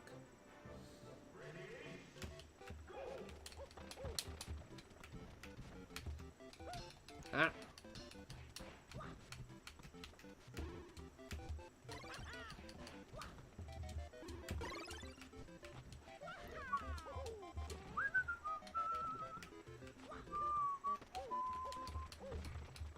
Try Mewtwo. You know what? I might try Mewtwo. Yeah, because he was so broken he got nerfed on day 1. You know what? We'll try Mewtwo. Maybe I'll make good progress with Mewtwo. Mewtwo.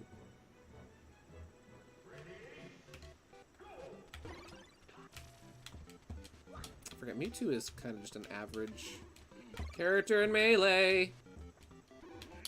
Wow, that pill went right through Doc. Sick. I'm doing bad. Wow. I'm doing really badly as Mewtwo. I'm not used to how floaty he is. I'm like adequate as him in Ultimate. I can't even get a hit in. Let's try again. Let's start again. Let's try again with Mewtwo, my friend. Ah! That was great, Mewtwo. Really loved it when you didn't hit him.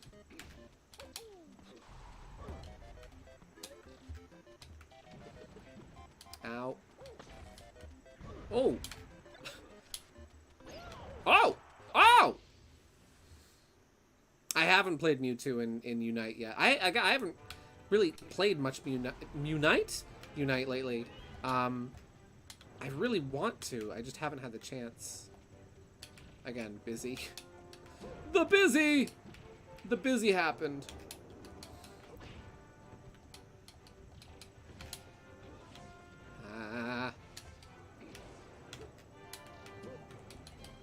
Wow. Nope! That's fine. No, it's cool. It's fine. Don't worry about it.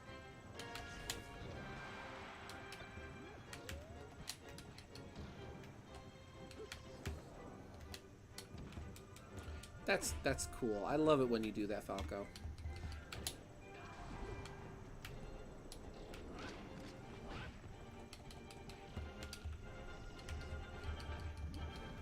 Okay.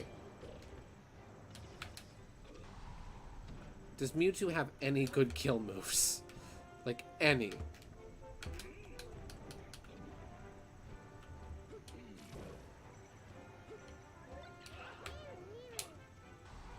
There we go.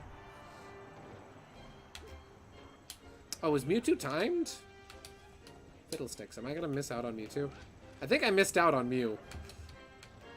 Because, like, I was doing the stuff to get Mew, and then that was right when I stopped playing for a little while, was when Mew came out. There we go! I am going to die. Ah!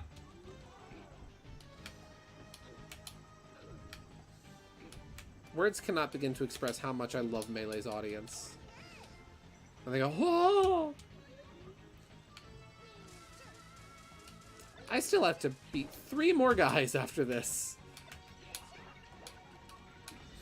This would be a lot easier if it wasn't for the time limit. Yeah, I'm not having much success with Mewtwo. So let's try a different character. Let's try Peach. Or Daisy, rather. If we want to be really technical.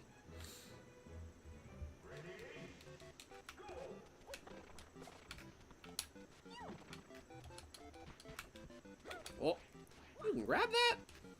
Oh, thanks, Doc. Hey, he made that easy for me.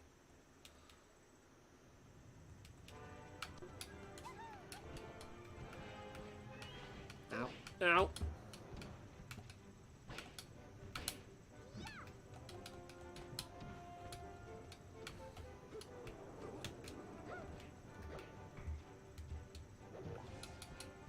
I swear I'm dropping inputs here and there. Frying pan! Ow! Bye, Falco. Currently it's X. I don't know if you missed out on Y. So I know that there will be 2 types of Mewtwo license. Currently it's X. Oh, then that's the one I want, because I would prefer Mewtwo X to Mewtwo Y. Mewtwo Y is okay, but I think Mewtwo X looks cooler.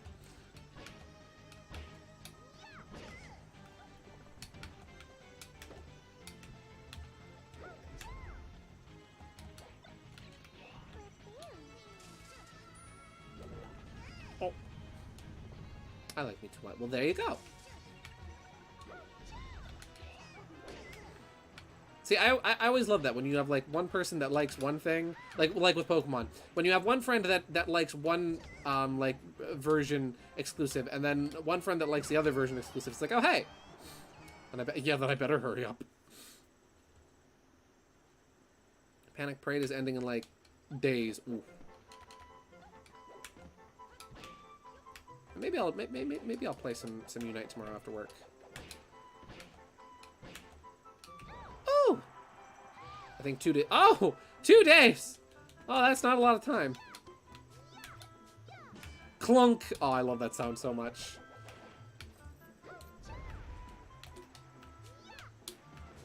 Stitch Face would be great.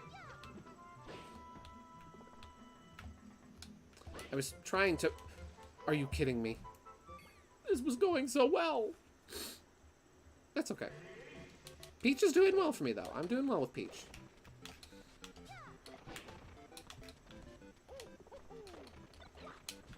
Please don't be... Okay.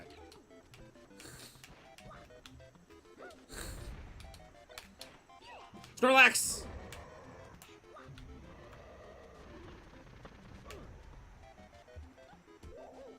Snorlax is great for this stage, because you can just clear out, like, all the blocks at once.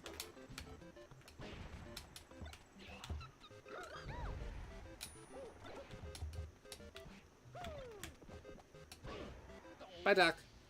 These are extra dices, which I would recommend getting. Oh! I don't know what those are. I feel like there's so much that has... Like, because I haven't played Unite in almost a year. I feel like there's so much that has happened in it that, like, I just missed. You know? It's like coming back to Minecraft after not playing Minecraft for a couple years. It's like, oh golly, the game has changed so much. What do I do?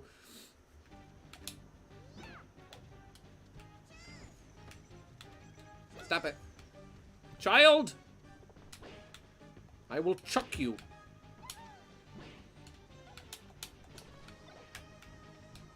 Batter up! Hee Nice percentage.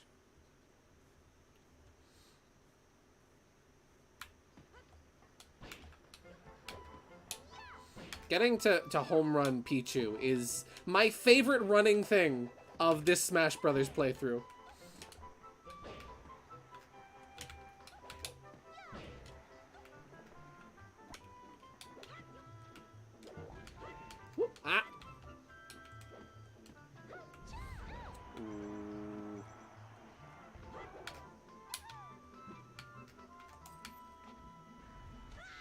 Okay.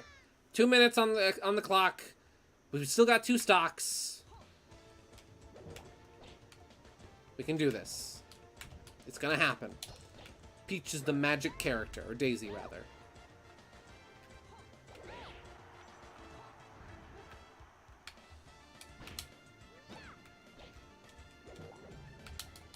Woo!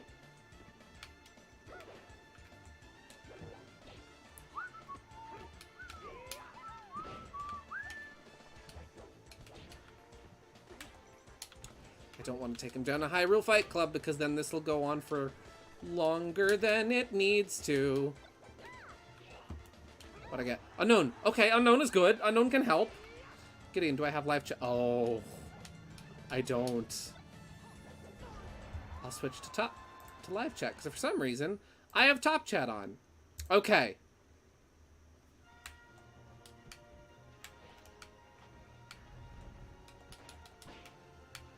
Ow. Ooh, that's bad.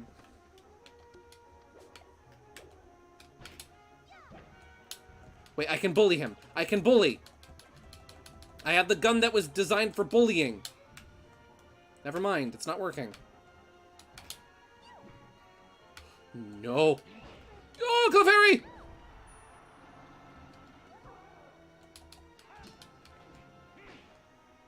Be cool, be cool, be cool, be cool. Thank you, Ganondorf. Thank you, Ganondorf. Ganondorf made that easier for me. Thank you, Ganondorf. Oh.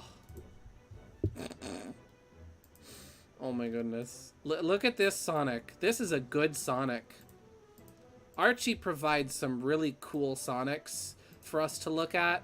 Like this. Thank you for sending me this Sonic, KG. Look at him. Look at him with his long, ankle-length quills. He's a really cool looking Sonic. He's gonna go here. This just makes me think of that one line from the movie Robots. Give me eyes, give me eyes, give me those big anime eyes.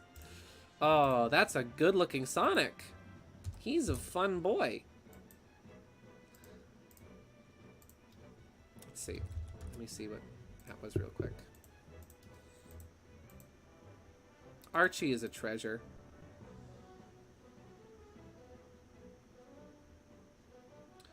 Let's see. You're going to be really tight on the schedule. Because the Crystal Cave Challenge will only last for 17 days, 20 hours, and 51 minutes. Okay, I got time. I got some time then. Ow. That is a pain, Sherwood. That hurts. Why would you hurt him? Ow.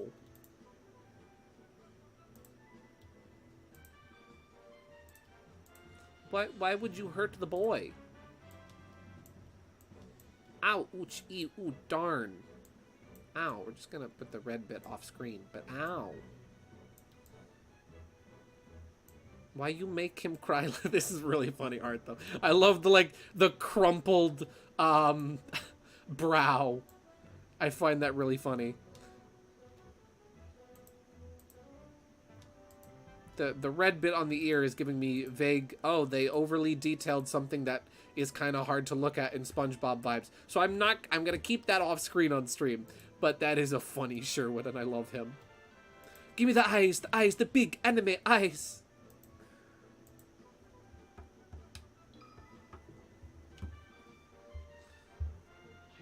Oh, what are we going into? Final destination match. This is the last event match. We can do it.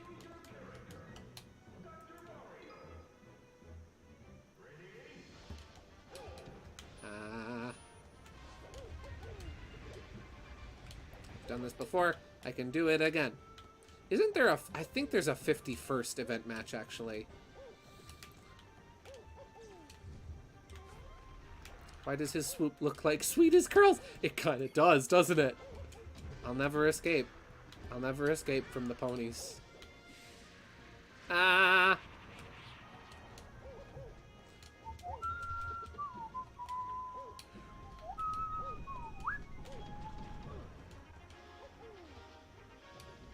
Ah! This is fine. Oh, I have 1 life to do this with. Ah! That's fine, that is. That's fine. Don't worry about that. That's fine.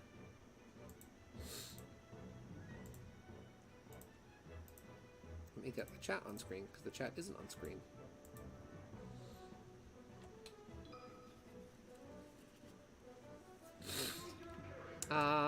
You know what? We're bringing back Peach. Peach has really been... I've been doing good with Peach. So we're going Peach.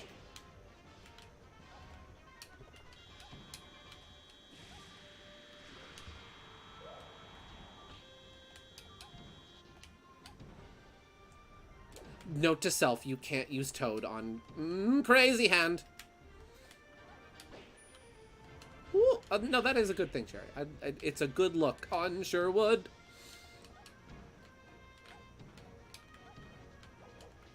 I don't want to try using Toad on that move.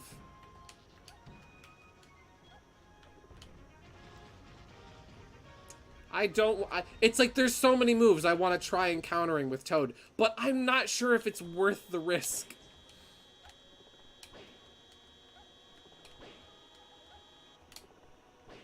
Do stem moves apply on Master Hand? Probably.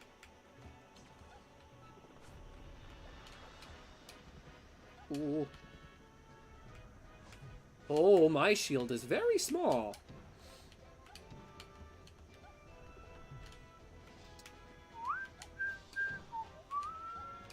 Don't sleep me.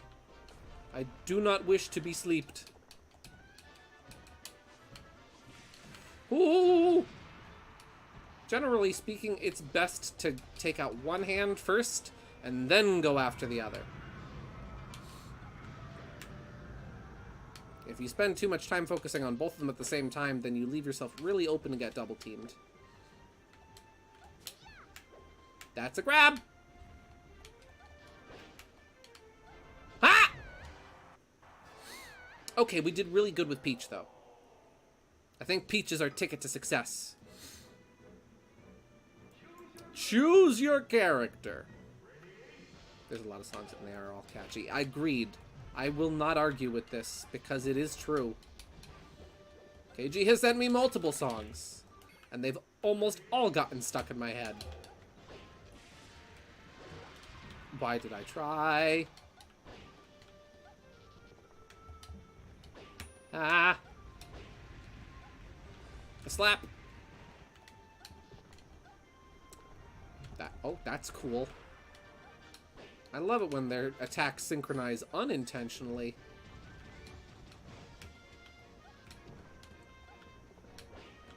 Don't you sleep me.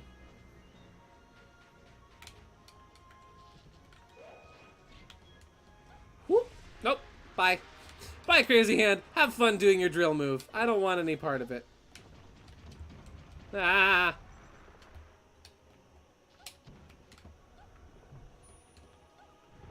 I'm running out of time, aren't I? Oh no, this isn't timed.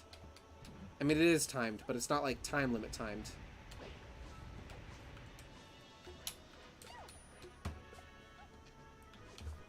Ow! He froze me.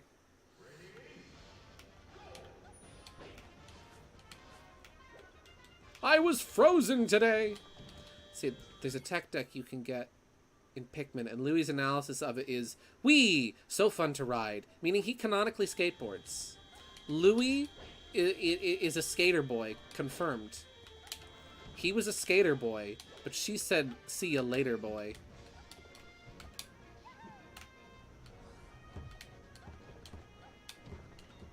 Whoop. Don't do that.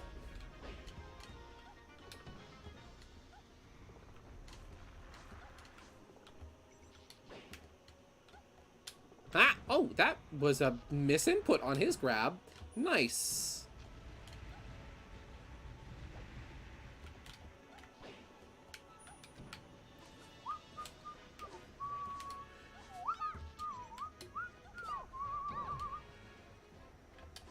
I wonder how easy it is to do texture swaps on Peach's Turnips.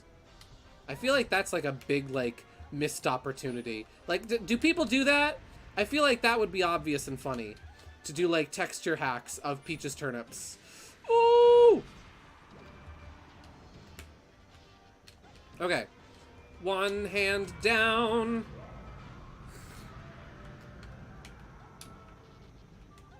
Oh, that's a grab. That's the pokey finger. That's the canonical name for that move, the pokey finger. In case you were wondering. That's what it's called. You go to Evo, right? And you see them talking about, different Smash tech. And even though you can't, legally play as Crazy Hand, they'll use Crazy Hand as a point of reference and be like, "Oh yeah, did you see that dodge on the pokey finger? Oh, it was crazy." Did you hear? I don't know if anyone else heard about this, but I heard about this and I thought this was really cool. Apparently, the Mega Man Battle Network collection will be featured, like the competitive side of like net battles and whatnot, will be featured at Evo this year. And that is so freaking cool. I am so glad that the Mega Man Battle Network collection came out, and I'm so glad that, like, the wonderful PvP in those games is getting some much needed spotlight. Ooh. Oh no. Oh no! Oh no! That's fine. That's fine. That's cool. That's cool. It's fine.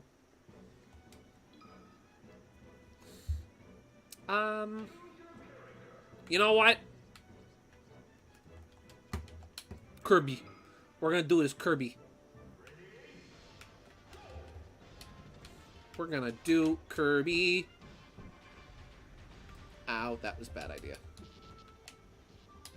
Dan will be excited for that. I bet he will. He shot me. I think that's just so cool. Ah! Kirby was a bad idea. I was very close with Peach.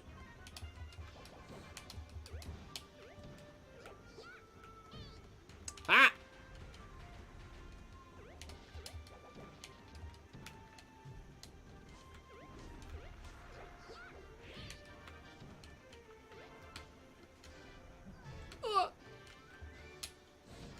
Woo!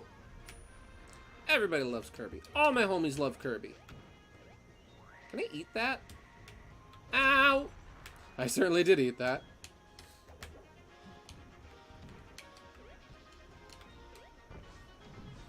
Are you kidding me with that?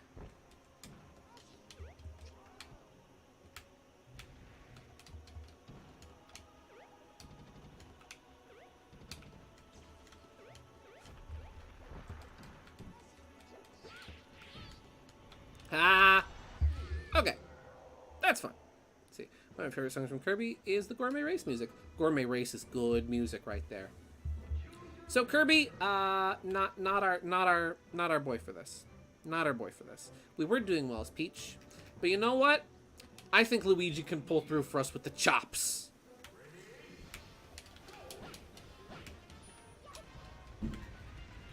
We're gonna give my boy Luigi a chance to shine. Has Crazy Hand even used that move once yet so far? I think that's the first time he has done that. Doof! He's gonna grab!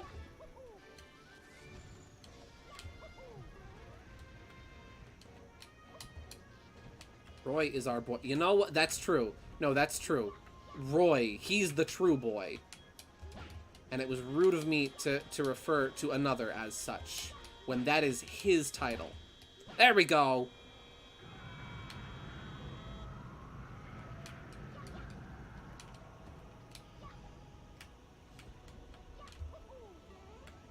Ow.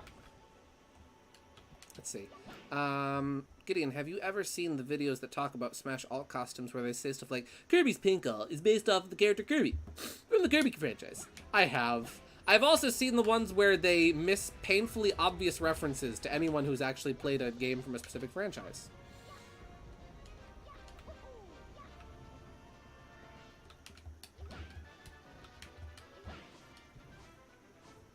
I always find it funny when people say, oh, Luigi's costumes in Smash Ultimate are all referencing Luigi's Mansion Dark Moon. Specifically this one that references this. And it's like, no. Luigi's pink alt in Smash Brothers existed before Dark Moon existed. It's not referencing Dark Moon.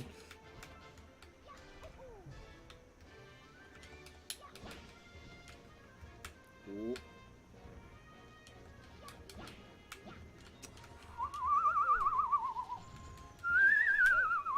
Ah! Let me go. Let me go. Let me go. Let him go! I was so close. No. I was robbed. Then they say something like, but Kirby's blue alt is a reference to Lana Lab, the character from the Japanese exclusive Gib Gub's Adventure. Yeah. And then it's like, that's very oddly specific, but also very incorrect.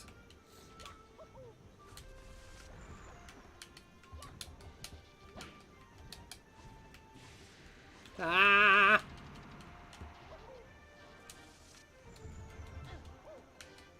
Like, what is that? What even is that? Yeah.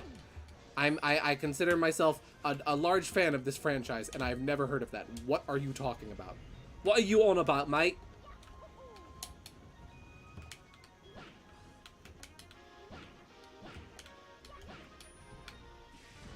What? He said it. He said blue ball. Did I say that? Listen, I didn't pluralize it though. I didn't pluralize it.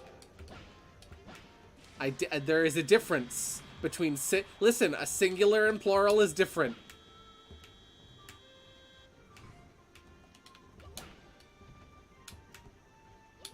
Don't try to grab me, sir.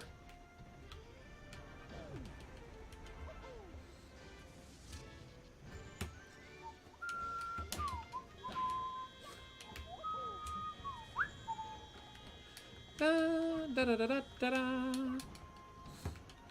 Don't grab me. Don't smack me. Just don't touch me. Period. End of sentence. He said blue alt. Yeah.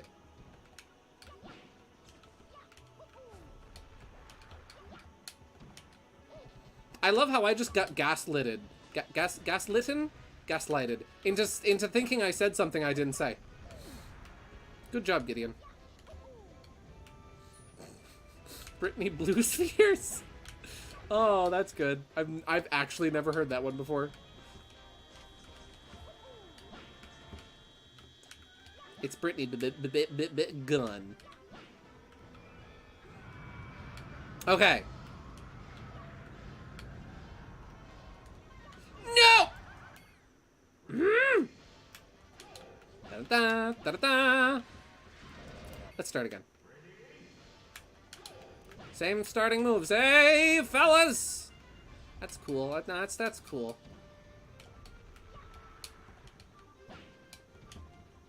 Yahoo! Woo! I wonder, does the Luigi Hadouken affect them? Oh no, the Luigi Shoryuken, I'm sorry. Affect them at all? Oh.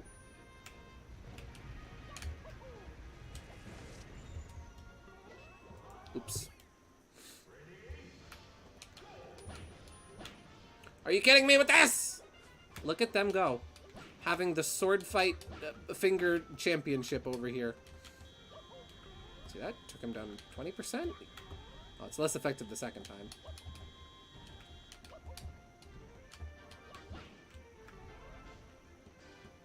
No, no, wake up, Loogie! Whoa! Well, that would have been really cool if it had hit.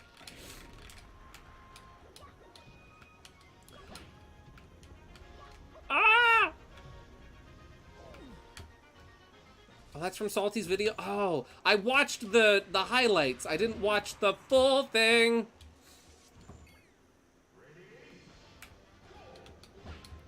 I must have missed a joke or two. That can happen.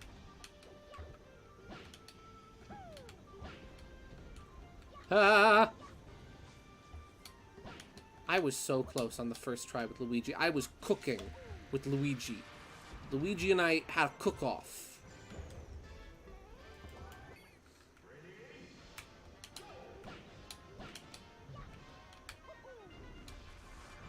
Oh, hey, that hit. Nice. I did that to myself!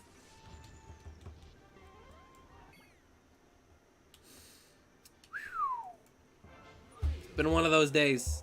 Say, guys, I know the GameCube is fun, but did you know that the Game Sphere is a parody of the GameCube in Drake and Josh? Yes.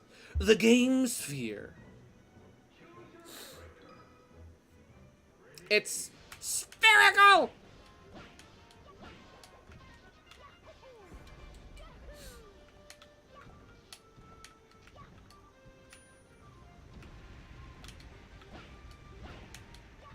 Oh, he's gonna try and grab me. And he's gonna try and drill me. This is not a drill. And he's gonna try and grab me. And now he's gonna try and slap me and succeed. Fingers. Fingers walking. Luigi, now is not the... Grab me, please. Luigi's Chinese cowboy impression is so racist that it makes Mario's stomach ulcer explode.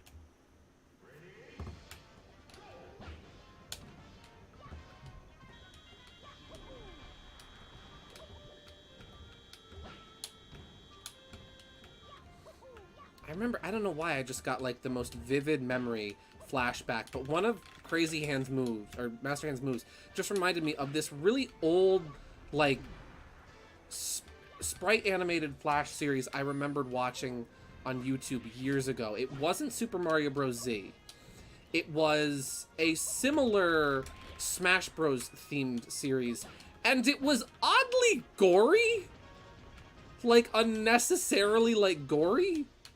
Like, there was a lot of blood in it. And there was, like, shadow clones of all the characters. And, like, okay fight scenes and whatnot. Not, you know, not anything outstanding or anything. But really dramatic. And a lot of blood. Like, almost comedic amounts of blood. Anybody remember what that was called?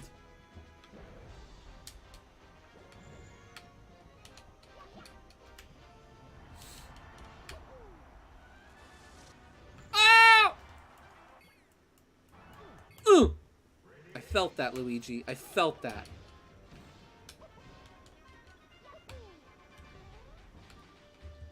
Ooh. You know what? This is fine. That's fine.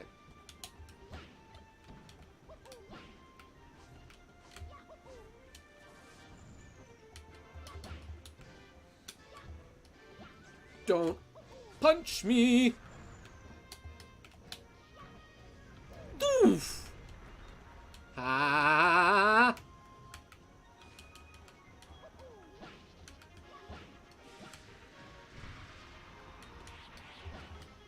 Something funny happened today where my mom was watching Judge Judy and I came downstairs because I was upstairs working on something and I heard some commotion going on with the TV. I'm like, okay, I'll check out what's going on. And so I come downstairs and I sit on the floor because it was hot and we have a hardwood floor, and the hardwood floor stays really nice and cool. So I'm just lying on the floor. I've got a pillow, and I fall asleep during this episode of Judge Judy. And suddenly, the next thing I know, I wake up to the sound of, "Hey, paisanos! It's the Super Mario Brothers Super Show!" Because I guess the Super Show had come up on the side of, like, the screen as, like, a recommendation when my mom was looking for something else to watch, and she was just morbidly curious as to what it was, because she's never really, like, watched the Super Show before. Yeah, so I got woken up, jump scared by Captain Lou. That was fun.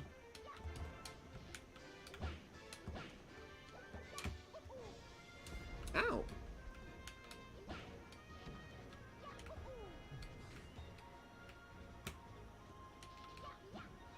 Ah!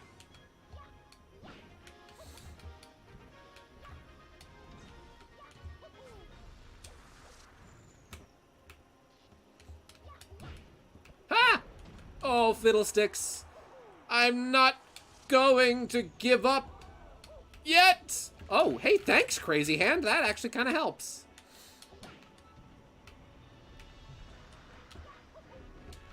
Ah. Yeah, I usually end around 12. Heavy blood loss is comedic in the ironic sense because nobody actually has that much blood. But, and if they do, it's opaque and black. Anyways, we're almost near the end of the stream. I'm so happy I attend this one and every stream prior to this one. I'm glad you're enjoying the streams. I'm glad everybody enjoys them. Because I enjoy them.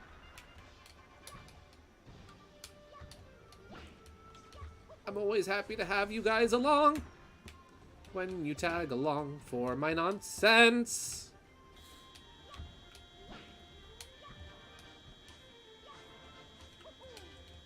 Yahoo! Woo!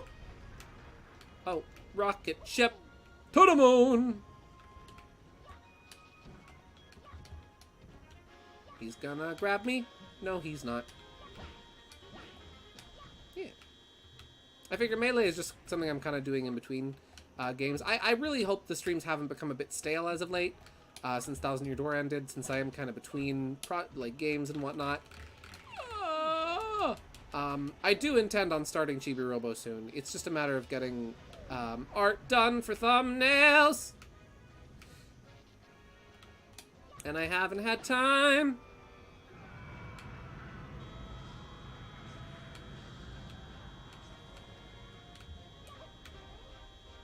Okay. Just me and Crazy Hand. I can do this. He's gonna try and grab me. He's not gonna grab me. I'm gonna chop him. He's gonna do the creepy spider hand. I'm not gonna let him touch me. I'm just gonna keep chopping. He's gonna do rocket ship. He's gonna kill me with the rocket ship. See, I keep seeing this cute little mouse in a suit with arms in the air, and he's such a pleasant little greeter. I feel so welcome and blessed with his presence. And I don't know his origins or context. I know the image you're talking about, and I don't know its origins or context either, but I love it all the same.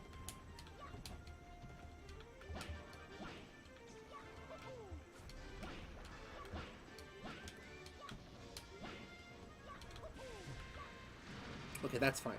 That's fine. I can work with this. Don't sleep me. Loogie!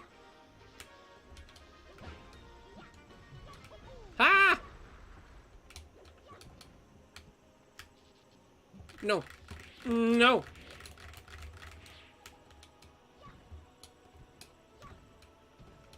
Stop sleeping me! Let's just...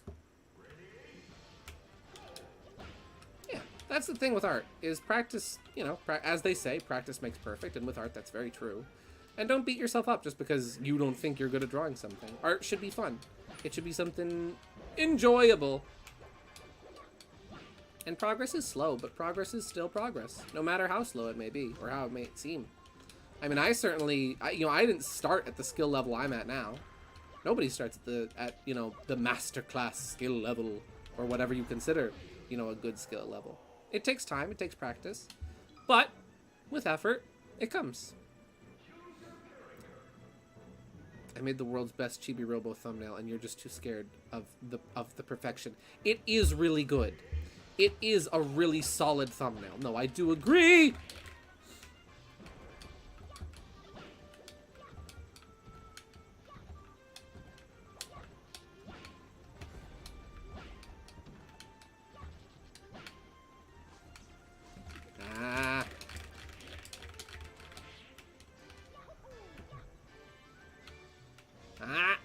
Okay, that's fine. Yes, a Crazy Hand, if you could continue being a dead fish there, that'd be awesome, my guy.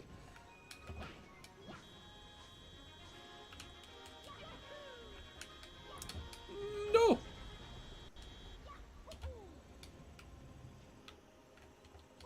Okay. Ow! Okay.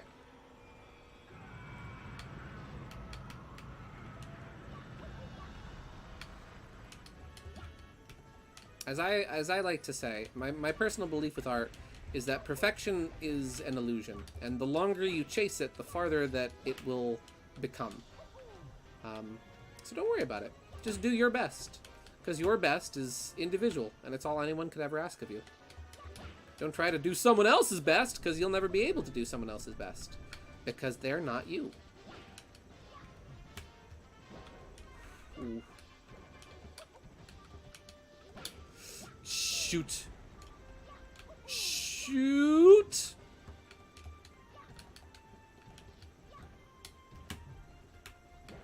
Oh, Luigi! Slippery shoes.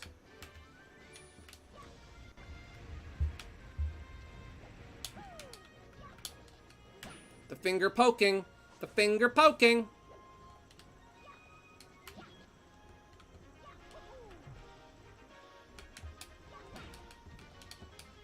No, no, no, no, no, no, no, no, no, no, no, no, no, no, no, no, no, no, no, no.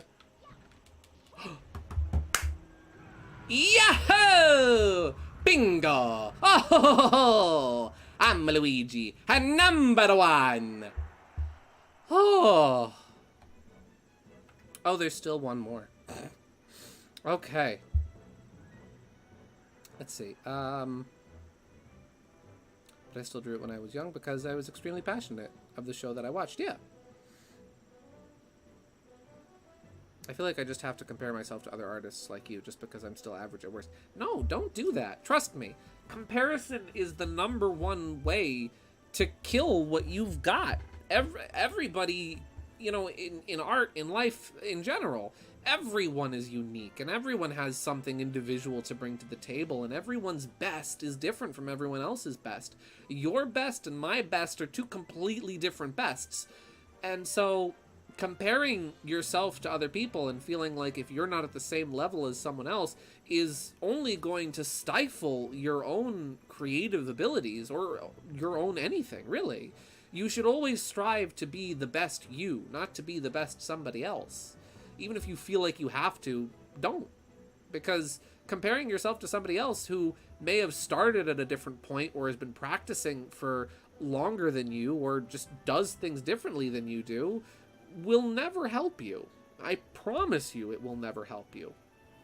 You need to focus on your own individual strengths and weaknesses and honing your individual craft and perfecting your own art.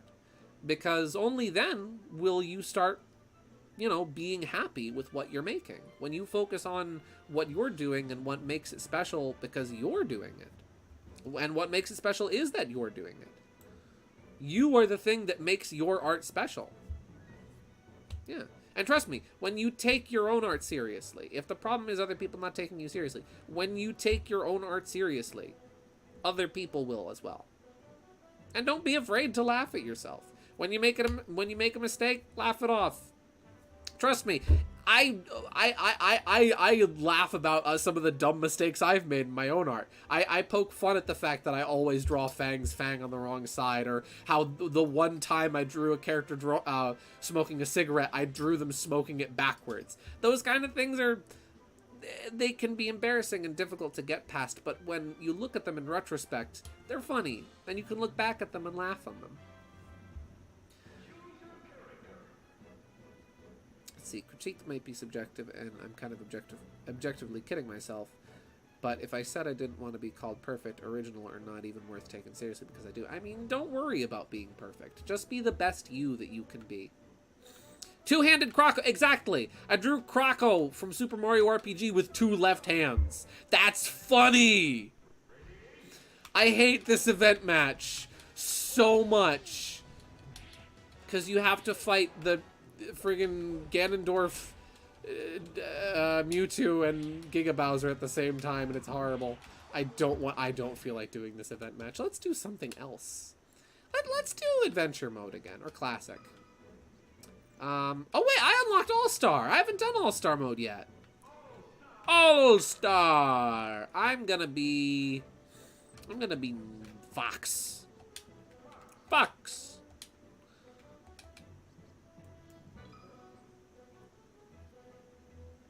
Gideon, I need to see this art of the backwards sig. Oh, it's TF2. It's actually art of the spy from TF2 that I did. If you can't search in DeviantArt anymore. You can't search in DeviantArt galleries anymore. I would tell you just to look up what it is. I'll send it to you after the stream. It's funny because it's a really good piece and it looks really cool. But then you just, when you see it, you're like, wait a second, he's smoking out of the wrong end of the cigarette.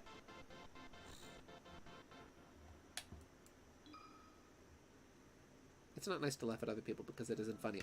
I agree, but it is funny to laugh at yourself. Let me try to wave dash. Oh, wait.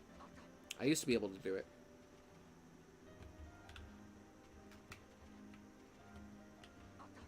Hey, I did it once. I'm bad at wave dashing.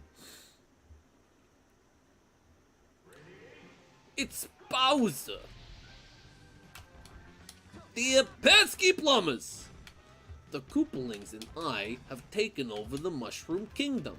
The princess is now a permanent guest at one of my 7 Koopa hotels. I dare you to find her if you can! I'm tiny! Wait, I need to hear him say it. Yes! That's metal as frick, dude.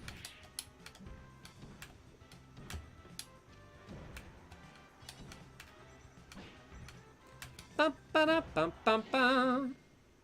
Where can I find this art? It's just on my Deviantart gallery.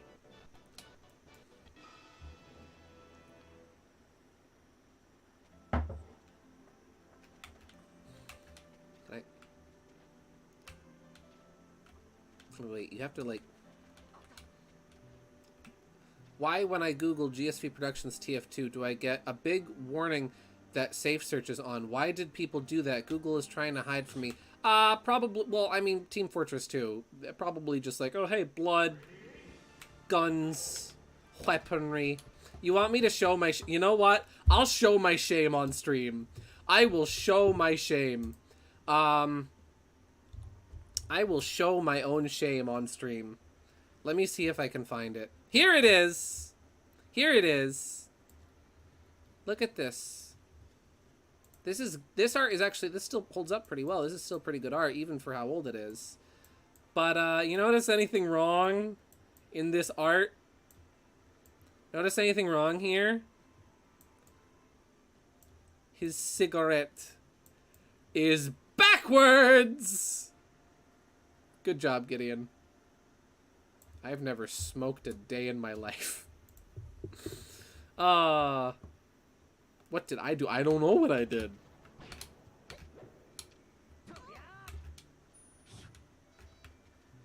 Boink.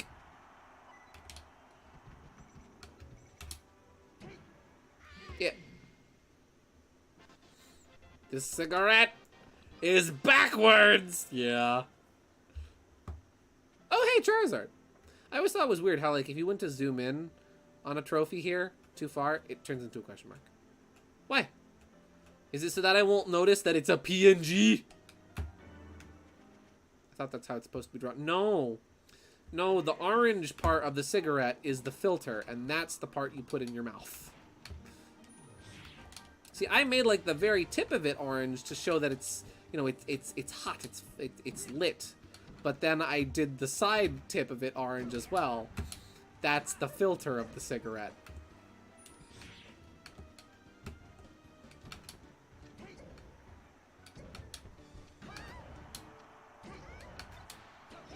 Bye, Zelda! I found some art you made of a Gallade at war that also has a cigarette, but that one is correct. When did I draw a Gallade with a cigarette? Send me that art, because I don't remember that.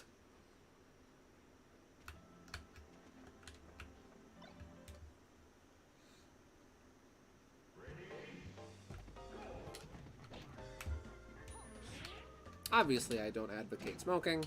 I very much don't. Cigarettes are bad for you. Very bad for you. I feel like I probably don't need to say that. Please don't smoke. But that doesn't mean I can't draw a fictional character smoking.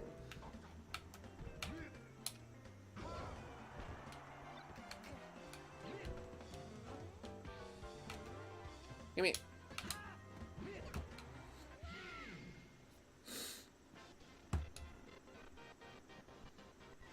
I don't know why the game is getting chunky all of a sudden. In a full... What art is that in question? I don't remember drawing a Gallade with a cigarette.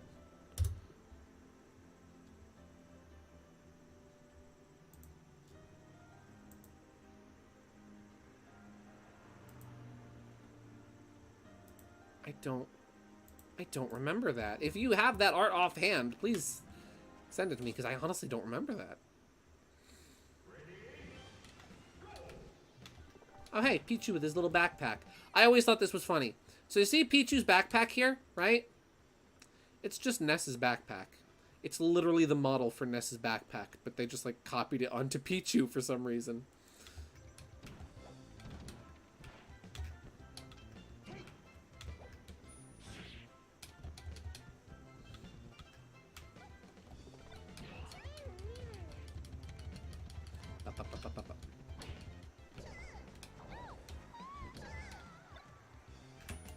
Get out of here, child! Begone, child!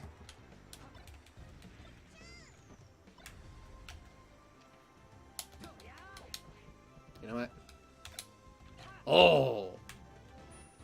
So you want to be a wise guy, huh? Let's see. But I do it the same time for fun, because the only other adult entertainment I can stand. Yeah. So is gambling. Yeah. Something wrong with the GameCube emulator? The totally legitimate GameCube? I don't know. I sent it to you. I also sent a comic. Don't show the comic on stream. Okay. Go back to school. Shot. Oh! Oh! I know exactly what art that... What, I forgot I drew that. That is... Okay, so that art was inspired by a mod for Left 4 Dead 2. So when I used to play Left 4 Dead 2 with my sister and her husband all the time, we would always play with mods. And one of my favorite mods was somebody made Gallade over Bill. Bill is my favorite character to play as in Left 4 Dead 2, and so it was awesome, well, in Left 4 Dead 1, rather. And so I thought it was awesome that someone made a mod that makes my favorite character into my favorite Pokemon. And so that mod, it's just like the Pokemon X and Y model put over Bill's animations. But it inspired me to draw a Gallade dressed as Bill. Yeah. So that's the context for that. I now know exactly what you were talking about. Y'all ever heard of candy cigarettes? I have heard of those. I always thought those were kind of weird, but those are funny. Come on!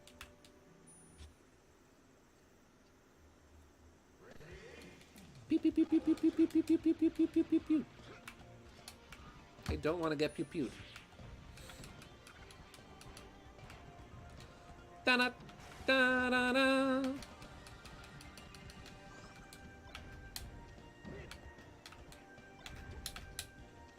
Ow, Samus, that was rude. Woo! Toria!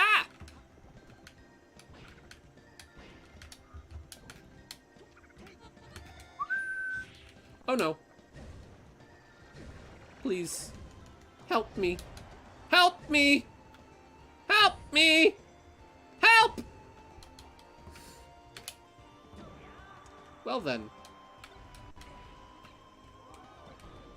I mean, listen, that heart container, I didn't need to use that heart container at the beginning of this match, though I'm really glad I did. Let's see, I found some prehistoric art of Sonic Forces Sherwood on Google. Sherwood the Wolf. Yep! The OG. The original Proto Sherwood. Oh, golly, he's crusty. I'm gonna try without.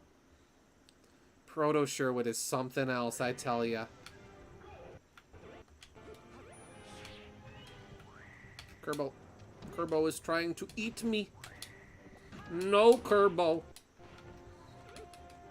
No, I say to you.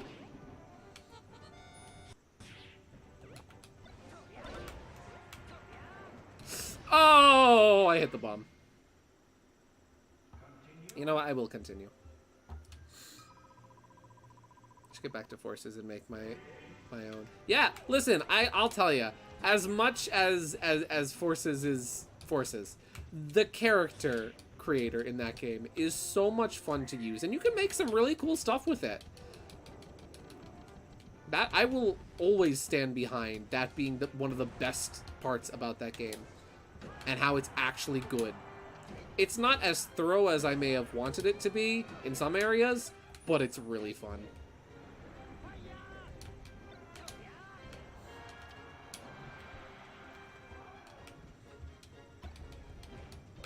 I would honestly love it if we ever got another character creator in a Sonic game. I really hope that that is something that gets brought back in the future someday for a new Sonic game. Hi, Scizor!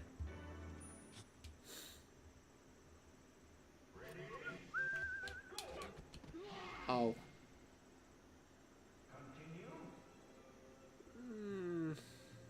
Yeah.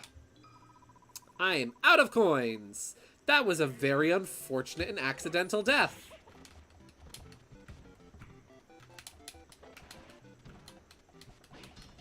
Pikachu, please! Ha!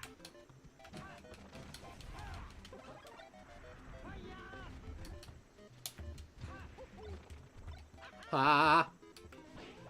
I turned into Luigi for a second there. Listen, we all turn into Luigi when we're afraid. Don't pretend like you don't.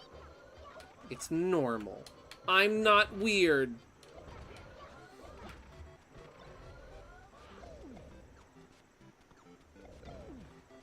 Ooh. Oof! Oh, nice Pokeball throw.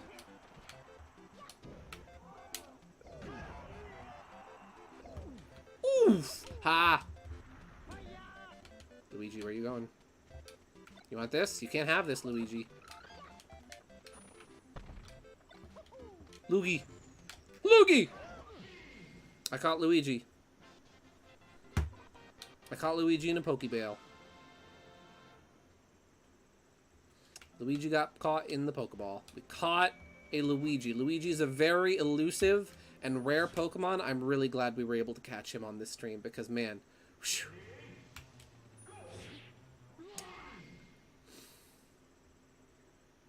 I did that to myself. Well then, why don't we do like one more? We'll do one more like stadium event.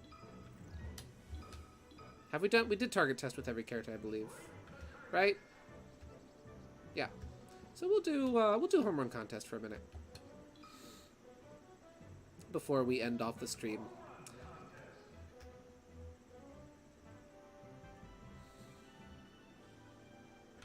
We haven't done it with Luigi yet. I hate that my Soap Sherwood art comes up when you look up for Sherwood. Even though Soap Sherwood is awesome, my old art brings up bad memories. Well, I think Soap Sherwood is wonderful, but I'm sorry it doesn't make for good memories. It's been a while. I really have never like looked up like, oh hey, Sherwood the Fox. Yippee! Oh!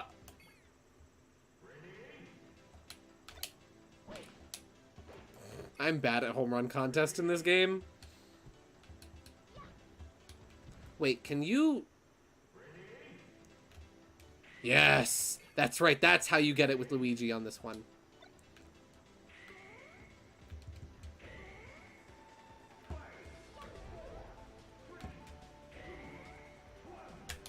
Oh, it didn't come down in time.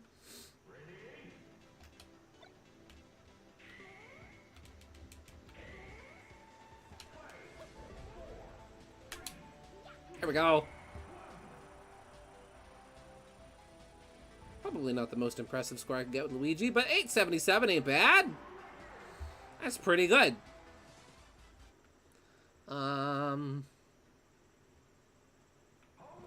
Let's see.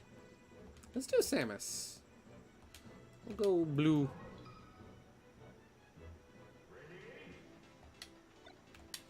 Folks, how about we just...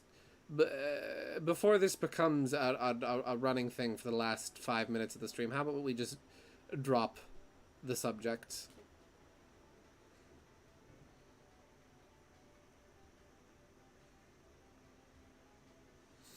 I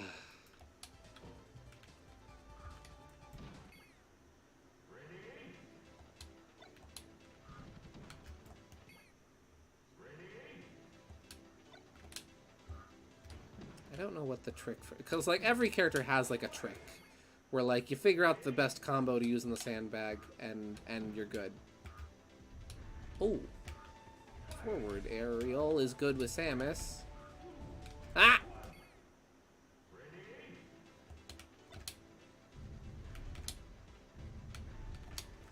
Ooh, oh, fiddlesticks! They were in a good rhythm there.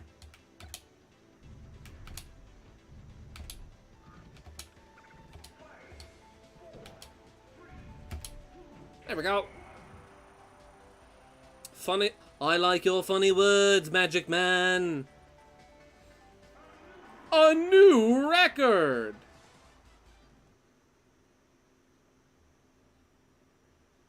That bag dropped. It did. You know what? We'll go with Fox. See what I can't do with Fox. I'm thinking... Oh, wait. What am I doing? The solution with Fox is so easy. Pew, pew, pew, pew, pew, pew, pew. Just gotta pew. Just get your gun. Oops.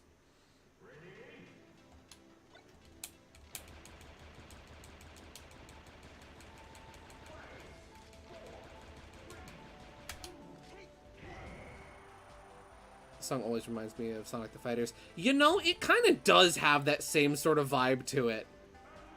We'll go for one more character, and then I'm gonna end off for the night.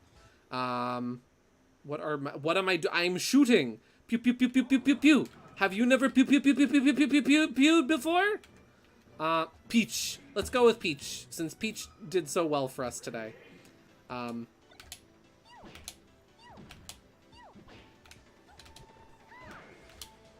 No!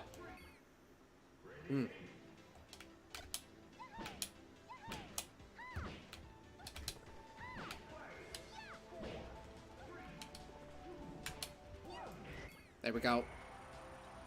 Yosh. You know what? We'll go one more for Yosh. I did Yosh the other day, but since you guys want Yosh, I will bring out the Yoshi. And we will try, I'll try to break my Yosh record. My Yosh record is really good. Because Yoshi, I've got 16,000.1 feet. But I'll try.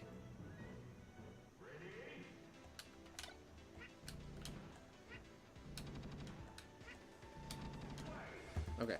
You just have to get the right angle. You have to go for a really short hop.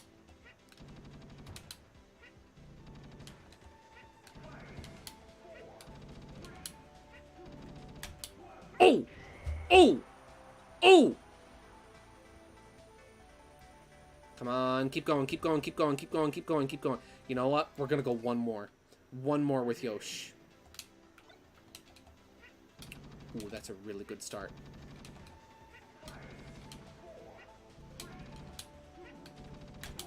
Ooh! Ooh! Come on! Come on! Come on! Come on! Oh, almost. Almost. One more shot with Yosh. One more good shot with Yosh. Uno mas. Uno mas. Come on.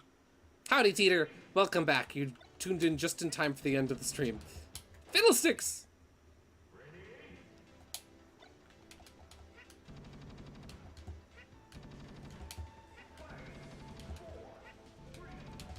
Nope, that's not the one. That's not cash money. Oh, I can do it, I can do it, I can do it. I can do it, I can do it, I can help the Cinderella.